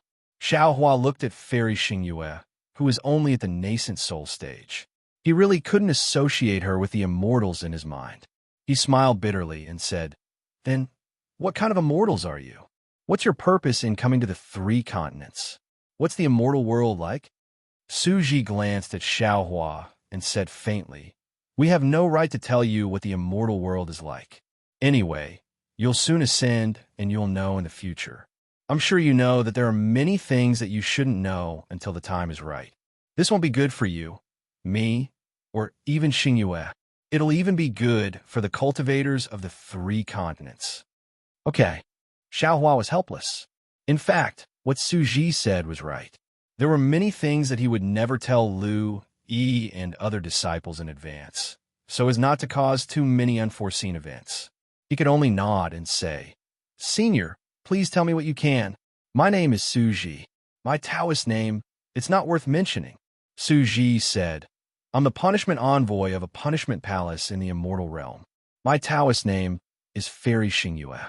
As for my real name, it's not worth mentioning. Fairy Xingyue, who was next to him, covered her mouth and smiled. She said as if she was talking to Su Ji, I'm the punishment envoy of a punishment palace in the immortal realm. When Xiaohua heard this, he felt a headache coming. He smiled bitterly again and said, Seniors, this explanation doesn't seem to be any different from not explaining, right? Su Ji ignored him and said, when I was on a business trip, I happened to encounter a starfield starburst in a celestial realm. The starfield starburst covered a large area and affected several starfields in succession. I was preparing to escape when I sent a message to the punishment palace. But at that time, my punishment celestial weapon suddenly sensed the location of the immortal slaying stage in the immortal realm. This immortal slaying stage is what was recorded in the jade eyes I gave you at the beginning. Seeing that Xiaohua was about to speak again, Su Ji hurriedly said, as for what the immortal slaying stage is and how it was lost, don't ask. I don't know either. Okay. Xiaohua opened his mouth and closed it again. He thought to himself, since you don't want me to ask, I can't explain. Let's just leave it at that for now. Because the immortal slaying stage is very important to the immortal realm, I didn't dare to neglect it. I wanted to send a message to the punishment palace again, but the starfield starburst was approaching. I didn't dare to stay for long. I hurriedly found a gap in the star field starburst and went to find it according to the celestial weapon of punishment.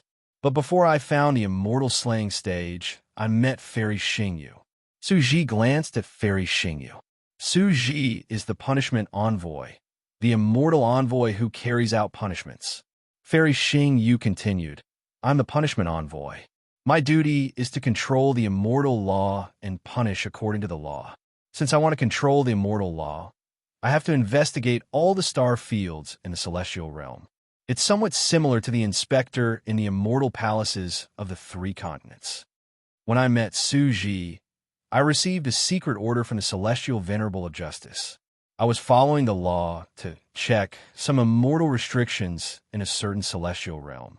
I had just ascertained the situation of the immortal restrictions and was about to send a message to the celestial venerable. But at that time, I suddenly discovered that a Confucian cultivator from the heavenly court had barged into the immortal realm. This Confucian cultivator had become a demon and wanted to sacrifice the immortals in the star field. When I discovered this, the blood sacrifice had already begun. The stars began to explode one by one, gradually forming a terrifying star field starburst. I didn't dare to neglect it and hurriedly sent a message about the star field starburst to the Palace of Justice.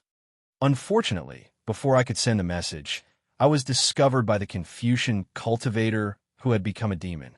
That Confucian cultivator should have a cultivation level that was slightly higher than mine.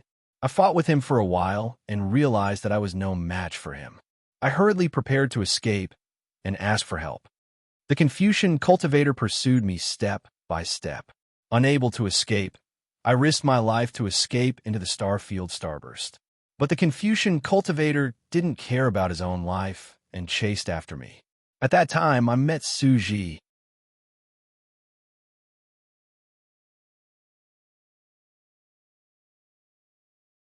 Chapter 44-49. Fairy Xingyu and I didn't know each other at first. Suji said again, but when I saw her being chased by the Confucian cultivator, I couldn't just leave her be, so I hurried forward to help. However, that Confucian cultivator was really powerful. Even when the two of us joined forces, he was not at a disadvantage. The two of us couldn't fight and retreat at the same time. We wanted to use the power of the star storm to kill him or escape. But in the end, we were forced to the center of the star storm. Seeing that we had no way out, Fairy Xingyu and I decided to perish together with the Confucian cultivator. That guy seemed to have lost his mind. He activated the celestial imperial equipment and directly fought with us. Under the huge impact and the star storm, Fairy Xingyu and I were seriously injured. From a space destroyed by the star storm, we fell to the three continents. Seeing that Xiaohua was not surprised, Fairy Xingyu was a little depressed. She asked curiously, Xiaohua, do you think we were lying to you? Xiaohua shook his head lightly. No, I think you were telling the truth. This is no different from me falling into the heaven prison. That's true. Fairy Xingyu nodded. I was very surprised when I heard that the two of you were immortals. But if you think about it carefully, immortals can't easily return to the cultivation world. Since the two seniors have returned, there must have been an unforeseen event. As for what unforeseen event it is, the biggest possibility is that it is similar to this junior's experience. Xiaohua explained. Using myself as an example, this junior understands. After arriving at the three continents, we naturally had to determine the realm we were in. Suji didn't think as much as Fairy Xingyu. He said, but when we found out that this was the essence chi of heaven and earth, not the immortal spirit chi of the immortal world, our hearts sank. So we didn't dare to think about anything else and began to heal ourselves. After our injuries were healed, we began to discuss how to get out of here. Alas, Suji sent some information back to the punishment palace. I only sent back news about the star storm. Speaking of what had happened back then, Fairy Xingyu was still a little regretful. And because of the star storm, we don't know if those messages could be received by the punishment palace and the punishment palace. However, seeing that there hasn't been any news for so many years, they probably haven't received it. Star Moon, that might not be the case. Suji comforted him. Perhaps they have already received it and are searching for it in the nearby star fields. How many star fields are there in an immortal domain? And how many realms are there under a star field? How many realms will be lost if the star storm destroys the star field? Fairy Xingyu smiled bitterly and shook her head. Even if the celestial venerate of discipline personally searched, he might not be able to find it. Not to mention, I received a secret order. The Palm Palace doesn't even know that I'm in this nearby star region. Seniors, you can start cultivating again. Xiao Hua rolled his eyes and suggested in a low voice, as long as you cultivate to the Grand Ascension stage, you'll be able to ascend again soon, right? Unexpectedly, Fairy Xingyue immediately saw through Xiao Hua's thoughts and said, "What? Do you want to find out the secret of ascension? I won't tell you." Suji looked at Xiao Hua and said, "Do you think we don't want to?" However, the so-called ascension is when the strength of a cultivator in the 3 continents reaches the highest level. The laws of the 3 continents no longer allow him to exist. Then, the laws of thunder will descend, which is the so-called thunder tribulation. The thunder tribulation will rewrite the laws of the cultivator. If the cultivator can't be rewritten by the laws, he will fail to pass the tribulation. The cultivator will disappear and become a part of the laws. If he is lucky enough to be rewritten by the laws, he will pass the tribulation successfully. The laws of the cultivator will be attracted by the laws of the immortal world and will go to the immortal world. To put it bluntly, the chi of heaven and earth in the cultivator's body will be changed into immortal chi by the thunder tribulation. This nascent immortal chi will be rejected by the chi of heaven and earth of the 3 continents. In each immortal realm of the immortal world, there is a corresponding spirit cleansing pool. The spirit cleansing pool attracts cultivators who have ascended. After the spirit cleansing pool solidifies the laws, the chi of heaven and earth in the cultivator's body will be completely cleansed and turned into immortal chi. They will become mortal fairies. At this point, seeing that Su Ji was about to continue, Fairy Xingyu quickly interrupted him and said, "Although we are immortals, the immortal chi in our bodies has been cleansed by the spirit cleansing pool. Therefore, the spirit cleansing pool can't sense us, so we can't ascend." Xiao Hua laughed. "Seniors, you could take over my body." "The laws." Xiao Hua, Fairy Xingyu said with a smile. "The so-called immortal chi is just an appearance. The most fundamental thing is that the laws have changed. There are probably not many immortals in the immortal world who know where the laws have changed. However, one thing is very clear. The soul must have the mark of the laws. Immortals can't ascend from the lower world again." Although Fairy Xingyu and Su Ji deliberately avoided talking about ascension to avoid confusing Xiao Hua couldn't help but gasp when he heard this. "Damn it, I'm afraid that little white dragon is in trouble. These doppelgangers of mine will also have problems." However, Xiao Hua thought for a moment and asked, "Although the 2 seniors can't ascend, but the 2 seniors can still cultivate disciples and let them pass the message to the Palace of Punishment and the Palace of Justice after they ascend." Fairy Xingyu rolled her eyes at him and said, "Do you think we don't want to? We have much more than you think that day." Su Ji explained, "After we recover from our injuries, we immediately searched for the realms and star regions where the 3 continents were located. However, when we saw that there were only Confucian cultivators, Buddhists, and the demon clan on the 3 continents, we were even more disappointed." Xingyue seemed to know some secrets. She said that this was the realm after the immortals and Buddhists had been destroyed. It also corresponded to this star region. I seem to have heard of the corresponding spirit cleansing pool in that star region. At this point, Su Ji's face showed a trace of embarrassment. He looked at Xiao Hua and said, "I didn't want to tell you, but I have to tell you the truth. Of course, what I said to Xingyue is just some speculation and can't be taken seriously. I hope it won't affect your cultivation." Without needing Su Ji to say more, Xiao Hua nodded and said, "Is that spirit cleansing pool gone? The cultivators of the 3 continents can't ascend?" "How should I put it?"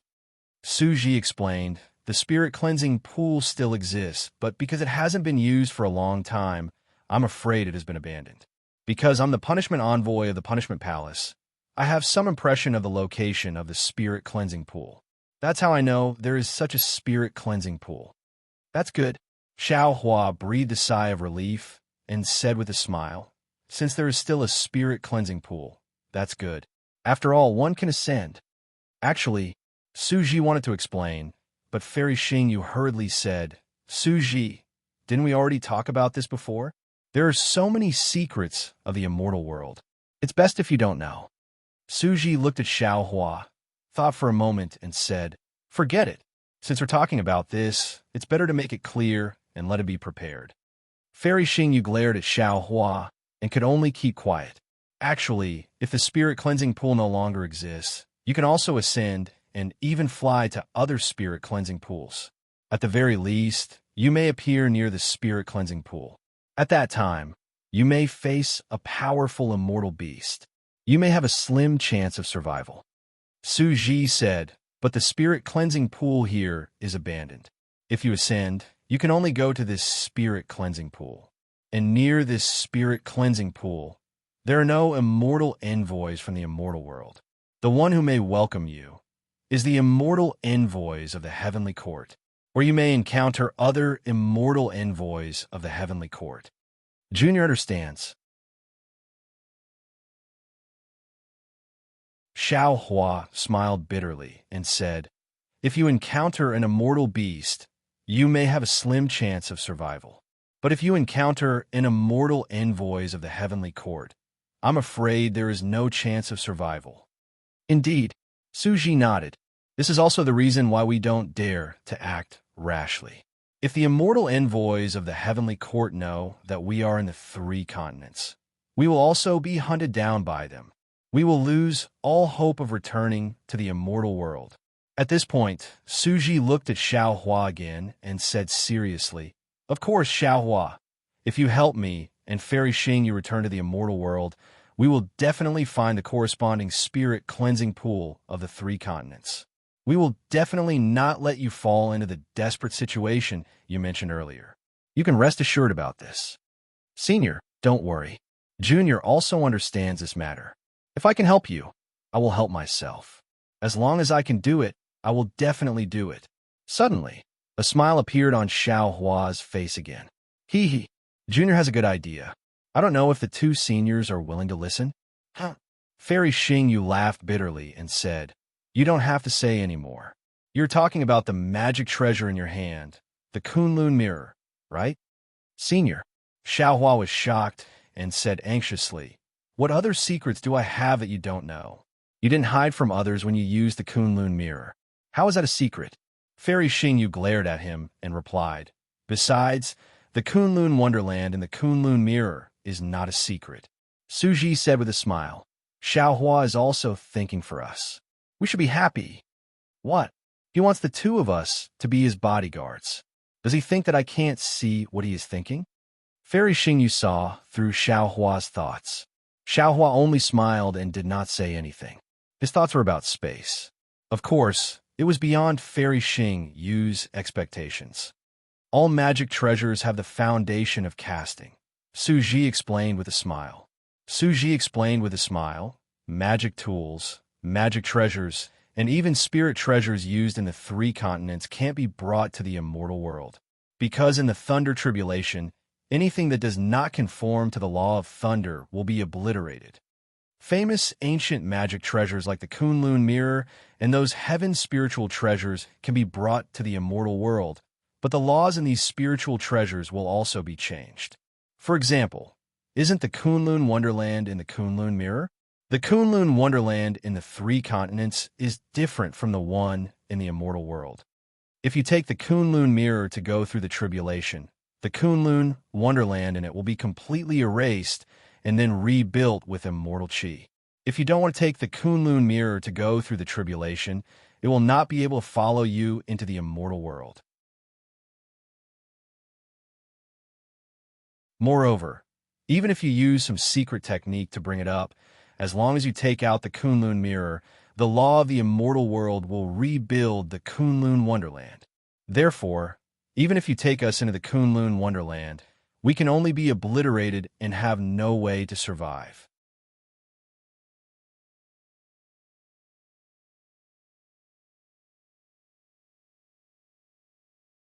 Chapter 4450. What about using the free time after the tribulation transcendence? Xiaohua asked, unwilling to give up. At that time, the Kunlun immortal realm could not be built at all. How could you take us in? Seeing that Xiaohua did not believe her, Fairy Xingyu was a little angry. Do you think we don't want to use your Kunlun mirror? All right. Xiaohua's heart already felt a little more at ease, so he casually replied. Since Su Ji had said so, the Kunlun immortal realm and the Kunlun mirror had to be reconstructed due to the different spatial laws. However, Shanhua continent was not a Dharma artifact that he had refined. Shanhua continent was not affected by the laws of the ruins and the primitive continent. It was obviously an independent space. The rewriting of the laws that he had encountered during his ascension should not affect Shanhua continent. If he could ascend, he could naturally take Su Ji and Fairy Xingyu with him. However, Xiaohua did not know how to persuade the two immortals to enter Shanhua continent. After all, in their hearts, the Kunlun immortal realm was a place where death was inevitable. Moreover, Xiaohua did not know if his Shanhua continent could take in two immortals. There was still some time before his ascension, so he was not in a hurry to make things clear with the two immortals. Of course, Xiaohua had already made up his mind. If possible, he had to take the two of them with him. Otherwise, even if he ascended, he would not be able to defeat the immortal officials of the heavenly court. Xiaohua thought for a moment and said with a smile, "The two of you are very unlucky. If you had landed in the Dawn Rain continent where I was, there would not have been so much trouble." That's not necessarily true. Fairy Xingyu pursed her lips. The immortal world is not a place of singing and dancing. Who knows who will get the news if we bring it up? If anything happens, we won't even know how he died. We might as well think of a way to go up ourselves. That's true. Xiaohua agreed. Why don't you tell me how to return to the Dawn Rain continent? After I ascend, I will send the news of the two immortals to the Palace of Justice and the Palace of Punishment. Don't even think about it. That's impossible. Fairy Xingyu shook her head coldly. All right, just pretend that I didn't say anything. Xiaohua was depressed.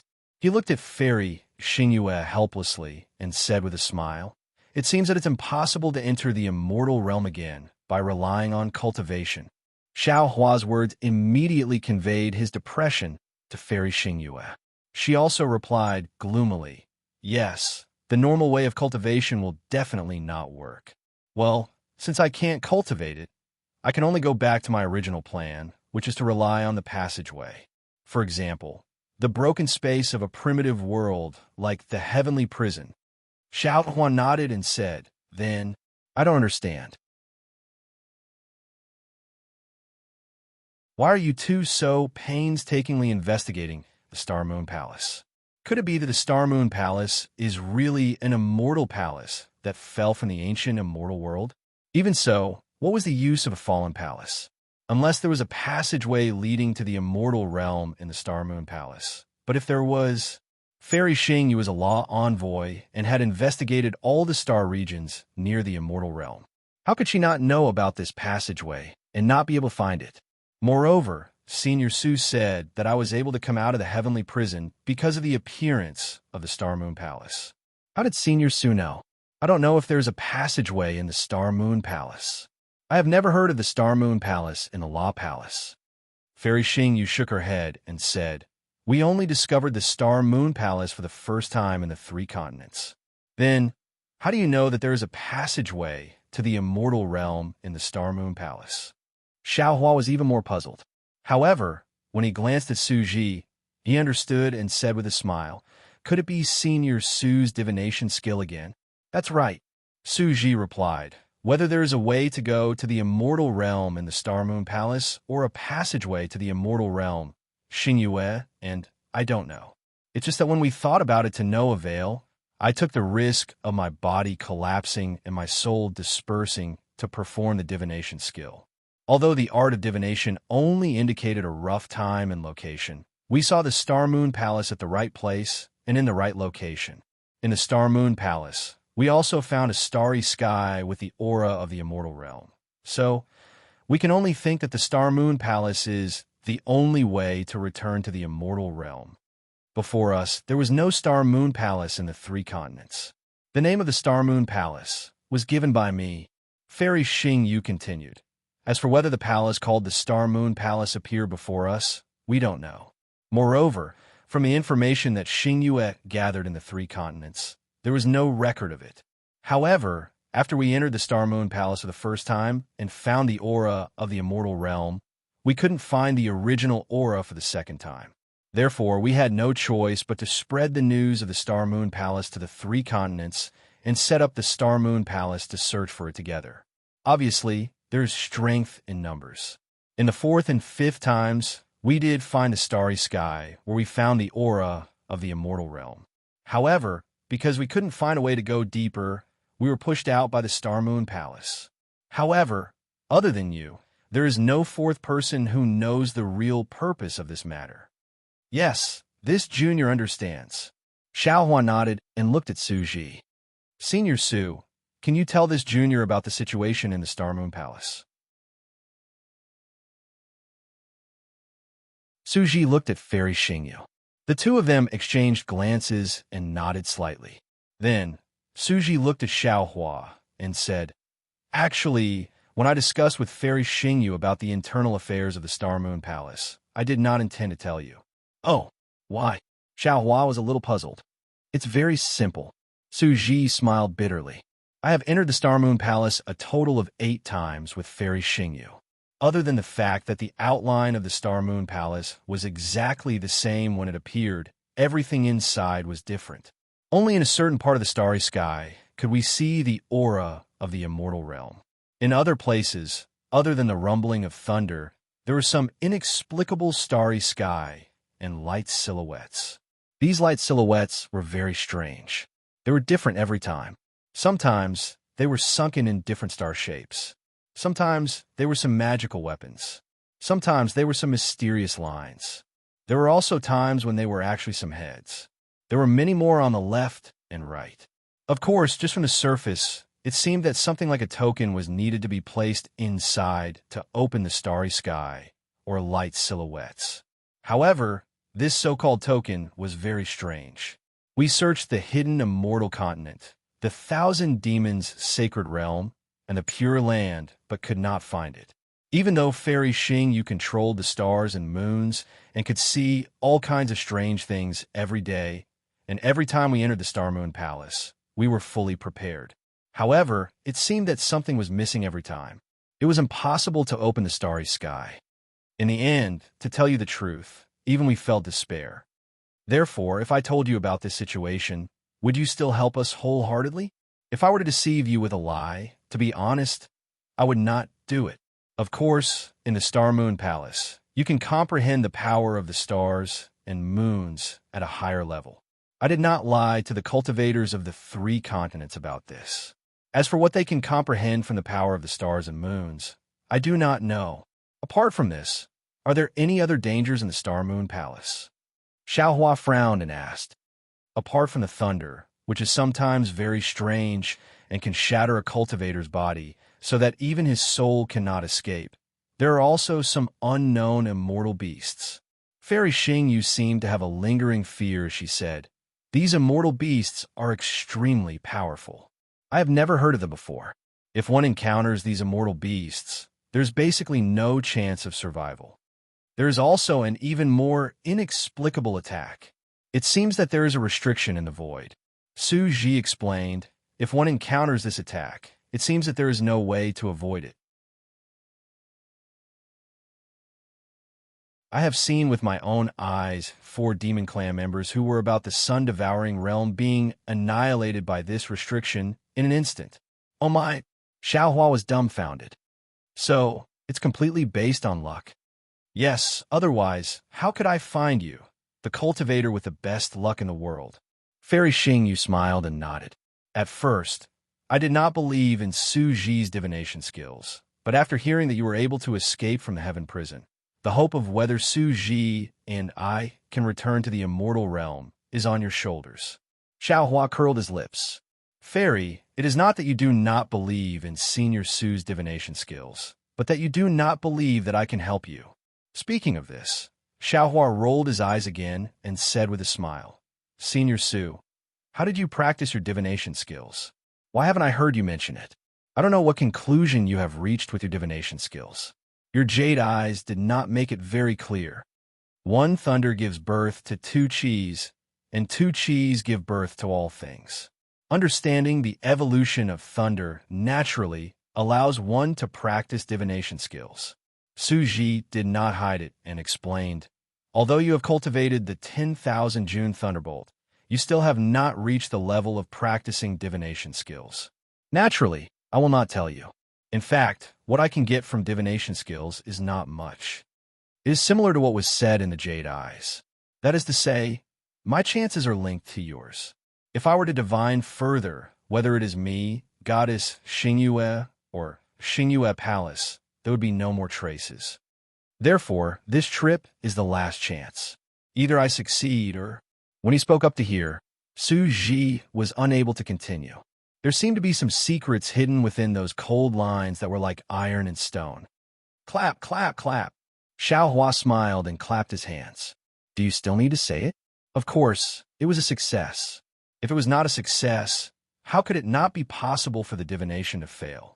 Senior Su, you are too careful. Don't worry, the so-called luck of a Confucian cultivator is just a breath of my qi. Is this kind of luck not enough for me to fart? With my help, how could it not be a success? That's good. Su Ji squeezed out a rare smile on his face.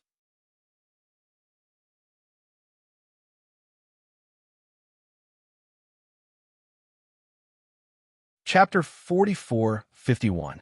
If that's the case. Xiaohua's face showed a trace of slyness again. He smiled and said, I want to ask another question. What kind of evil idea do you have now?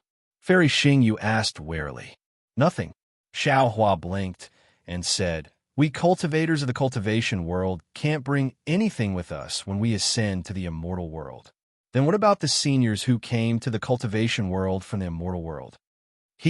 Fairy Xingyu seemed to understand what Xiaohua meant and said with a smile, The same Stygian immortal slip can naturally be used. Ordinary immortal weapons will have their power reduced due to different nomological laws, but they can still be used. Seniors can't use the ink immortal slip for a long time. Xiaohua finally revealed his real purpose. They must have recorded the cultivation methods, secret techniques, pill formulas, etc. in the Jade Eyes or Ink Cloud Eyes. Seniors can't bring these things to the immortal world. In that case, you might as well give them to me for safekeeping. Xiaohua, you money grubber. Fairy Xingyu couldn't help laughing and said, Su Ji, you don't know. He asked about my wind escape technique on the way and wanted me to pass it on to him. Why not? Su Ji replied faintly, He's right. We can't take it away anyway. It's rare to meet such a Taoist cultivator who cares about the people of the world. Although this kind of weirdo is a little petty, he's better than those who don't take the lives of the people seriously. With that, Su Ji raised his hand without hesitation, took out a dozen sumaru rings from his arms, and handed them to Xiaohua. He said, These are the cultivation methods and the things I've collected. I'll give them all to you. Who knows if these things can be kept when we pass through the space channel. It's better to give them to you. Ha ha. Xiaohua was ecstatic. He took the sumaru rings and couldn't close his mouth. He laughed and said, Thank you, Senior. Thank you. However, when he scanned it with his divine sense, he was stunned. There were not only ink cloud eyes and jade eyes, but also strange things. They were the ink immortal slips that Fairy Xingyu mentioned, and there were many of them. Senior, Xiaohua was dumbfounded and whispered, These, it's all right, you can keep it for now. Su Ji didn't wait for Xiaohua to finish and said, I know you like strange things. You can think about it. Anyway, it wasn't taught by this Su. If you can learn something from it, it might be good for you. Yes. Xiaohua felt a burst of warmth in his heart. How could he not know Su Ji's intention of nurturing him? He hurriedly responded and put everything away. Xingyue, you belong to the Palace of Justice and no more secrets. Just give the wind escape technique to Xiaohua. There's no need for anything else. Suji looked at Fairy Xingyue and whispered. She seemed to be angry with Suji. Before Suji could finish, Fairy Xingyue said coldly, "You are so generous. Doesn't the Punishment Palace have any secrets? You even dare to teach Xiao Hua the 30,000 June Thunderbolt, so why wouldn't I dare?" Here, Fairy Xingyue was even more amazing. She had taken out dozens of spatial rings. Xiao Hua's eyes were dazzled. How could Xiao Hua dare to take it? He hurriedly waved his hand and said, "Fairy, forget it. Senior Su has given me enough. I don't want these. Are you looking down on me?" Fairy Xingyue asked, glancing at him. Xiao Hua hurriedly replied, No. Didn't Senior Su say that? There are many secrets in the Palace of Justice. I'm afraid of getting into trouble. Who told you that I gave you something from the Palace of Justice? Fairy Xingyue scolded with a smile. Xingyue comes into contact with all kinds of strange things almost every day. I've been in charge of Xingyue for so many years. Don't tell me I don't have some secret techniques. Really? Xiao Hua was overjoyed. With a sweep of his divine consciousness, the dozens of spatial rings immediately disappeared from his eyes. You are really a miser. Fairy Xingyue couldn't help but laugh again.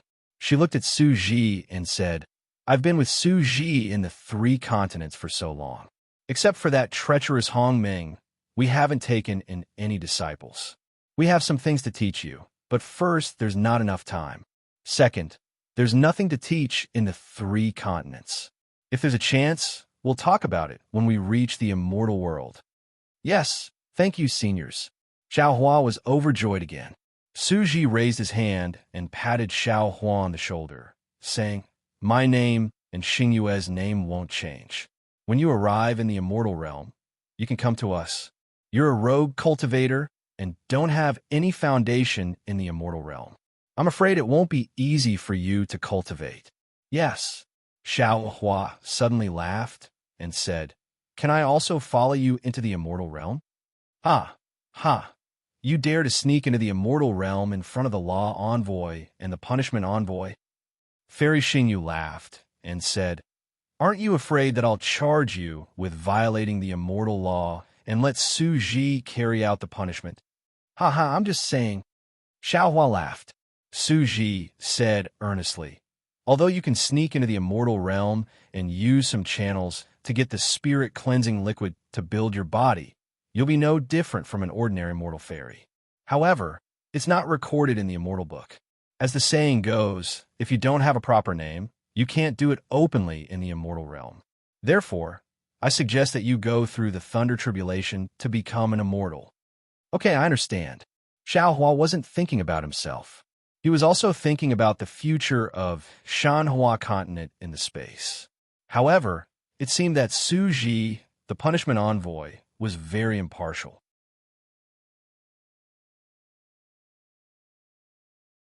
Xiao Hua didn't dare to reveal anything. He just said casually, Actually, even if you can't return to the immortal realm through the Star Moon Palace, you can still live freely in the 3 continents, right? If that's the case, Xiao Hua, why do you have to look for the way back to the Dawn Rain continent? Fairy Xingyue glanced at Xiao Hua indifferently and asked, You've cultivated to the Mahayana stage of the human clan in the 3 continents and experienced the most important part of your life. You should have deeper feelings for the 3 continents. Xiao Hua touched his nose and was speechless. Suji didn't retort like Fairy Xingyue. Instead, he said, When we were in despair, we also had this plan.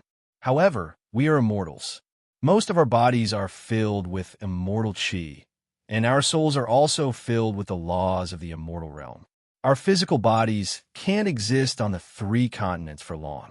The ubiquitous essence qi of heaven and earth corrodes our physical bodies all the time. You must have seen that Fairy Xingyue couldn't avoid the collapse of her physical body. At this time, she had no choice but to occupy the body of Princess Baihua. Although Princess Baihua's body is more suitable for Fairy Xingyue, her physical body hasn't been tempered by the spirit washing liquid, so it can't contain Fairy Xingyue's soul.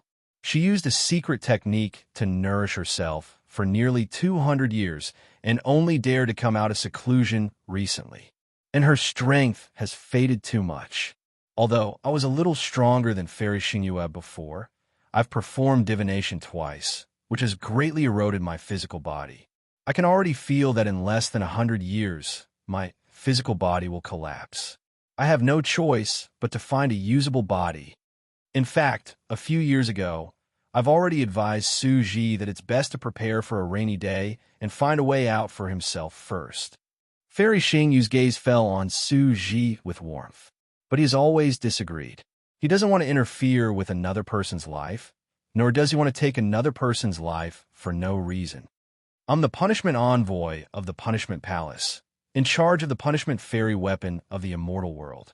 If I don't have the most basic self-discipline in my heart, how can I be fair? Su Ji replied faintly. Aren't you the same? Although you've taken over Princess Baihua's body, I know that if nothing unexpected happens, your physical body can last for another 100 years. For the same belief, you mentioned abandoning your physical body. You've also lost a lot of cultivation. One is marked by the company one keeps. Fairy Xingyu pursed her lips and smiled. I've always heard you say this, so I can't help but be self-disciplined. In the face of Fairy Xingyu's exposed thoughts, Su Ji changed the topic. He looked up at the starry sky and said disconsolately, in my hometown, there's an idiom to describe people without souls. It's called the walking dead. I thought, if my soul stayed in someone else's physical body, would it still be me? I'm afraid I'm no different from a walking dead, right? Fairy Xingyu raised her eyebrows and was about to get angry. However, after thinking for a while, she became dejected. She whispered, Su Ji, tell me about your hometown. I've told you so much, but you've never mentioned your hometown. Hometown? Xiao Hua asked curiously. The hometown you mentioned earlier, isn't it the immortal world? Of course not. Fairy Xingyu rolled her eyes at Xiao Hua. The hometown that immortals talk about is the place where they ascend. If you ascend, the 3 continents will be your hometown. Oh, Xiao Hua nodded. I see. Su Ji didn't pay any attention to Xiao Hua. He gazed at the stars for the time it took to finish a cup of tea, and then he said, Xingyu, it's not that I don't want to tell you about my hometown. It's just that my hometown can't compare to the neon glow galaxy, nor can it compare to the 3 main continents. A place of the last days? What do you mean? Xiao Hua asked, puzzled. The so-called place of the last days is the place where the path of cultivation is destroyed. Fairy Xing, you looked sympathetic. She glanced at Xiao Hua and explained, there are many reasons for the destruction of the path of cultivation. It could be the loss of the cultivation method, the dissipation of the qi of heaven and earth, or the blockage of the ascension passage. Didn't Su Ji say that before? After the starburst, many realms will lose contact with the star field, which means they will lose contact with the spirit cleansing pool in the immortal realm. Those realms may become a place of the last days. There are no records of my hometown in the immortal realm. I don't know its corresponding name in the galaxy in the immortal realm. I only know the galaxy is called the Milky Way, and the blue planet I'm on is called Earth. Su Ji looked at the strange starry sky and said, until now, I still don't know why Earth and the Milky Way became a place of the last days. However, Earth does not have the qi of heaven and earth. All the cultivation methods have disappeared.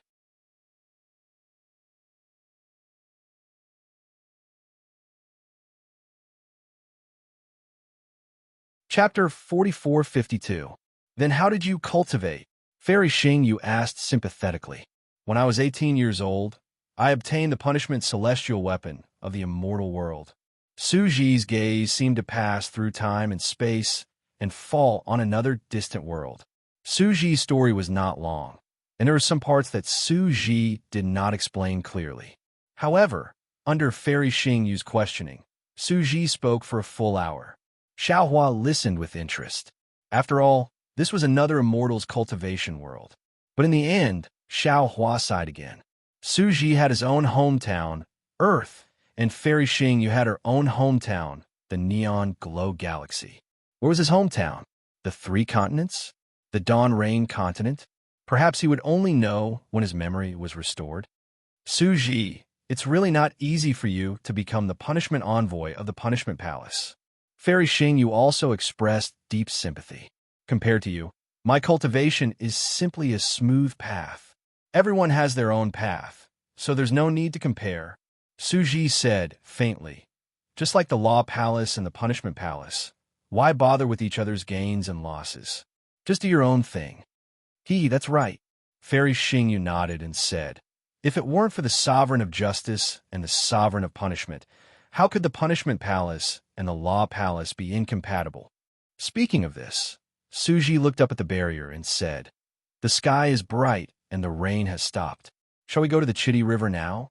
No, there's no need to be in such a hurry, right? Fairy Xingyu seemed to be enjoying her time with Suji and answered reluctantly. Xiaohua also hurriedly said, that's right. Senior Su, you've said so much, but you still haven't told me how this junior will help you. It's very simple.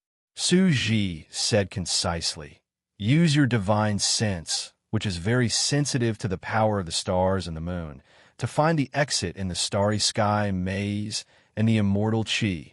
Then, use the power of thunder to help me break the restriction. It's that simple? Xiaohua was a little dumbfounded. Senior, don't lie to me. That's simple. Fairy Xingyu shouted. We found that starry sky maze formation 5 times. Each time, we entered a different place. Later, we used the magical powers of tens of thousands of cultivators to find the exit of the immortal Qi twice. As for that restriction, even Su Ji couldn't break it with his strength. Do you think you can't? All right, just pretend I didn't say anything. Xiaohua curled his lips. He was somewhat disapproving. He was very confident in his sense of direction in the void. The more others were unable to do it, the more he could do it. As for the restrictive spell, Xiaohua did not believe that Reverend Yun's Pangu axe could not break it. At the thought of Reverend Yun, Xiaohua asked hastily, "Oh right, can we use Cosmos bags in Star Moon Palace?" There are some places where you can. Fairy Xingyu replied without hesitation. If so, how many cultivators can enter Star Moon Palace? Xiaohua asked again. Fairy Xingyu answered with great familiarity. Over the years, Star Picking Tower has recruited about 49,000 people from Tao League, Confucian cultivators, Buddhist sect, and the Demon Clan. All Confucian aristocratic families above the 3rd class would send people, and 60% of the aristocratic families below the 3rd class would send people. The Buddhist sect guardians would send people. As for the Demon Clan, there are even more. After all, the Demon Clan is more sensitive to the power of the stars and moon. Star Moon Palace has appeared in the 1,000 Demons sacred realm. If we count, there are about 60,000 people. So many. Xiaohua was dumbfounded. Star Moon Palace was a famous ancient ruin in the 3 continents. Xiaohua already felt that it was a lot to be qualified to enter a few hundred of them.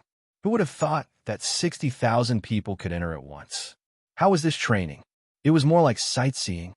Xingyu has been preparing for so long. Isn't it for this day? 50,000 people is not a lot, Fairy Xingyu said with a grin. Xiaohua also smiled. If there were only a few hundred people, the 10,000 people he brought would be very eye-catching. However, since there were already 60,000 people going in, his 10,000 people were nothing. Junior also wants to bring some Fortune Gate disciples in. It won't affect anything, right? Xiaohua asked tentatively. You want to take advantage of me again? Fairy Xingyu snapped. Can't you not take advantage of me? No. As long as I live, I won't stop taking advantage of you. Xiaohua replied decisively. Suji glanced at Xiaohua and said, It doesn't matter. Anyone can go in, as long as you find a place where you can use the Kunlun mirror. Many thanks, Senior. Xiaohua's smile was even brighter than Xiaohua's. In addition to what Senior said earlier, if there's anything Junior needs to do in the Star Moon Palace, please feel free to tell me. Don't worry. Fairy Xingyu snorted coldly. We have already entered 8 times. If we can avoid borrowing your help, we will try our best not to. If you bring too many disciples in, you have to let them be careful of the dangers inside. After all, that kind of risk is almost unavoidable. Yes, Junior understands. Xiaohuan nodded respectfully. Then, the three of them discussed for a while before Fairy Xingyu removed the starlight boundary. Suji also scattered the waterfall water boundary. The waterfall fell on the stone wall again, roaring as it fell. Suji and Fairy Xingyu glanced at each other. They did not tell Xiaohua that this waterfall was where they had first lost it in the 3 continents. Then, the three of them moved and flew toward the Chitty River in the east of the 1,000 Demons' sacred realm.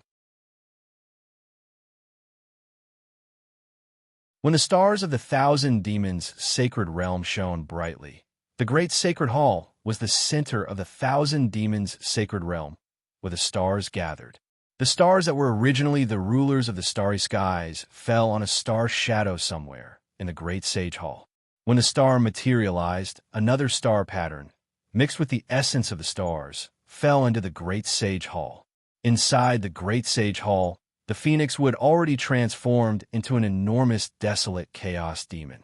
The astral runes landed on the 132 billion points. A astral rune was engraved on it, and the phoenix wu's body rose a few feet higher.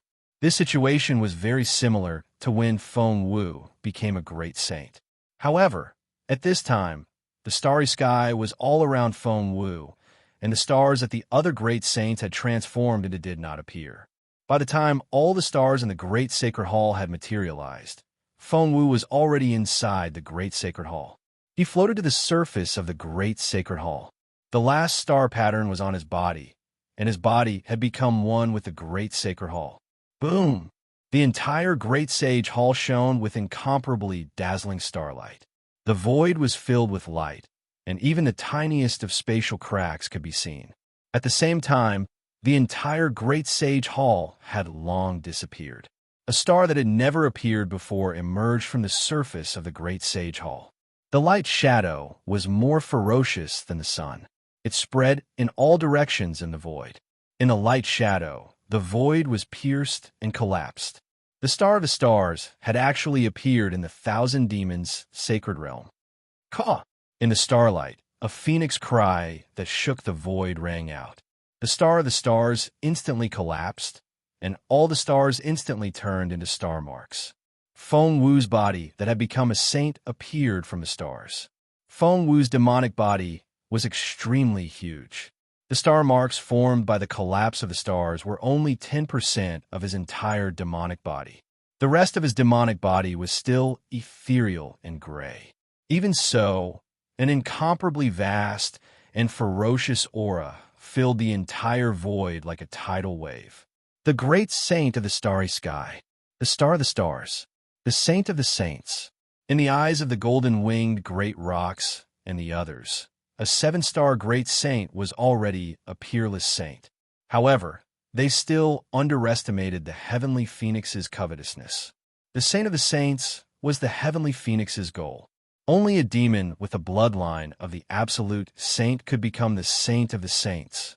Of course, the 1,000 Demons' sacred realm was only one of the many realms, and the Great Sage Hall was only one of the many demon holy lands. The heavenly phoenix's path was still very long. The heavenly phoenix, great saint, revealed his saint of the saint's body, and the image of the desolate stars appeared in his eyes. His gaze was fixed on a certain spot in the void. At this moment, the void rumbled with thunder that resembled a horned dragon. The power of laws of the 3 continents surged in from all directions, not allowing the heavenly phoenix great saint to resist at all. A trace of mockery appeared in the heavenly phoenix great saint's eyes, and then he closed them again. As the heavenly phoenix great saint closed his eyes, the ferocious aura receded like the tide. His demon great saint's body also faded from the starlight. The lightning disappeared, and the star of the stars appeared again. At this moment, the golden-winged great rock, the mystic armored Pentaceratops, the flying feather void beast, the 5-colored sea god shell, the scarlet flame vermilion bird, and the netherworld demonic dragon spider all appeared in the star of the stars. However, the stars of the golden-winged great rock, the flying feather void beast, and the five-colored sea god shell were covered in faint starlight, while the stars of the mystic armored Pentaceratops, the scarlet flame vermilion bird, and the nether demonic dragon spider were grayish-white. However, in an instant, 3 star bridges emerged, and 3 starlights emerged from the void and fell on the 3 stars. The 3 stars also gave birth to starlight. Not only that, when the 6 stars were shining, the star of the golden-winged great pung bird flew several feet higher, and the star of the five-colored sea god shell fell several feet lower. The positions of the 6 great sages had changed. Although Feng Wu's demonic body had already hidden itself among the stars, his consciousness was still present. After observing the changes in the positions of the stars in the Great Sage Hall, Feng Wu's demonic body also escaped from the stars. The moment he left, the stars in the Great Sage Hall began to fade, and the hall's appearance appeared. The heavenly phoenix Great Saint still transformed into his previous star demon Great Saint and descended. When he landed half a foot higher than the golden-winged great pung bird, he stopped. Feng Wu opened his eyes and glanced at the 6 great sages of the demon race, whose eyes were tightly shut. With a flap of his wings, the starlight in the Great Sage Hall gradually extinguished. The Great Sage Hall became peaceful, and the pillars of stars that fell into the Great Sage Hall also disappeared. The Star of the Stars phenomenon that had shrouded the 1,000-demon sacred realm for dozens of days and nights also disappeared. P.S. A new year has begun. I wish all your wishes come true, and all the best. Thank you all for your support of the 3rd place finisher, and express my gratitude.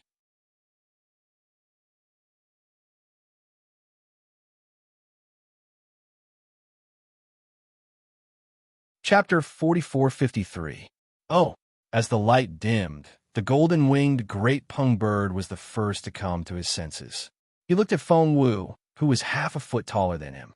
While the golden-winged great pung bird was shocked, his eyes were filled with admiration. However, when he saw the mystic armored Pentaceratops, who was dozens of feet shorter than him, a smile appeared on his face. The golden rock woke up, and so did the mystic armored Pentaceratops and the others. The mystic armored Pentaceratops, the scarlet flame vermilion bird, and the nether demonic dragon spider didn't expect to be able to rush back to the Great Sage Hall so quickly. However, when the star bridge appeared, they understood something. Therefore, the 3 great sages looked at each other without any particular surprise. Then, the 3 great sages looked at the 5-colored sea god seashell, who was several feet behind them, and then looked at Feng Wu. Feng Wu saw that the great sages had returned to the Great Sage Hall and were looking at him. He knew that although he had concealed his identity as the great sage of all sages, he was still a 7-star great sage of the 1,000-demon sacred realm. He was still the first great sage of the demon race. If he didn't speak, the other 6 great sages wouldn't speak either. Therefore, Feng Wu nodded at the 6 great sages and said to the golden rock, "Great Sage Pung, this is my first time in the Great Sage Hall. I'm not familiar with the Great Sage Hall or the 1,000-demon sacred realm. Please introduce me." "Yes, Great Sage Feng." The golden rock's arrogance had mostly dissipated when he faced Feng Wu. He, the flying feather void beast, and the 5-colored sea god seashell all knew that Feng Wu's strength wasn't inferior to his when he was a 7-star great sage. Now that he'd cleansed himself with the Great Sage Hall starlight, he'd even drawn the 6 stars of the Southern Dipper into his body. Although the golden rock didn't know what had happened after that, seeing that Feng Wu's star position was higher than his, the golden rock didn't dare to underestimate him. The golden rock turned to the mystic armored Pentaceratops, the scarlet flame vermilion bird, and the nether demonic dragon spider, and said, "This is the first great sage of the demon race, the heaven-defying thunder phoenix. Greetings, great sage Feng." The mystic armored Pentaceratops and the others respectfully and introduced themselves. Then, the golden-winged great pung continued, "Phoenix Sage, every time a new great saint enters the Great Sage Hall, there is an unwritten rule, and that is the ranking of the great sage. Of course, our star positions can already reveal each other's strength. However, there are many times when star positions don't necessarily represent saint positions. Thus, great saints with similar star positions can all fight to determine the final saint position. I understand. Feng Wu smiled and said, don't look at how Bei Sheng has fallen to the bottom right now. His true strength might not be inferior to Spider Saints, right? Without waiting for the golden-winged great rock to speak, the mystic armored Pentaceratops hurriedly said, the Phoenix Sage is right. This is definitely the case now. However, the star position also represents the potential and speed of cultivation. In the future, Bei Sage may not be able to compare to Spider Sage. Feng Wu pondered for a moment, then nodded and said, since this is the custom of the Great Sage Hall, this saint will not overstep it. Great sages, if you have any objections, we can do our best to settle them. When a mystic armored Pentaceratops heard this, its eyes narrowed. However, it did not speak. Instead, it looked at the golden rock. The golden rock laughed and said, Phoenix Saint, you're not joking with this saint, are you? This saint has already fought Phoenix Saint once before, and this saint admits that he is no match for him. If we fight again now, wouldn't this saint be looking for trouble? Of course, Dragon Saint has always been unconvinced of this saint's position as the top expert of the demon race. He has challenged this saint many times. Now that Phoenix Saint has taken the lead, perhaps he will be interested. As it said this, the golden rock turned to look meaningfully at the mystic armored Pentaceratops and asked, don't you think so, Dragon Saint? That's right, that's right. Before the mystic armored Pentaceratops could speak, the flying feather void beast in the distance shouted, dragons and phoenixes are the strongest demon race in ancient times. Phoenix Saint has never appeared in our 1,000-demon sacred realm. Now that Phoenix Saint has come to our great sage hall, it is indeed time for us to broaden our horizons and see who is the strongest.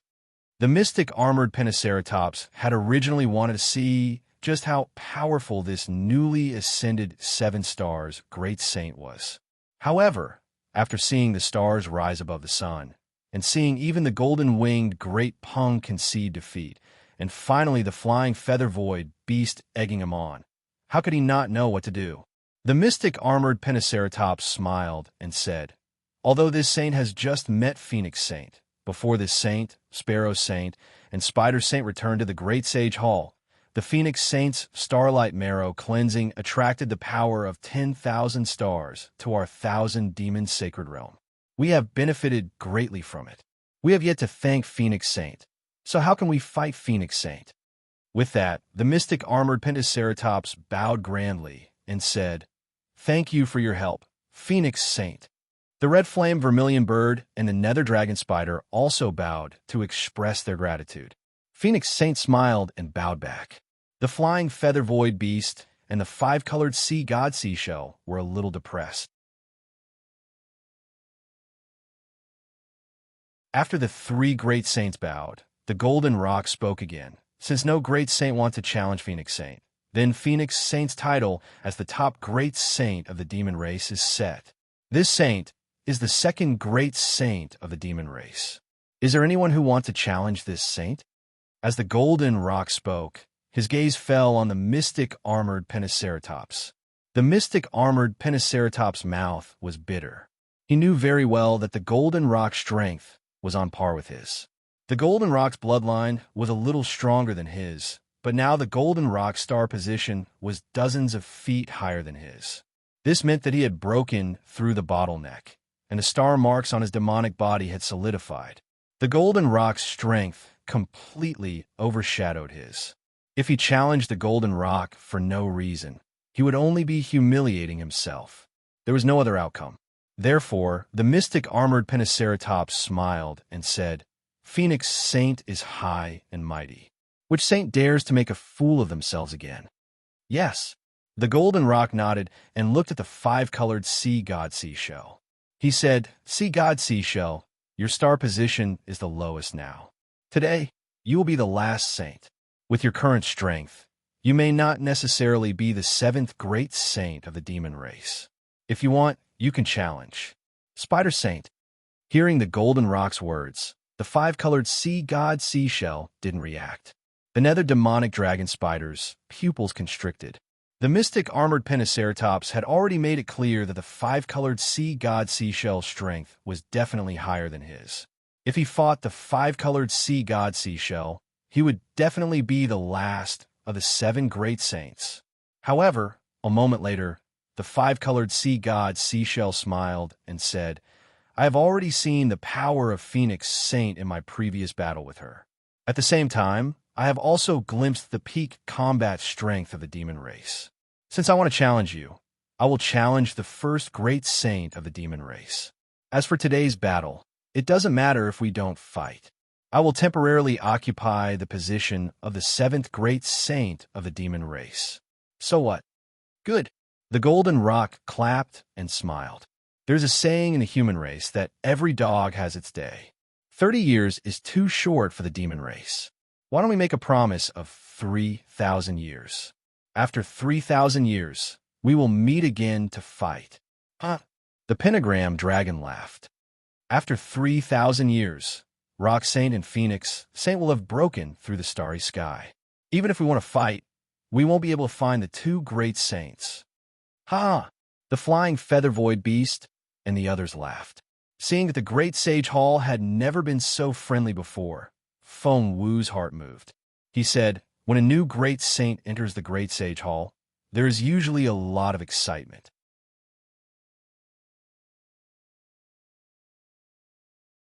Today, when I enter, it seems a little lonely. How about this? We are all the most powerful demon race in 1,000 demon sacred realm, and we're all great saints of the great sage hall. Although we can't be considered brothers for the sake of the future prosperity of the demon race and the 1,000 demon sacred realm, why don't we become sworn brothers?" 7 saints become sworn brothers? Not only was the golden-winged Great Peng stunned by Feng Wu's words, but even the other saints were stunned. After all, the demon race was not like the human race. They had always respected individual combat strength. Even if they were on good terms with each other, they were mostly demons of their own race. How could they become sworn brothers with other demon races? Even if the black armored Pentaceratops and the nether demonic dragon spider were on good terms, they had never thought of becoming sworn brothers. Even though the various saints appeared to be harmonious on the surface, who knew how many conflicts there were in private? The heirs of the various holy lands even fought each other to the death. The golden rock hesitated for a moment and asked, "Phoenix Sage, what do you mean?" Feng Wu smiled. "Rock Sage, I'm sure you've been to the hidden immortal continent and the pure land of ultimate bliss to train. If there is a conflict between the Confucian cultivators and the Buddhist sect, who do you think will win?" The golden rock did not hesitate and said, "If I'm not wrong, it should be the Buddhist sect." "Why?" Feng Wu asked. Although the Buddhist sect is divided into many factions, they all belong to the Thunder Sound Temple. Under the orders of the Mahavairakana, revered Buddha, the entire Buddhist sect must obey, the Golden Rock explained.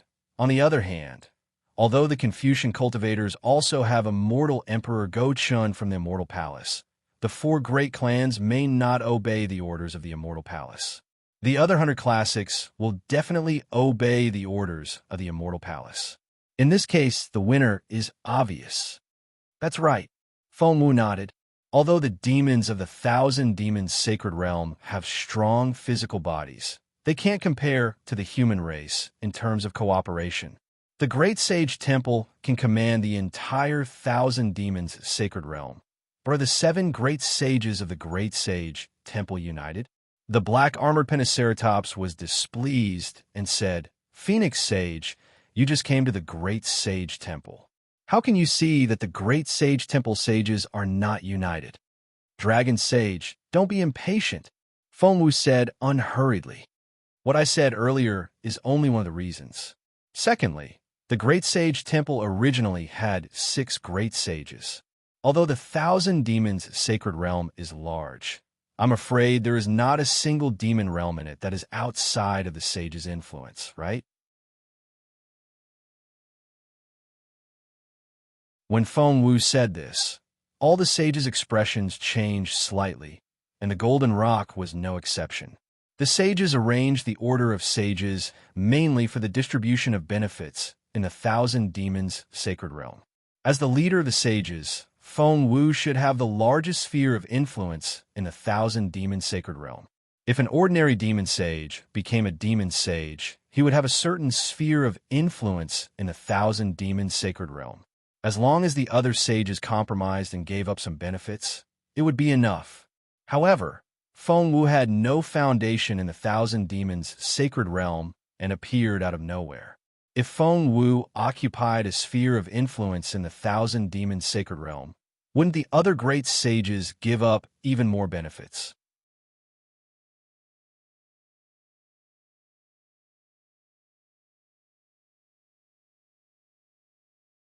Chapter 4454. The mystic armored Pentaceratops and the netherworld demonic dragon spider glanced at the five-colored sea god shell, gloating. However, Feng Wu's words left all the saints dumbfounded once again.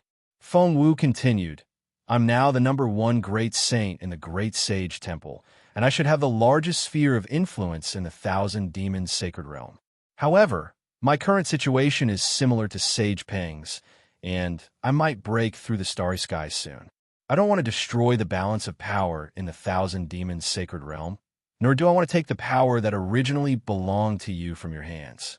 Therefore, I hope to become sworn brothers with all the saints and live peacefully in the future. Sage Phoenix's words make me ashamed. The Golden Rock nodded. Sage Phoenix is willing to make such a sacrifice for the peace of the Thousand Demons Sacred Realm. You're truly our role model. I'm willing to become sworn brothers with Sage Phoenix. And I also suggest that every great saint should give a piece of the Demon King realm to Sage Phoenix to express our sincerity. That's right. That's how it should be. The flying feather void beast immediately shouted. I'm also willing to become sworn brothers with Sage Phoenix. And I'm also willing to give you a piece of the Demon King realm. The five-colored sea god shell was stunned, but he immediately understood. Feng Wu and Xiao Hua had a close relationship. He was forced to offer Bai Qingyu to Xiao Hua, and Xiao Hua gave it to Feng Wu. Bai Qingyu was naturally considered as his offering to Feng Wu. He didn't dare to delay, and hurriedly shouted, Same for me. Seeing that all three great saints had agreed, the red flame vermilion bird also smiled and shouted, I'm also willing. Thus, the mystic armored Pentaceratops and the netherworld demonic dragon spider could only agree. They didn't know that they had been tricked by the Golden Rock. Seeing that all the saints had agreed, the Golden Rock smiled and said, Since that's the case, Sage Phoenix, let's become sworn brothers in the Great Sage Temple, and let all the demons in the Thousand Demons Sacred Realm witness a magnificent scene that has never been seen before. Agreed. Feng Wu smiled. Boom! Hearing Feng Wu's agreement, the golden-winged great Peng flapped its wings, and the solidified star mark turned into a star that rushed into the starry sky. The mystic armored Pentaceratops, the flying feather void beast, and the others also shook their star marks. Finally, the phoenix parasol also spread its wings, and the 7 stars rushed into the starry sky. Woo! The entire great sacred hall shook, and countless rays of light streaked across the Thousand Demons Sacred Realm. Amidst the light, the silhouette of the Great Holy Hall was revealed. High above the Great Holy Hall, the heaven-defying Thunder Phoenix, the golden-winged Great Rock, the arcane Pentaceratops, the flying feather void beast, the scarlet flame vermilion bird, the netherworld demonic dragon spider, and the 5-colored sea god shell appeared. Although the Thousand Demons Sacred Realm was huge, every demon could see it clearly no matter where they were. At the same time, a majestic voice rang out from the Great Holy Hall. The Great Holy Hall of the Thousand Demons Sacred Realm has rearranged the position of Great Saint. Today, the Great Sage Hall has 7 great sages. They're the first great sage, the heaven-defying Thunder Phoenix. The second holy golden-winged Great Rock, the third holy mystic armored Pentaceratops, the fourth holy flying feather void beast, the fifth holy vermilion flame vermilion bird, the sixth holy netherworld demonic dragon spider, and the 7th holy 5-colored sea god shell. Because of the first great sage, the heaven-defying Thunder Phoenix, the 7 great sages have sworn an oath in the Great Sage Hall. As his voice fell, the entire Great Sage Hall shone with starlight, once again enveloping the entire 1,000 Demons' sacred realm. The heaven-defying Lightning Phoenix and the other great sages lined up around the Great Sage Temple and bowed 9 times in a row. The light of the Great Sage Temple flickered 9 times in a row. Boom! When it was the last time, even more starlight fell from the sky, enveloping the 1,000 Beasts' sacred realm for an hour. After the 7 sages became sworn brothers, they all returned to their demon forms. Feng Wu looked at the sages and said, "This sage has just entered the Great Holy Hall and experienced the starlight marrow cleansing. There are many mysteries of the stars in the Great Holy Hall that I have yet to comprehend. The Great Holy Hall is the 1,000 Demons' sacred realm, so all matters will be discussed by the sages. This sage will go into seclusion to comprehend them. If the sages have any use for this sage, feel free to wake me up." Seeing that Feng Wu was about to go into seclusion and completely ignore the matters of the 1,000 Demons' sacred realm, the golden-winged Great Rock and the others looked at each other and smiled knowingly. "Phoenix Sage, there's no need to be like this. You are the first great saint of our demon race. We have something to report to you." This sage's heart is focused on cultivation, not worldly affairs. Please take care of me, sages." Feng Wu laughed loudly.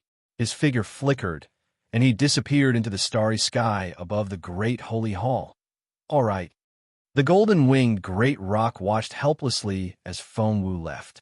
He looked around and said, "Since the Phoenix Sage doesn't care about worldly affairs, we'll discuss among ourselves. If there's anything we need the Phoenix Sage for, it won't be too late to tell him then." The mystic armored Pentaceratops was also happy.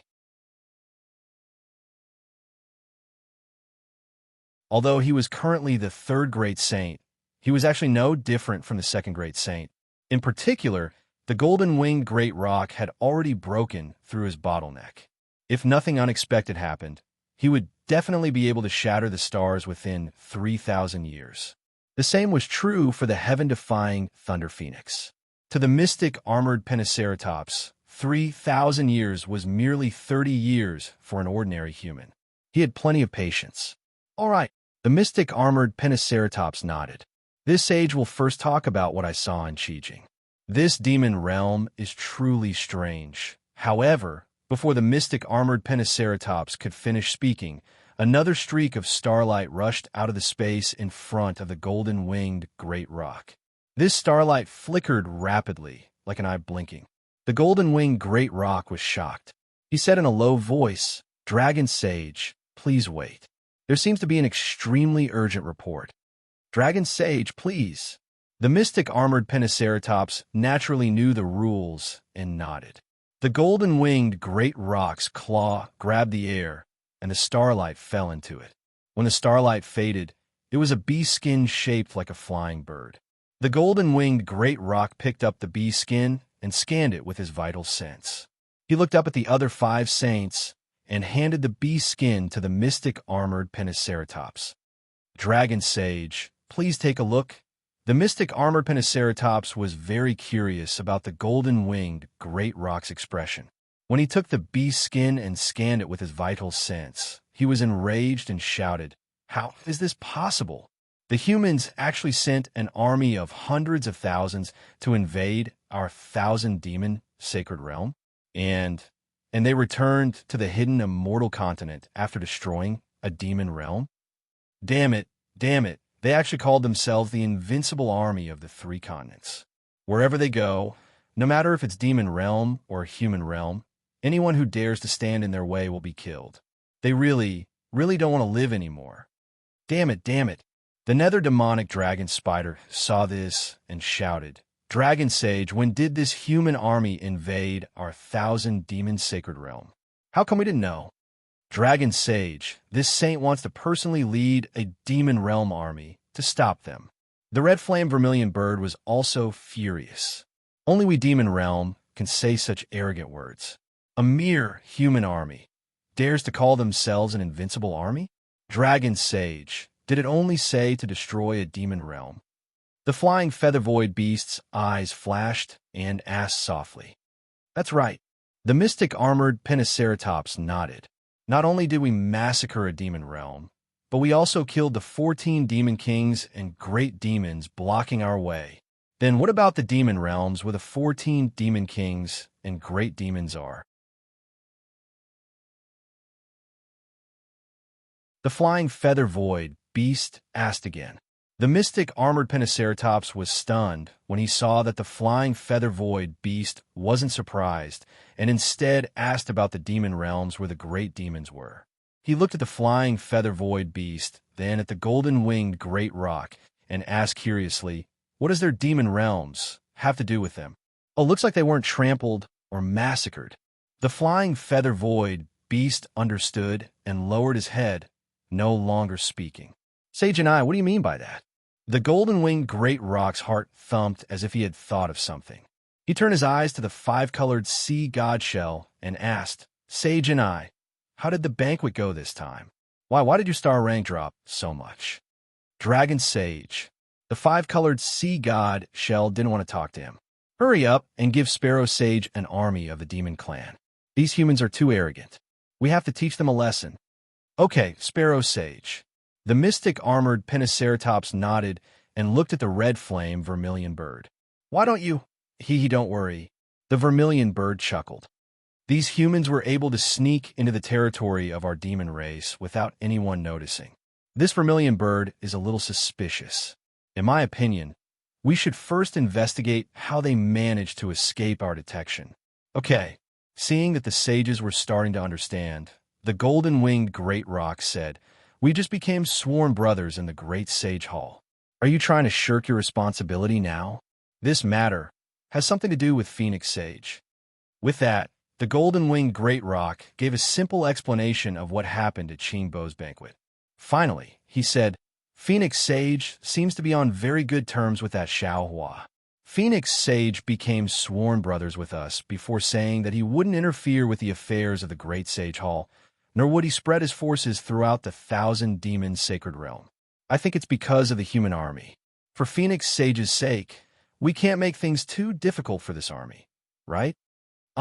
Then, the red flame vermilion bird was shocked and said anxiously, Phoenix Sage isn't a human spy, right? Ha ha ha. The netherworld demonic dragon spider laughed and pointed at the red flame vermilion bird. Sparrow Sage, you haven't been burned silly by your red flame, have you? If Phoenix Sage is a human spy, how could he have been recognized by the Great Sage Hall? How could he have been worshipped by all the stars? Besides, Phoenix Sage didn't attack Peng Sage, and I Sage, or Bay Sage. He even hoped that we could work together to build the glory of the 1,000-demon sacred realm. If he's a spy, I don't think he would say that, right? This sage thinks so too. The golden-winged great rock nodded. It's already extremely rare for a human spy to become a great demon of our Yao clan. How could a spy become a 7-star great saint? Besides, with Phoenix Sage's current status, why would he care about being a human spy? And this sage understands. The red flame vermilion bird nodded. However, as he nodded, a smile appeared on his face. He understood that there was no need to take anything said in the Great Sage Hall seriously.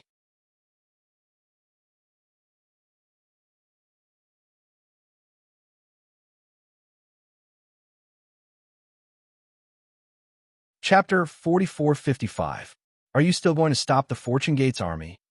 The great golden-winged rock asked with a faint smile. I'm not crazy. The red flame vermilion bird laughed. Why would I make you unhappy for no reason?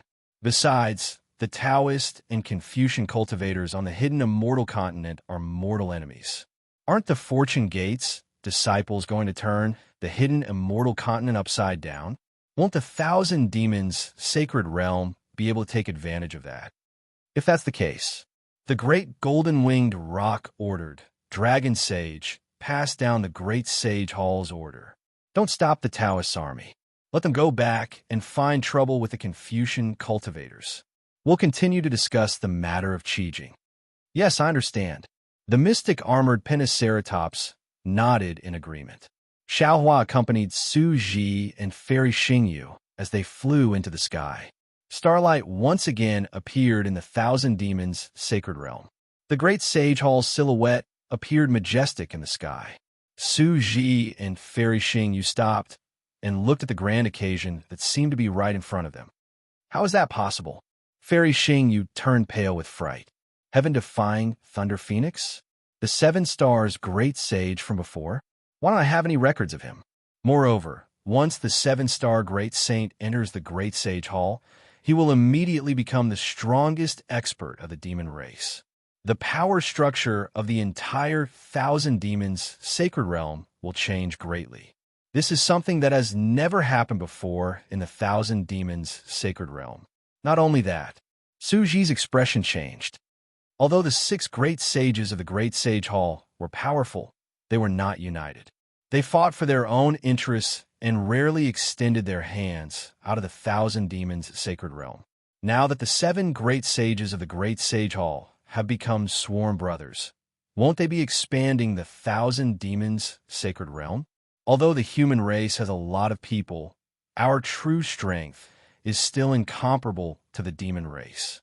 The grudge between the Confucian cultivators and the Buddhist sect has not been resolved. If the demon race rises again, the 3 continents will not be peaceful in the future.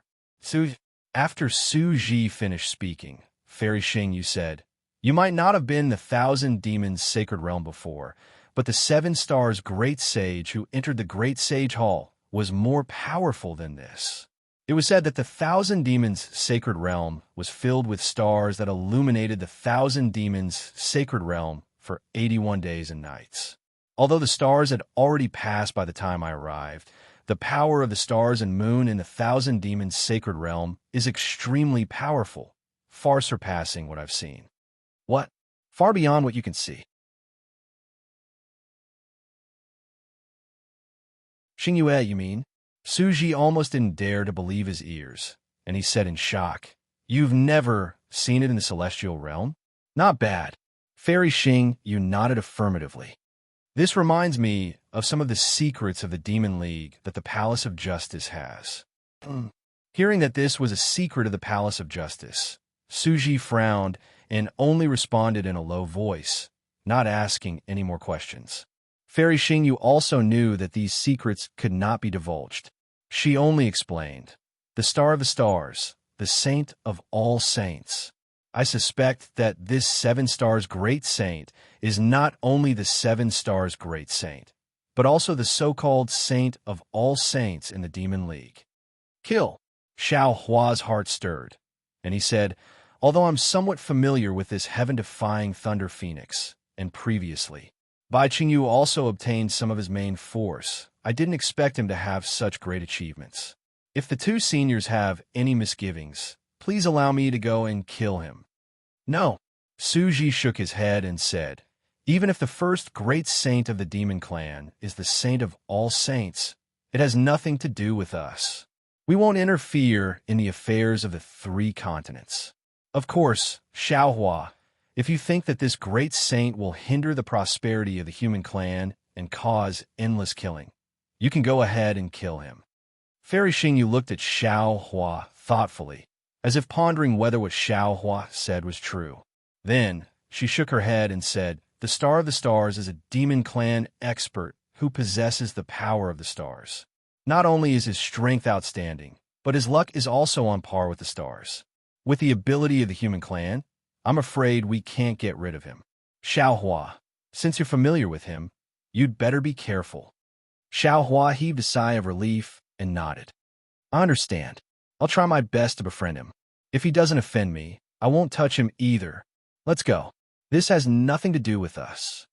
Su Ji waved his hand and said, "The ones with a headache should be immortal Emperor Go-chun and Vairocana, revered Buddha." Su Ji was right. At this time, in the Thunder Temple, the Buddhas were silent. Whether it was bodhisattvas, arhats, or heavenly kings, they all put their palms together and looked at the Buddhist cloud in front of the Thunder Temple. At this time, the Buddhist cloud was a little dim.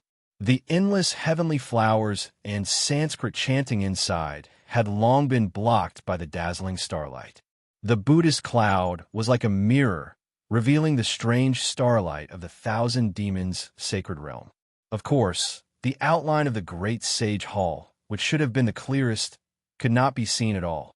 The heaven-defying Thunder Phoenix and the other seven saints' star demon bodies could not be revealed.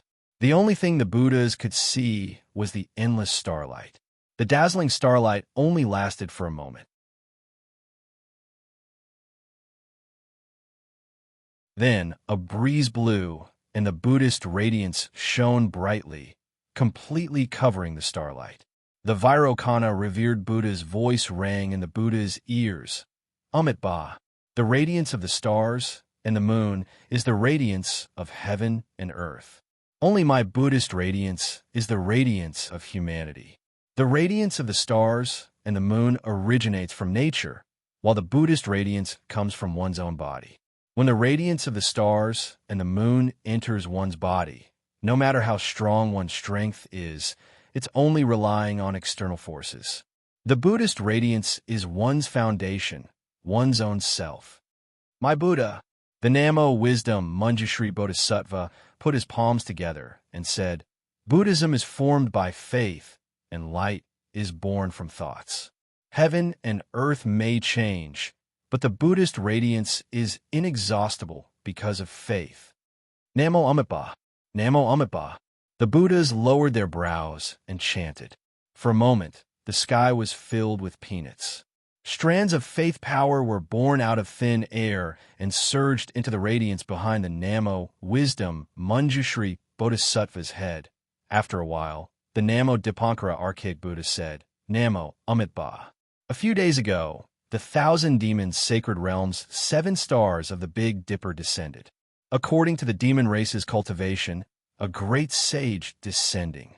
Previously, the great sage hall already had 6 great sages.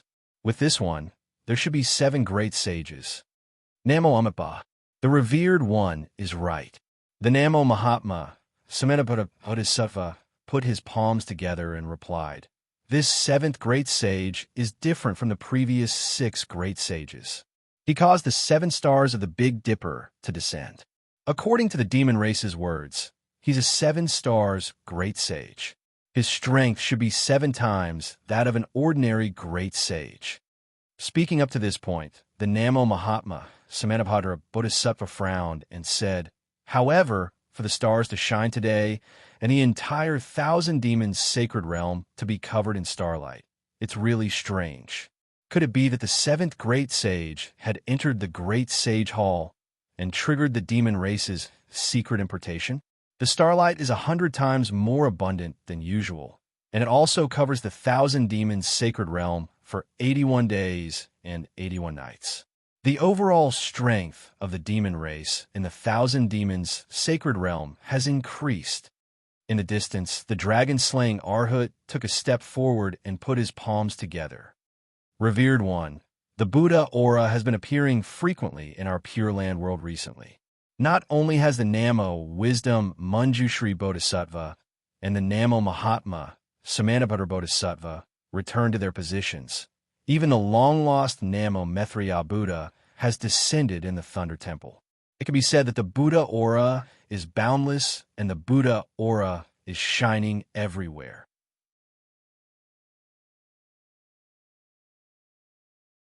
If nothing unexpected happens, our Pure Land World Buddhist sect has already taken the lead among the Buddhist, Confucian, and demon sects of the 3 continents. As long as we complete the sutra-seeking extreme bliss, the hidden immortal continent will also be filled with Buddhist lotuses. When the hidden immortal continent is at its peak, the 1,000 demons' sacred realm will no longer be a concern. However, the 1,000 demons' sacred realm has a strange phenomenon today. It's actually a myriad of stars shining in the sun. I'm afraid that the day of the Buddha aura's descent into the 1,000 demons' sacred realm will be delayed. In this disciple's opinion, the demon race must have sensed a crisis and used the secret technique of the Great Sage Temple to forcibly increase the overall strength of the demon race. Namo Amitabha. The Namo Mahatma, Samantabhadra Bodhisattva, shook his head. Dragon-slaying sage, what you said seems to make sense, but I think that's not the case. Oh, go ahead, Bodhisattva. The dragon-slaying Arhat raised his long eyebrows and asked, First of all, our Buddhist sect has no direct conflict with the demon race. Although our Buddhist sect saves all living beings, it doesn't exclude the demon race. However, the demon race has always been stubborn and ignorant. They are far less intelligent than us humans. The glory of our Buddha aura has never covered the hidden immortal continent. So why should we be so ambitious and try to illuminate the 1,000 demons' sacred realm? The Namo Mahatma, Samantabhadra Bodhisattva, explained. Secondly, the astronomical phenomenon of myriad stars shining in the sun is far from what an ordinary great sage of the demon race can do. This must be related to the 7th great sage, not some secret technique of the demon race. The dragon-slaying Arhat opened his mouth and wanted to refute, but he swallowed his words. He bowed and said, Namo Amitba, this disciple thanks the Bodhisattva for his teachings. Senior brother Samantabhadra. The Namo Mahatma, Samantabhadra Bodhisattva, smiled again. The demon realm is the demon realm. My Buddha is in my heart. Why should I care if it's myriad stars shining in the sun? Yes, junior brother Manjushri is right. The Namo Mahatma, Samantabhadra Bodhisattva nodded. This seat is concerned. Vaishravana. At this moment, Malvarakana Buddha spoke. Did you hear anything? Vaishravana hurriedly said, Revered one, this disciple didn't hear it clearly, but vaguely. It should be the ranking of the 7 great sages of the demon race's great sage temple. The current first great sage is no longer the golden-winged rock, but the heaven-defying thunder phoenix. The 5-colored seashell that used to be ranked 4th also fell to the bottom. What puzzles this disciple the most is that the 6 great sages of the demon race who have always been fighting each other to the death have become sworn brothers with the heaven-defying thunder phoenix. Oh! How can this be? The Namo Mahatma, Samantabhadra Bodhisattva, and the Namo Mahatma, Samantabhadra Bodhisattva were stunned. Manjushri, the Namo Mahatma, Samantabhadra Bodhisattva, didn't seem to want to say more about this matter. Instead, he asked, Where is the sutra seeking bliss now? Revered one, the Namo Mahatma, Samantabhadra Bodhisattva, hurriedly replied.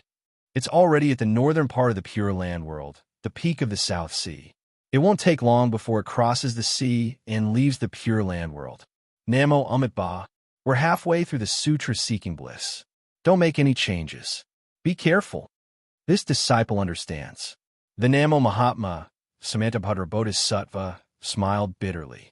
Ever since Chuanzong took in a demon race named Jiechi, the path of seeking the sutra-seeking bliss has become smooth. Even if there are any changes, this powerful demon race will stifle them.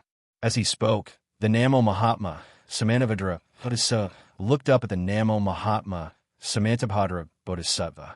The Namo Mahatma, Samantabhadra Bodhisattva nodded at the Namo Mahatma, Samantabhadra Bodhisattva with a smile. Vaishravana, Heavenly King, Vaishravana, Heavenly King. The Namo Mahatma, Samantabhadra Bodhisattva, said, The situation in the 3 continents is very complicated. The 1,000 demon sacred realm and the 7 sages have become sworn brothers. The sutra seeking bliss is between the Pure Land world and the hidden immortal continent. The Star Moon Palace that the humans and demons are searching for seems to be appearing as well. Keep an eye on the 3 continents. If there are any changes, report it immediately.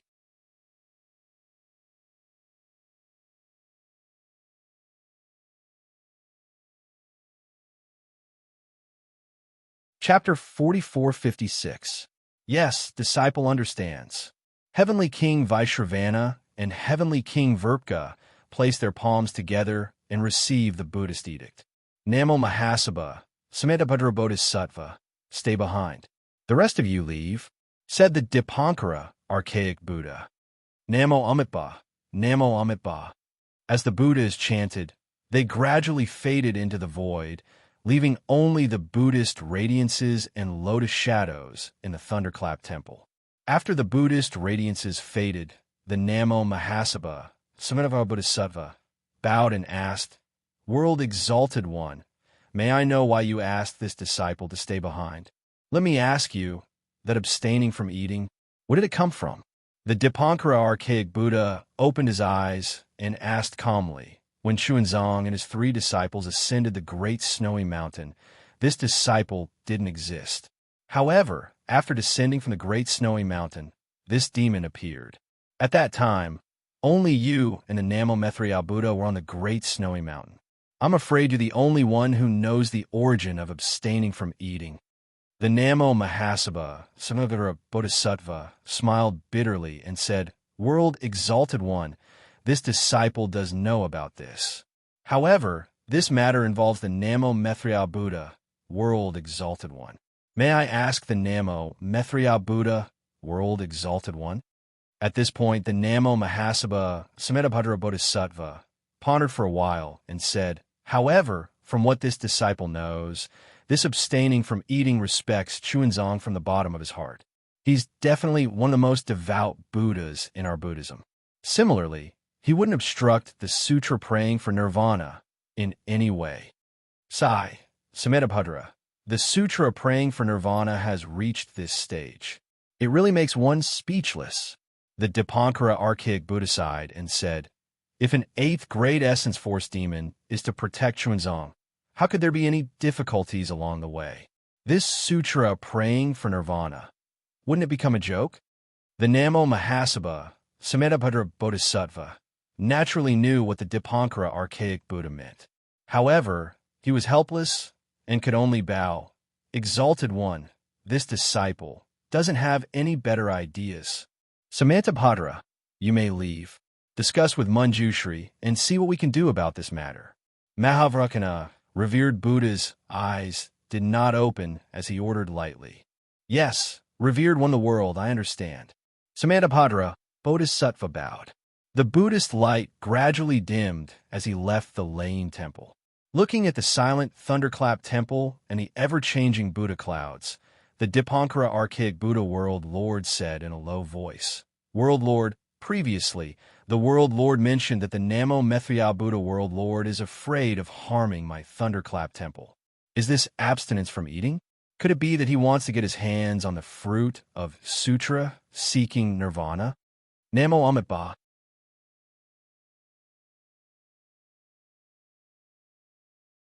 The Mahavrakana Buddha opened his eyes. His eyes were as bright as torches, with the sun, moon, and stars being extinguished one after another. He then said to the Namo Dipankara archaic Buddha, "Senior apprentice brother, I'm unable to see through this matter, nor am I able to explain it.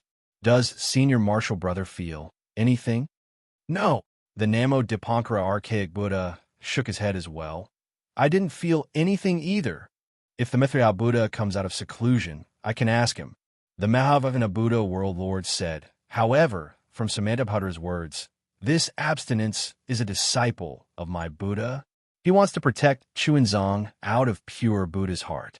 It shouldn't affect the sutra-seeking nirvana. It shouldn't affect the Thunderclap Temple either.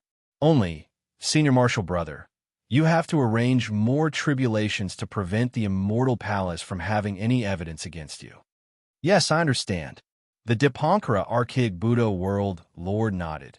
"I'll ask Samantabhadra and Manjushri to pay more attention to this matter. However, Xuanzang and his disciples will soon cross the South Sea and East Sea and return to the buried immortal continent. The immortal palace will be the ones having a headache." Amitabha, the immortal palace isn't just having a headache over the sutra-seeking nirvana.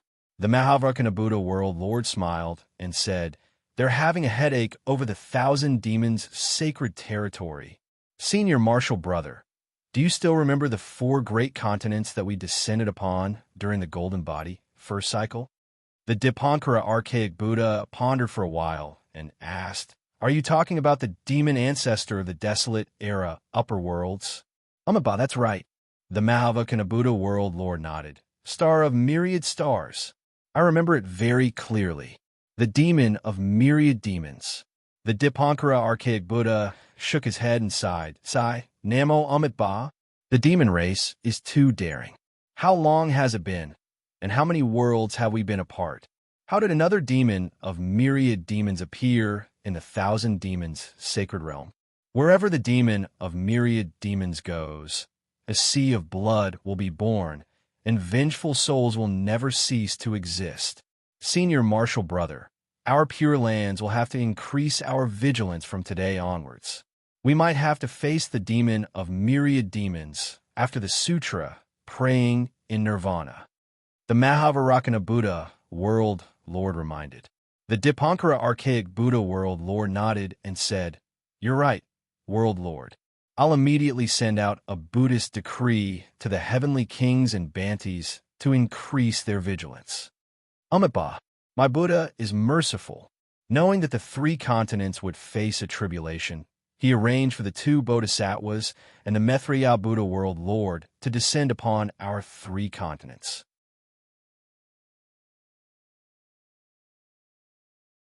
With our Buddhism sect's current strength, even if the demon race has the 7 great sages, we won't be at a disadvantage. The Mahavana Buddha World Lord clasped his palms together and said with an indescribable benevolence, "On the other hand, the immortal palace should be the strongest. Even if we don't consider the 100 schools of thought's unwillingness to accept the military school, their strength seems to have fallen into a disadvantage. The immortal palace had already fallen into a disadvantage before the sutra, praying in nirvana. How could they possibly turn the tables around now?" The Dipankara archaic Buddha World Lord calmly replied. However, as soon as he finished speaking, a strange glint flashed across his eyes, which were as calm as a dry well, and he said, "Also, Supreme of the World, I'm not sure if you noticed, but before the star of 10,000 stars appeared, there seemed to be a movement in the 1,000 demons' sacred realm that surpassed the laws of the 3 continents." Amitabha, the Mahavarakana Buddha World Lord's face was also filled with surprise. He nodded and said, "Senior Marshal Brother is right. Let alone this disturbance, there have been many disturbances that transcended the laws of the 3 continents recently. It's just that this disturbance came from the past. It swept past the present and rushed straight into the future. If the Maitreya Buddha World Lord was here, he might be able to see something. However, Senior Marshal Brother and I might not be able to see through it." World Lord, the Dipankara archaic Buddha World Lord hesitated for a moment before saying, "Do you think it's related to the 2 from the moon embracing palace? Or is it related to that person in the 1,000 demons sacred realm? If I'm not mistaken, it should be." The Mahavarakana Buddha World Lord nodded and said, "Only the disturbance caused by those 2 could trigger the laws of the heavens and earth, allowing them to avoid our Buddhism mystical arts. Moreover, it said that the Star Moon Palace will appear in the 1,000 demons sacred realm's Crimson Earth River. It should be caused by those 2, right? However, those 2 have always kept a low profile and never caused any trouble in the 3 continents. Unless something special happened, they wouldn't use their mystical arts. As for that person in the 1,000 demons sacred realm, I feel that she doesn't have such a high cultivation. Of course, we can't rule out the possibility that she's arrogant and domineering, offending those 2. Anyway, they're all in the 1,000 demons sacred realm. We don't have to be too concerned. Right now, the most important thing for our Buddhism sect is to complete the sutra praying in extreme bliss. Amitabha, my Buddha is merciful."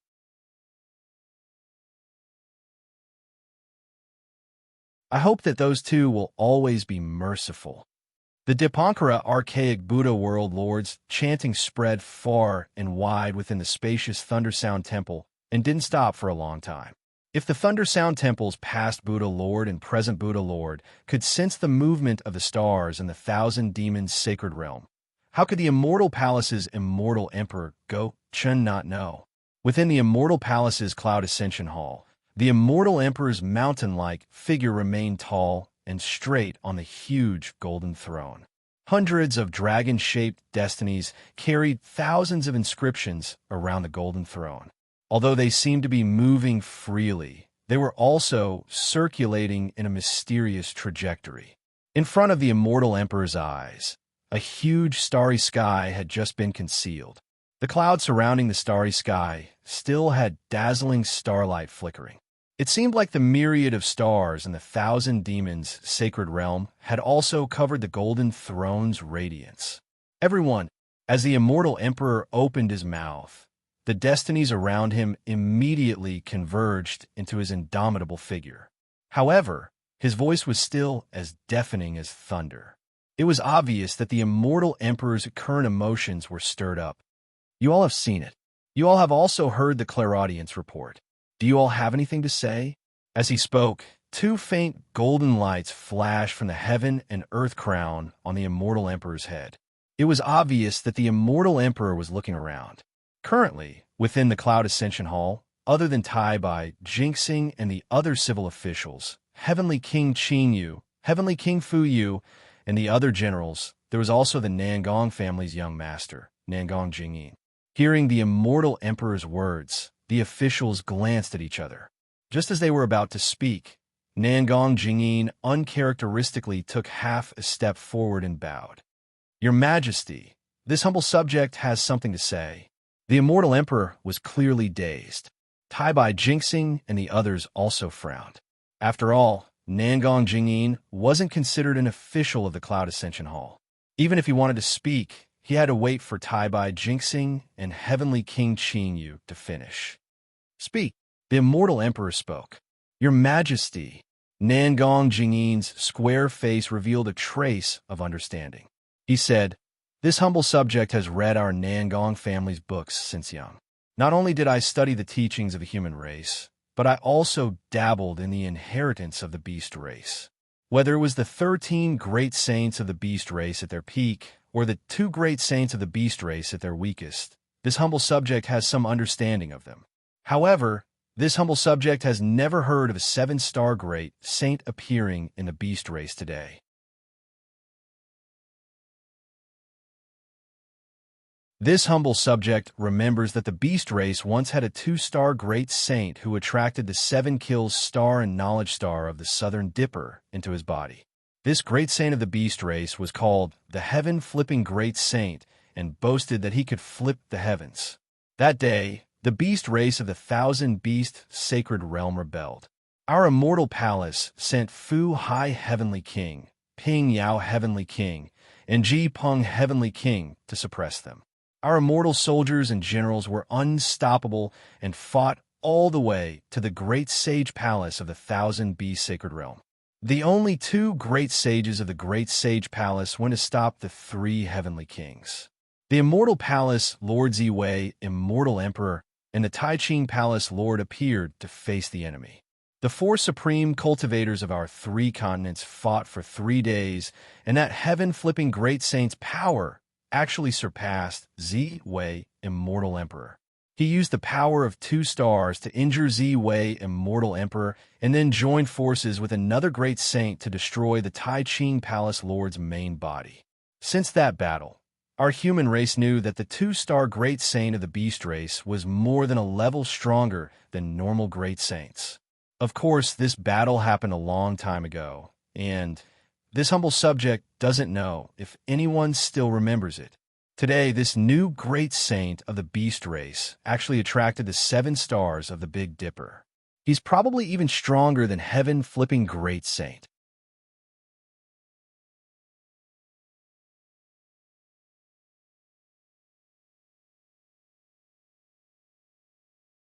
Chapter 4457. You're right.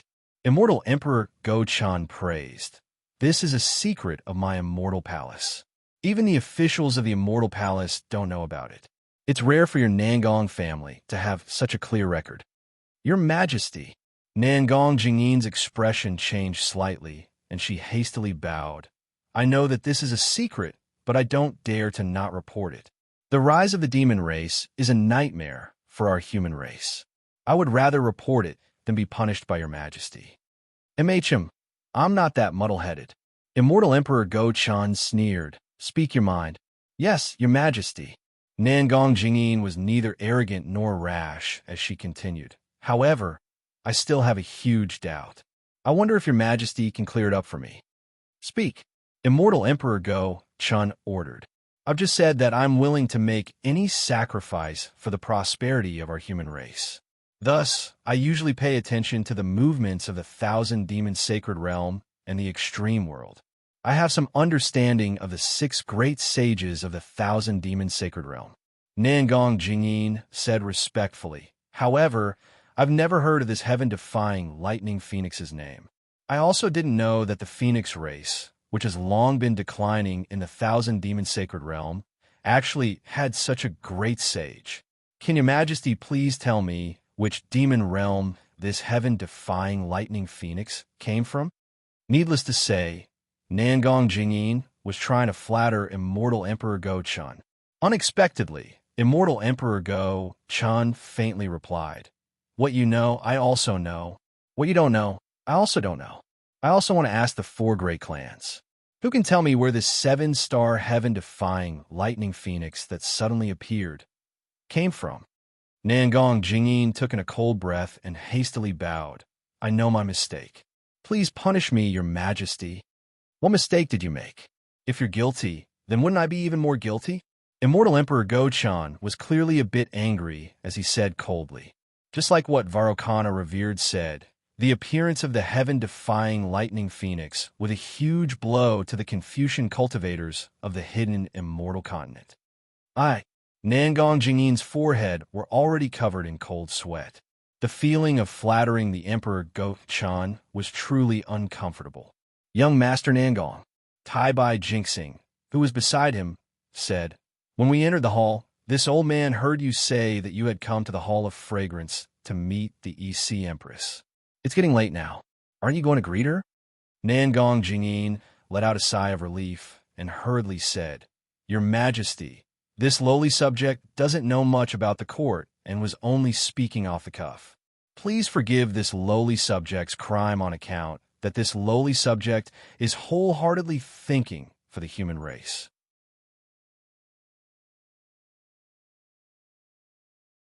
I came to the Lingyun Palace to report to His Majesty and pay my respects to the Celestial Empress in the Hall of Fragrance. Go. Immortal Emperor Go-chan didn't say much and ordered. Thank you, Your Majesty. Nangong Jingyin got up and turned to look at Tai Bai Jinxing. Her eyes were filled with gratitude as she left in a hurry. Before Nangong Jingyin could leave, Fuyue, Heavenly King, sneered. A brat dares to show off in front of me? Geezer Tai Bai, you're making things up. I want to see how this brat is going to deal with this. Tai Bai Jinxing innocently waved his horsetail whisk and replied, I don't dare to make things up in front of His Majesty. He came to pay respects to the Celestial Empress. Damn it. Why is he paying respects to the Celestial Empress for no reason? Fuyue, Heavenly King, snorted. Truly a weasel paying respects to the chicken. Qing Yu quickly interrupted Fuyue, Heavenly King, and said to Immortal Emperor Go-chan, This lowly subject has 3 questions. Your Majesty, please tell Heaven's secret hall to quickly investigate. Speak. Although Immortal Emperor Go-chan's face couldn't be seen clearly, this one word contained a myriad of thunderbolts. He was probably pissed off by Fuyue, Heavenly King. Firstly, the origin of this heaven-defying Lightning Phoenix. Secondly, what exactly was that constellation transit just now? Thirdly, why did the Great Sage Hall's 5-colored sea god shell suddenly drop from the 4th Great Sage to the 7th Great Sage? Qing Yu explained in detail. As long as Heaven's secret hall can investigate these 3 matters, the situation in the Thousand Demons Sacred Realm will be clear. Immortal Emperor Go-chan nodded and said, Summon Heaven's secret hall's Xie Xen. This lowly subject is here. A voice came from outside the Overcloud Palace. Then, the Heavenly Secret Hall's Palace Master Xie Xen appeared in front of everyone. Did you hear what Heavenly King Qing Yu said? Immortal Emperor Go-chan went straight to the point. Xie Xen bowed and said, This lowly subject knows. This lowly subject has already sent elite disciples to the 1,000-demon sacred realm. They will return in a few days. Immortal Emperor Go-Chun was very satisfied and asked, "What is the matter? Why are you waiting outside the palace?" "Your Majesty, this lowly subject has an important matter to report," Xiaoxian said in a low voice. Immortal Emperor Go-Chun looked around and said, "Can everyone hear me?" Xiaoxian thought for a bit and nodded. "Yes. Okay, speak." Immortal Emperor Go-Chun ordered. "Your Majesty, this lowly subject has 3 important matters to report. First, there are several 100,000 high-level cultivators from the Tao Gate inside the 1,000-demon sacred realm that are drawing upon the worldly origin energy." Before Xiaoxian could finish, Heavenly King Qin Yu interrupted him in shock and shouted, How is this possible?"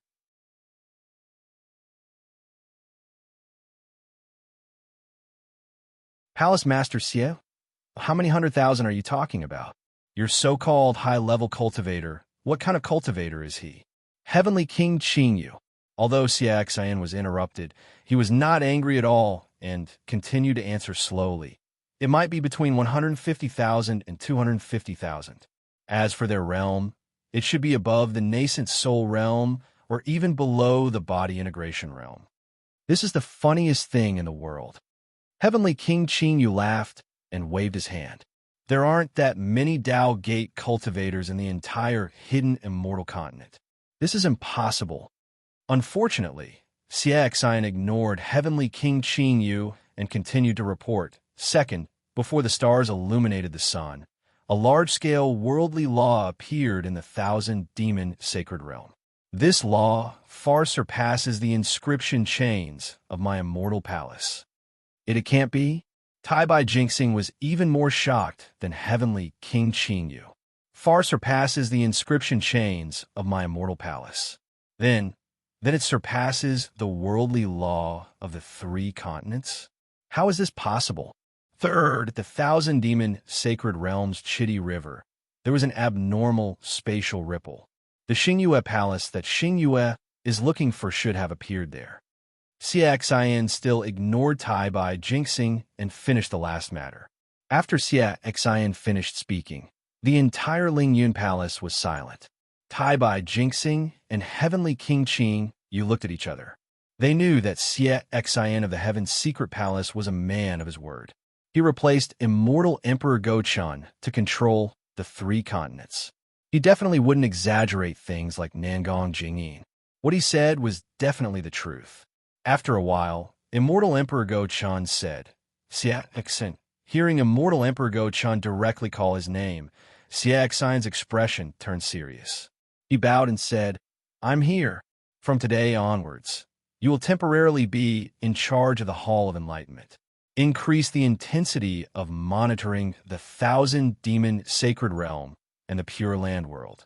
You must investigate the Great Sage Palace's heaven-defying Lightning Phoenix and Thunder Temple's Namo Methriya Buddha's foundation." Immortal Emperor Go-Chun ordered, "If there is any movement, immediately report to me." "Yes, I understand." Xiaoxian nodded. "I'll take my leave. Go." Immortal Emperor Go-Chun ordered. Just as Xiaoxian turned around, Immortal Emperor Go-Chun seemed to have thought of something and suddenly asked, "Oh right, where's the sutra-seeking extreme bliss?" Xiaoxian was stunned. He could only stop and report, "Your Majesty, according to what I know, Chun Zong and his group have already reached the northern part of the Pure Land world. They're about to cross the Eastern Sea." "Oh, that's pretty fast." Immortal Emperor Go-Chun nodded. "Of course it's pretty fast." Xiaoxian smiled and said, "Chun Zong took in a demon around the 8th level essence force."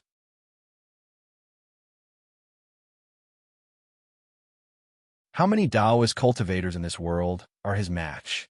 What's the origin of this chastity ring? You still haven't found it? Immortal Emperor Go-Chun asked unhappily.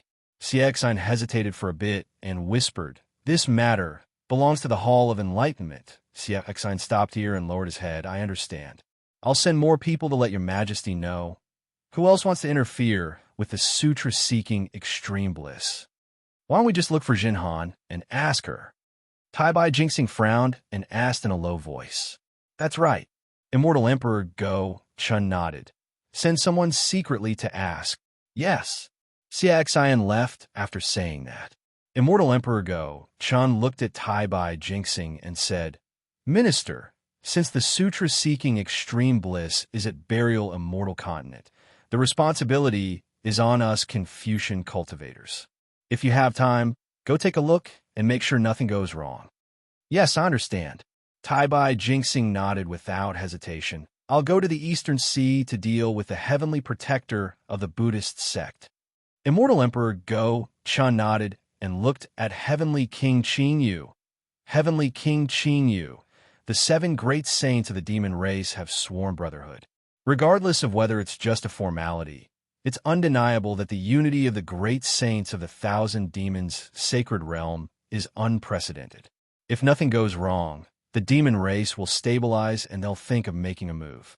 Our 1,000 demons' sacred realm will be the first to be affected. Regardless of whether the hundreds of thousands of Taoist cultivators are primordial chaos ancestors' subordinates, our immortal palace must be prepared for war. Yes, I understand. Heavenly King Qing, you cupped his fists and said, I'll prepare the troops after the court session ends. Your Majesty. Tai Bai Jinxing hesitated for a moment, as if he was thinking. Then, Tai Bai Jinxing said, since perfected cultivator Qin Yuan was mysteriously killed, the position of general of the Sun Palace has been vacant. Our immortal palace needs a general who can fight in battles. What do you have in mind, Your Majesty? Sigh, perfected cultivator Qing Yuan's disappearance is strange. I can't find him even with the supreme heavenly mirror. Immortal Emperor Go Chun sighed. I haven't thought about the position of general of the Sun Palace. Oh, since my beloved subject mentioned this, does my beloved subject have any suggestions?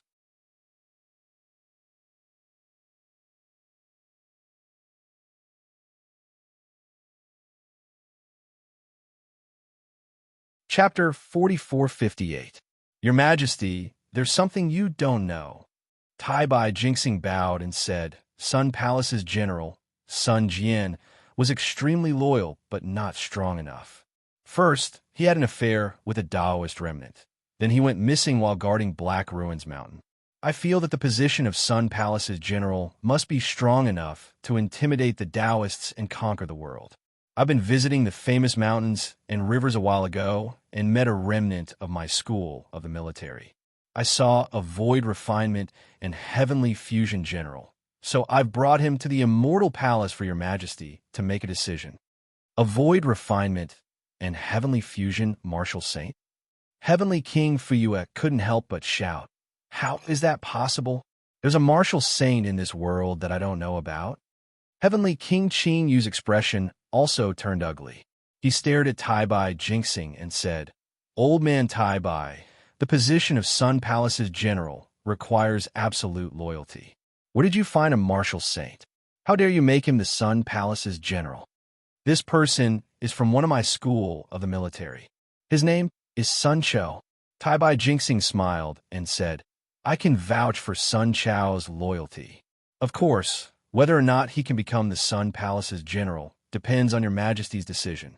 Summon. Immortal Emperor Gaochen didn't say much and only ordered. Not long after, a burly general holding a 3-pointed, double-edged sword strode up to the Lingyun Palace. This general was wearing a golden chainmail, and the 2 thick eyebrows on his face that were exposed outside of the armor contained a murderous aura. His round eyes flashed with murderous intent. Above the armor, rays of righteous aura shuttled like sharp swords.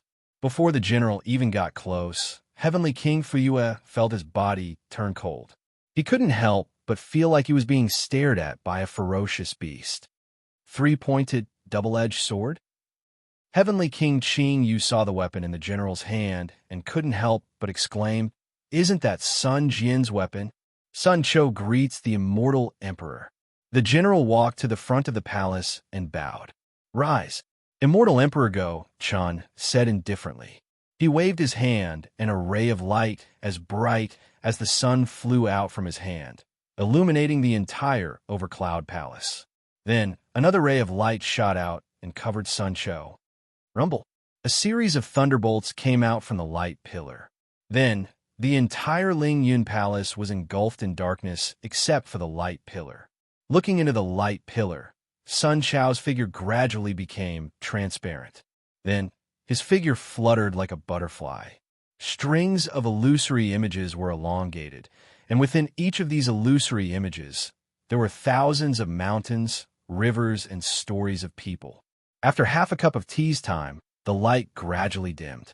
Light also seeped out from the darkness of the Lingyun Hall.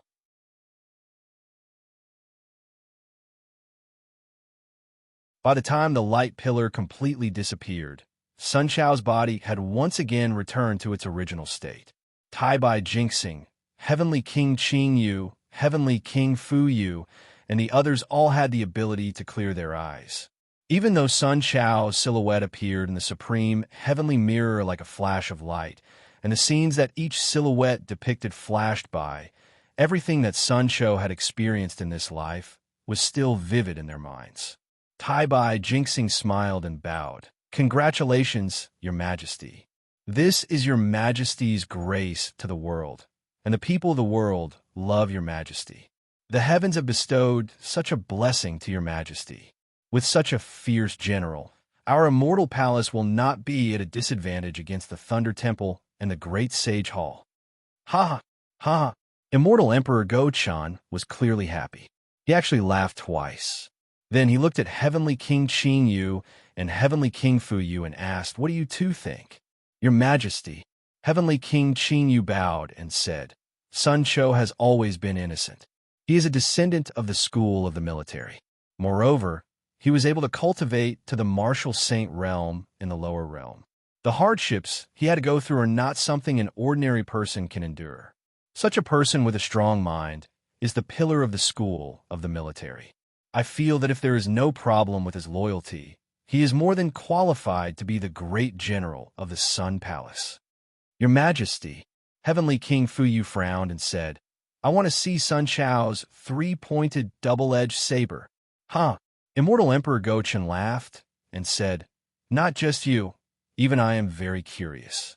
There are many weapons in the world, and Sun Jian is probably the most famous one to use the three-pointed double-edged saber. However, I did not expect that after Sun Jian, Sun Cho would also use the three-pointed double-edged saber as a weapon. Could it be that this three-pointed double-edged saber was left behind by Sun Jian?" "Your Majesty," Sun Cho said respectfully, "this weapon has been used by me since I was young. It is different from the three-pointed double-edged saber in perfected cultivator Qing Yuan's hands." "Sun Cho, show me your weapon." Heavenly King Fu Yu raised his hand and said, "Sorry." Unexpectedly, Sun Cho refused. "This is the weapon of this commoner. I can't let others control it as they wish." "Damn it," Heavenly King Fu Yu shouted. "I am the Heavenly King of the Immortal Palace. Even if you're the great general of the Sun Palace, you are still my subordinate. My words are military orders. How dare you not listen?" "So, what if I don't listen?" Sun Cho sneered and said, "A real man stands on his own in the world. There are things that he should do and things that he should not do. If he can't even grasp a few principles, how can he be loyal? Then go to hell."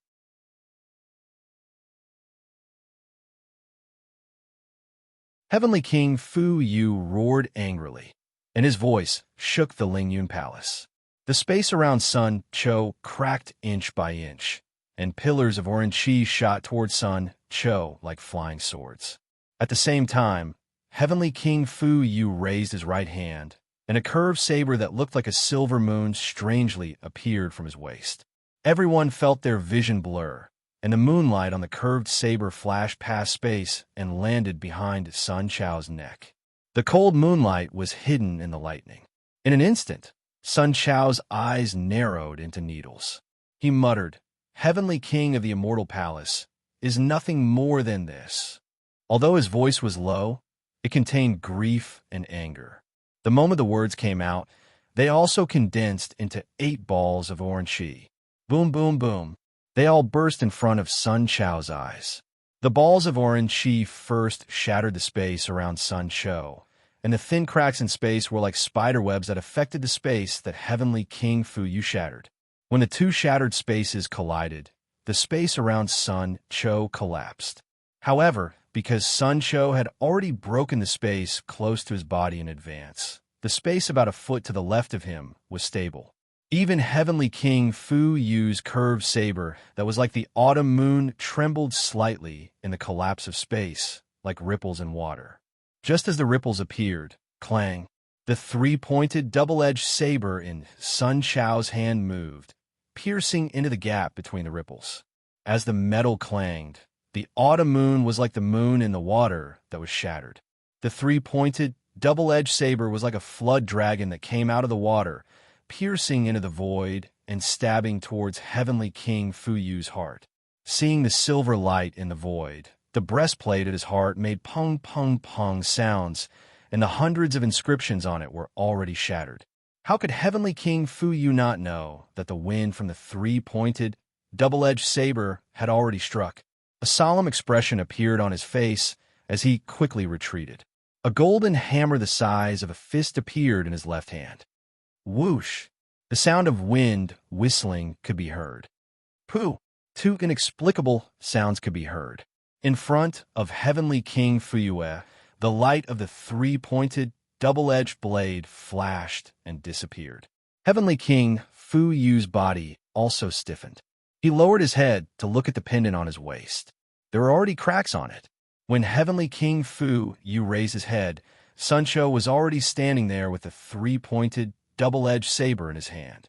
His face was neither arrogant nor humble, as calm as a virgin.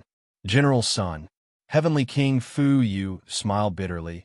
I only wanted to see if your three-pointed, double-edged saber was the same as Sun Jian's. You don't have to put me on the spot like this, do you? My apologies.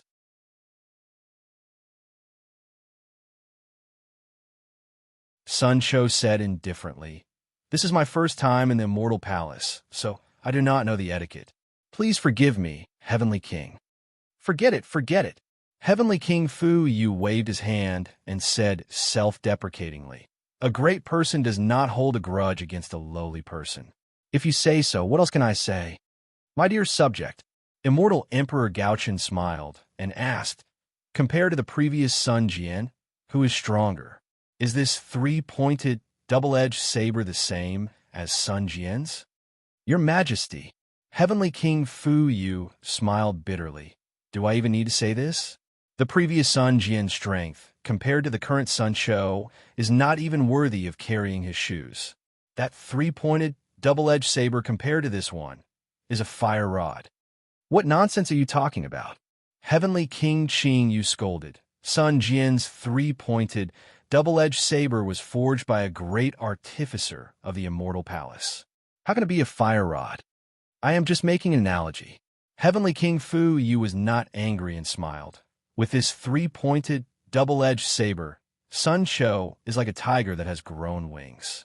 His strength has increased by 30%. No wonder this guy is unwilling to show his weapon to others. Heavenly King Qing Yu smiled and said, Your Majesty, this Sun Cho is much stronger than the previous true monarch Qing Yuan. Moreover, his character is somewhat similar to true monarch Qing Yuan. If there is no problem in terms of loyalty, I feel that there is no problem with him becoming the Sun Palace's great general. Yes, I think so too. Immortal Emperor Gaochen nodded and said, However, I am still a bit worried. Sun Cho is strong, but the Sun Palace's great general needs to lead troops. I am afraid that Sun Cho does not have any experience in this area. If that is the case, then there is even less need for your Majesty to worry. Heavenly King Qing Yu replied, with the situation in the Thousand Beast Sacred Realm, who knows when they will start a war with our hidden immortal continent? The Sun Palace's great general will have plenty of opportunities to lead troops. There is no need to wait until then. Heavenly King Fu Yu said with a smile, I remember that the Hall of Enlightenment sent a report saying that there are Taoism remnants running rampant in the soaring Dragon Mountain range in the lower realm. The Lunar Temple has already dispatched troops to deal with them. If the Sun Palace's great general is willing You can go there. What? The Lunar Temple dispatched troops to deal with the soaring Dragon Mountain range? Immortal Emperor Gaochen was stunned. When did this happen? Your Majesty, Tai Bai Jinxing said. It happened the day before yesterday. Why didn't I know? Why didn't they send a report? Immortal Emperor Gaochen asked.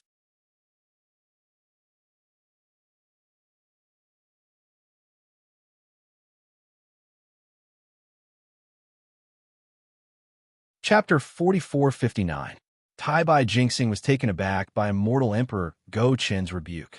He smiled wryly and said, Your Majesty, you have 1,000 things to attend to every day and control the foundation of our human race for millions of years. There are too many things that require your Majesty's attention, so there is no need to report such a trivial matter.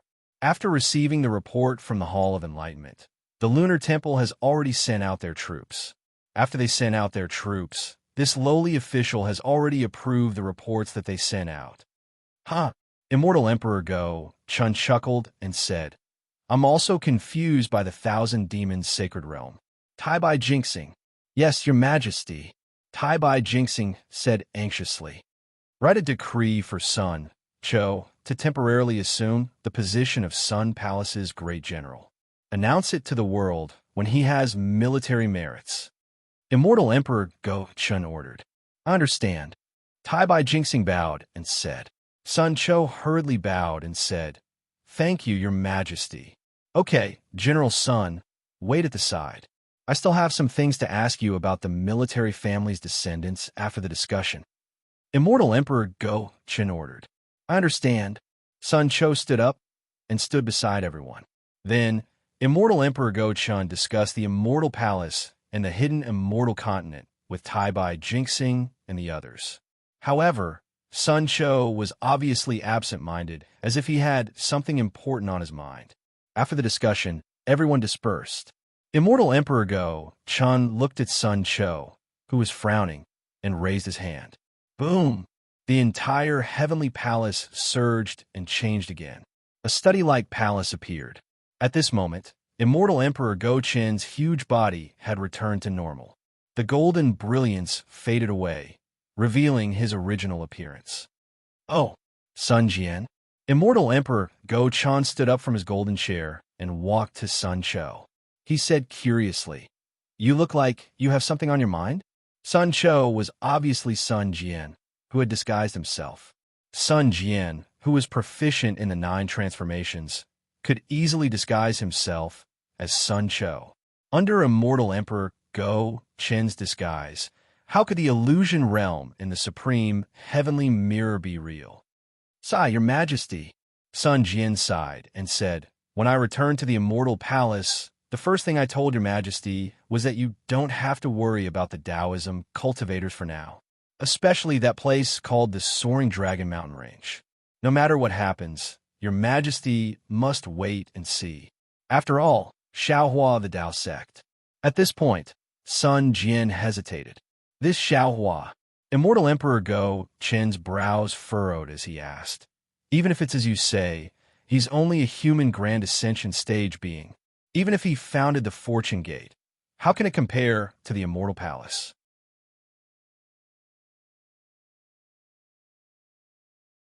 Your Majesty, Sun Tian said with a wry smile. I've said what I can say. Your Majesty, please don't embarrass me for what I can't say.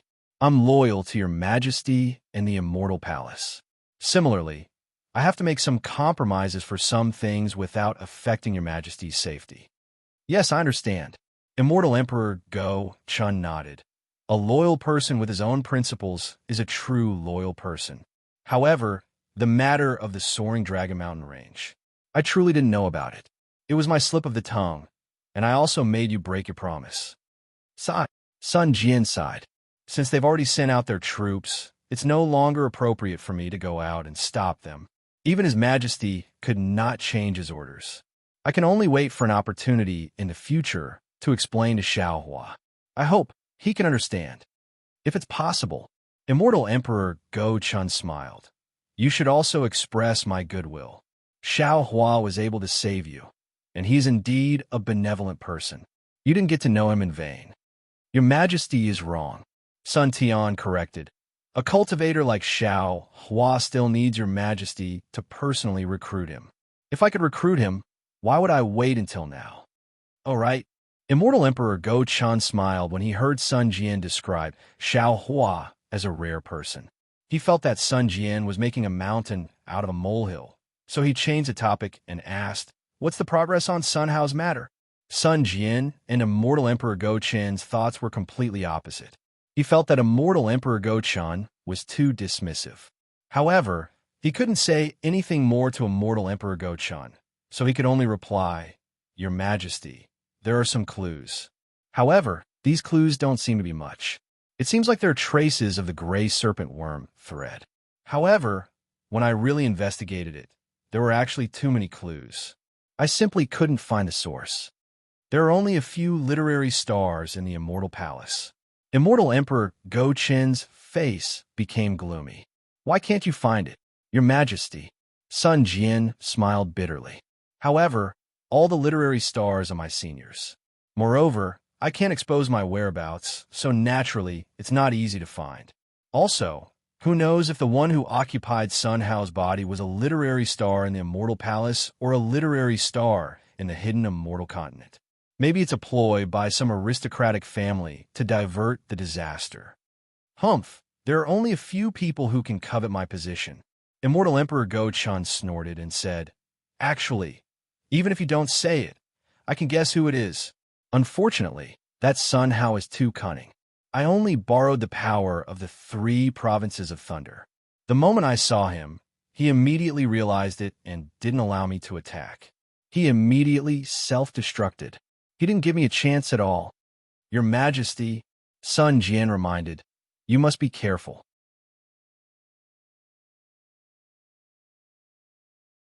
Sun Hao knows Your Majesty's methods very well. His self-destruction was completely aimed at Your Majesty's magic power. Even with the power of the supreme heavenly mirror and Your Majesty's method of controlling the hidden immortal continent, you still couldn't find his secret. It shows how well Your Majesty's enemy knows Your Majesty. Alas, you're absolutely right. Immortal Emperor Go Chan sighed and said, "The people who know themselves the best are not those who love themselves, but those who hate themselves. This principle is unbreakable throughout the ages. It's a pity that I don't have much time left." Sun Jian said regretfully, "Perhaps it won't be long before that person discovers my secret. At that time, I won't be able to investigate it anymore." Immortal Emperor Go Chan was stunned and asked curiously, "Sun Jian, what do you mean? Didn't I let you temporarily take over the position of the Sun Palace's great general to give you some leeway to create a false impression for that person?" Sun Jian smiled and looked at Immortal Emperor Go Chan, saying, "Your Majesty, do you think that with the Methiot Buddha, the Thunder Temple's strength will surpass my Immortal Palace? With the addition of a 7 stars Great Saint, the Great Sage Temple's strength will surpass my Immortal Palace?" If it was someone else, Immortal Emperor Go Chan wouldn't reveal his true feelings. However, facing Sun Jian, he showed a bitter expression and replied, "Yes, if the demon race and the Buddha sect had one more pure 9th level essence force expert, I wouldn't be so distressed. However, the Methiot Buddha of the Thunder Temple is one of the 3 great Buddha lords. The heaven-defying Thunder Phoenix of the Great Sage Temple is a 7 stars Great Saint. Their influence is incomparable to that of an ordinary 9th level essence force." At this point, Immortal Emperor Go Chan thought of something and smiled. "Of course, I didn't expect that not only would you return safely, but you would also miraculously cultivate to the Wisdom Saint realm. Although you didn't want to reveal the secret to me, I am very happy that I have you, perfected Lord Qin Yuan, who is comparable to the Thunder Temple's Methria Buddha of the Thunder Temple. Your Majesty's words are somewhat insincere." Sun Jian's strength had improved by leaps and bounds, so he didn't hesitate to speak frankly in front of Immortal Emperor Go Chan. Hence, he spoke with a smile. Immortal Emperor Go Chan smiled and was about to say something else when Sun Jian continued, "However, I still have to congratulate Your Majesty." "Oh? Where did the congratulations come from?" Immortal Emperor Go-chun was stunned. Suddenly, a golden light rose around him, and the golden throne below him let out a loud rumble. The entire Ling Yun Palace rapidly collapsed. Immortal Emperor Go-chun seemed to have understood something.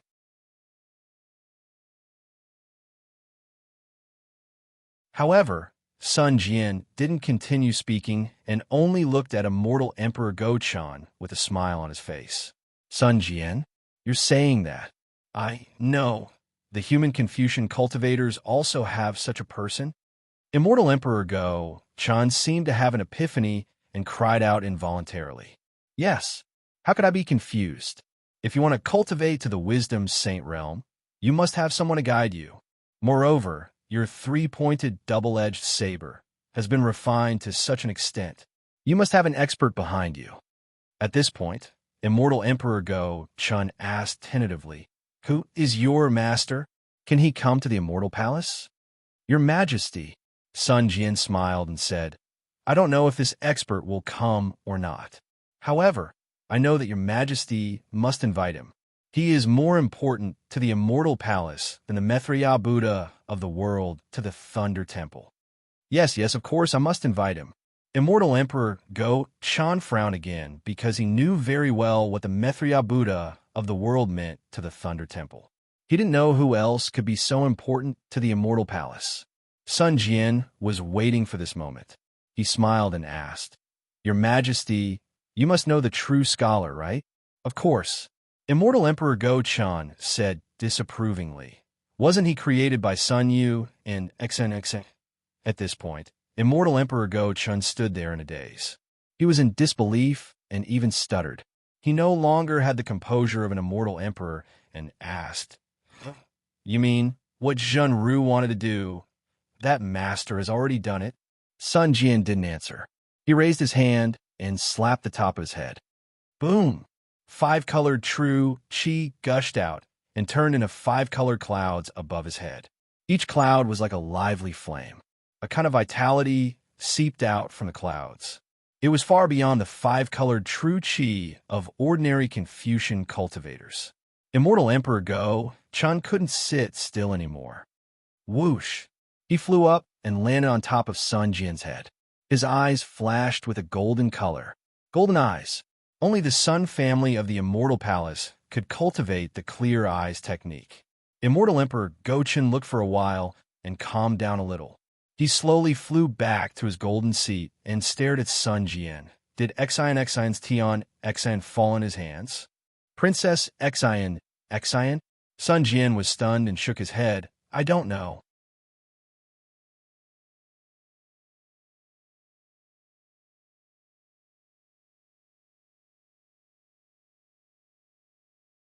Chapter 4460.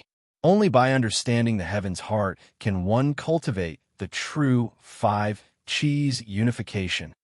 Immortal Emperor Go-chun says, if he didn't get Xion's half of the heaven's heart, how would you know the cultivation method of the 5 Qis unification? I don't know how that senior got the 5 Qis unification. Sun Jian answers. However, even if he got Princess Xion's half of the heaven's heart, he still has the other 4 half of the heaven's heart. There are only 4 half of the heaven's heart in this world.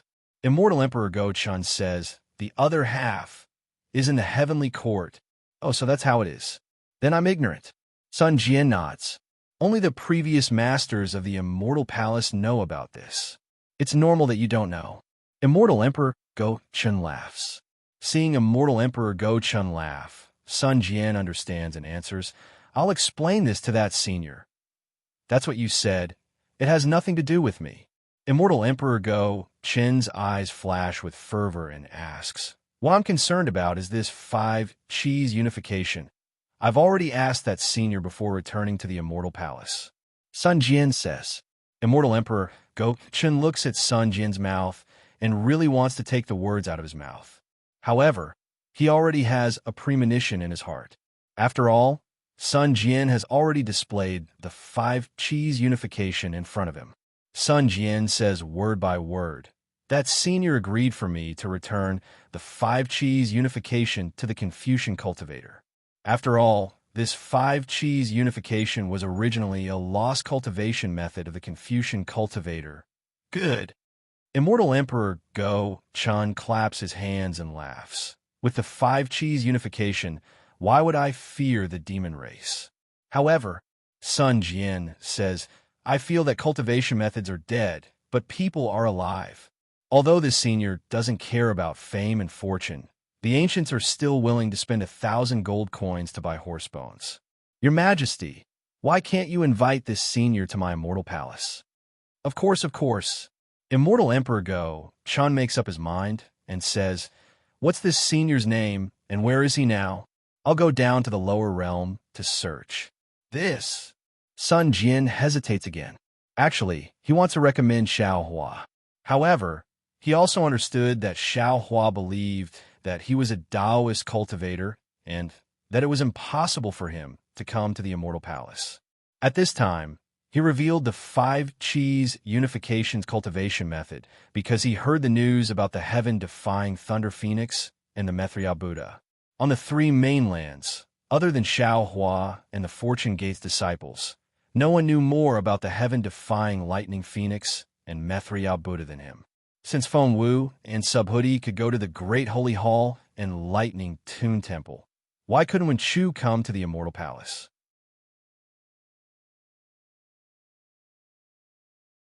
Therefore, Sun Wu hesitated for a moment before he smiled and said, this senior's name is Wen Chu. Naturally, he was already a literary star. As for where he went, I don't know. However, Your Majesty should know that the day this senior appears will be the day I reveal myself. I hope to stall for as long as possible. Wen Chu? Good name. Immortal Emperor Go Chun clapped his hands and laughed. My Immortal Palace's Wen Chu Palace does not have a master yet. What do you think if I invite him to be the master of the Wen Chu Palace? Sun Wu smiled and said, Your Majesty is right. Although the Wen Chu Palace is not comparable to the Pure Jade Palace, High Purity Palace, and Grand Purity Palace, the name of the Wen Chu Palace is too special. Even the masters of the three pure palaces do not dare to call themselves Wen Chu. This senior can pass down our orthodox five-cheese unifications cultivation method. He is indeed worthy of being the master of the Wen Chu Palace. Not only that, Immortal Emperor Go Chun said excitedly, since Wen Chu can disclose the five-cheese unifications cultivation method to the Immortal Palace, he is qualified to be the master of our Confucian cultivators.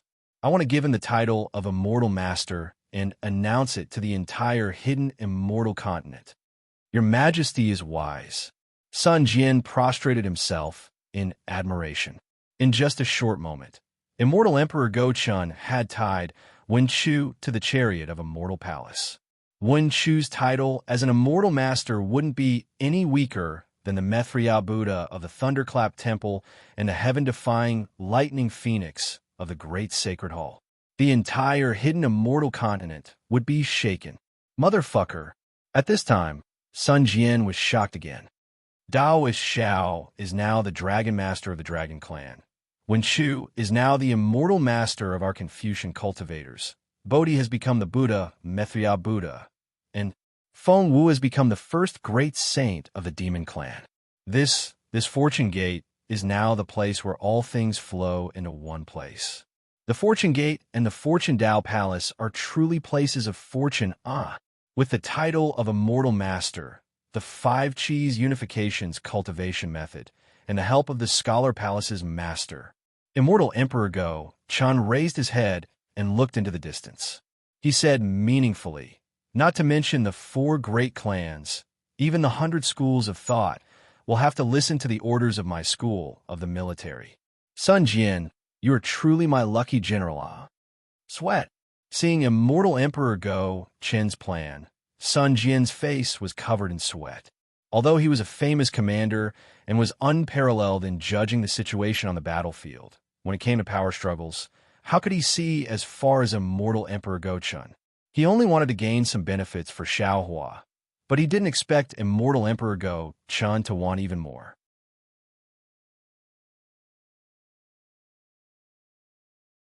As the saying goes, There is no such thing as a free lunch in the sky.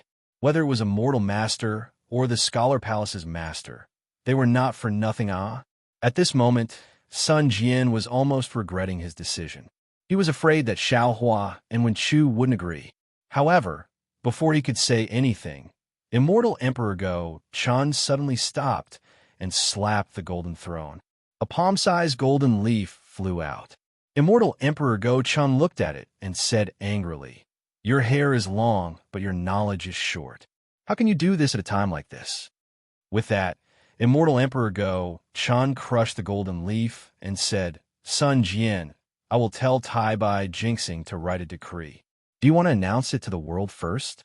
Or do you want to wait until you find that senior?" "I feel that it is better to inform that senior first," Sun Jian hastily replied.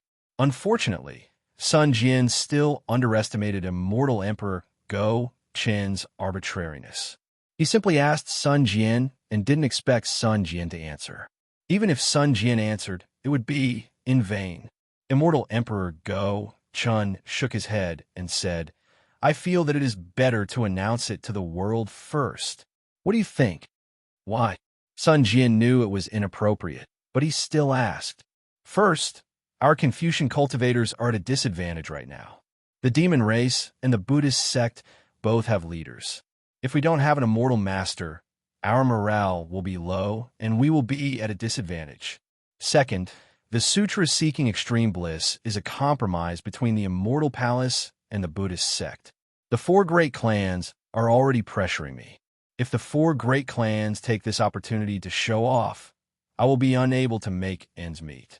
It is better to use this to attract the attention of the four great clans. Third, if you ask, and when Chu doesn't come, won't I be happy for nothing? But what if your majesty issues the decree and when Chu still doesn't come?" Sun Jian was worried. What is done cannot be undone. Immortal Emperor Go Chun smiled and said, "The 5 energies origin method. Can't you teach it? I only need this gimmick. Whether when Chu enters the literary palace or not, it doesn't matter." Immortal Emperor Go Chen's golden chair shook again and another golden leaf flew out. Immortal Emperor Go Chun reached out and caught it. He casually looked at it and crushed it. Then he looked at Sun Jian and said, "Just now, the Divination Hall sent a message. In their surveillance, not only did they discover the stars in the 1,000 Demon Sacred Realm, but they also found a huge amount of heaven and earth origin energy flowing in the 1,000 Demon Sacred Realm. The Divination Hall deduced that there are hundreds of thousands of high-level cultivators channeling their magic power there. Sun Jian, I remember that the Grand Mist Ancestor didn't have that many disciples under him."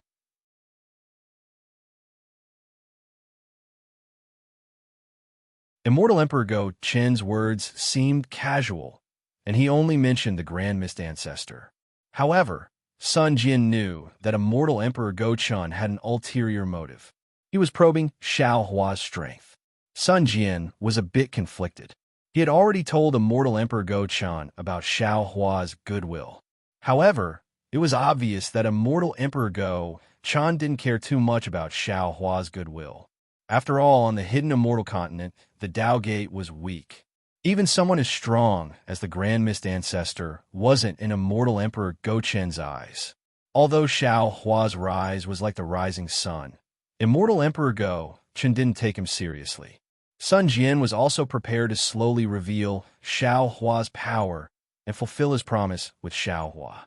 However, Xiao Hua suddenly caused such a big commotion in the 1,000 Demons Sacred Realm.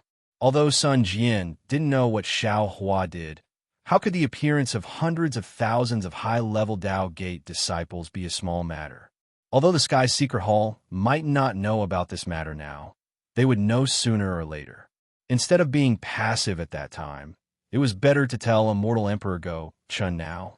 Thus, Sun Jian thought for a while and said, "Your Majesty, regarding the appearance of hundreds of thousands of high-level Tao Gate disciples in the 1,000 Demon Sacred Realm, it shouldn't be the Grand Mist Ancestor's doing. If I'm not mistaken, I think it has something to do with Xiao Hua." Immortal Emperor Go Chun was obviously stunned. He looked at Sun Jian in disbelief. However, his expression returned to normal in an instant. After pondering for a while, he asked, in other words, while Xiao Hua was cultivating, he was also nurturing many Dao Gate disciples? Sun Jian didn't answer Immortal Emperor Go Chen's question. Instead, he cleverly changed the topic. Your Majesty, I've already told you about Xiao Hua's intentions. According to my understanding, Xiao Hua isn't an ambitious person. To put it bluntly, is perhaps a village farmer who is content with a small fortune. However, his luck was extremely good and his strength reached his current level. The situation of the 3 continents forced him to come to the front. In fact, he only wanted to cultivate peacefully and didn't want to be distracted by other things. In addition, I have also come into contact with those disciples of his, and I even have a life and death friendship with them. As for the outer disciples, I can't say. Those disciples that he taught himself don't have any special ambitions. Therefore, I think that your Majesty should be on good terms with Xiao Hua. Unfortunately, before he finished speaking, Immortal Emperor Go Chun laughed again. Not only do I want to be on good terms with Xiao Hua, I also want to use Xiao Hua to restrain the Grand Mist Ancestor. That you're tuning into the Romance Rendezvous YouTube channel. We're so grateful for your support, and don't forget to subscribe to join us on this incredible journey through captivating stories. Your generosity through donations truly makes a world of difference, as it's the primary source of revenue that allows me to expand and enhance this channel for you. Thank you from the bottom of my heart for being a part of this adventure.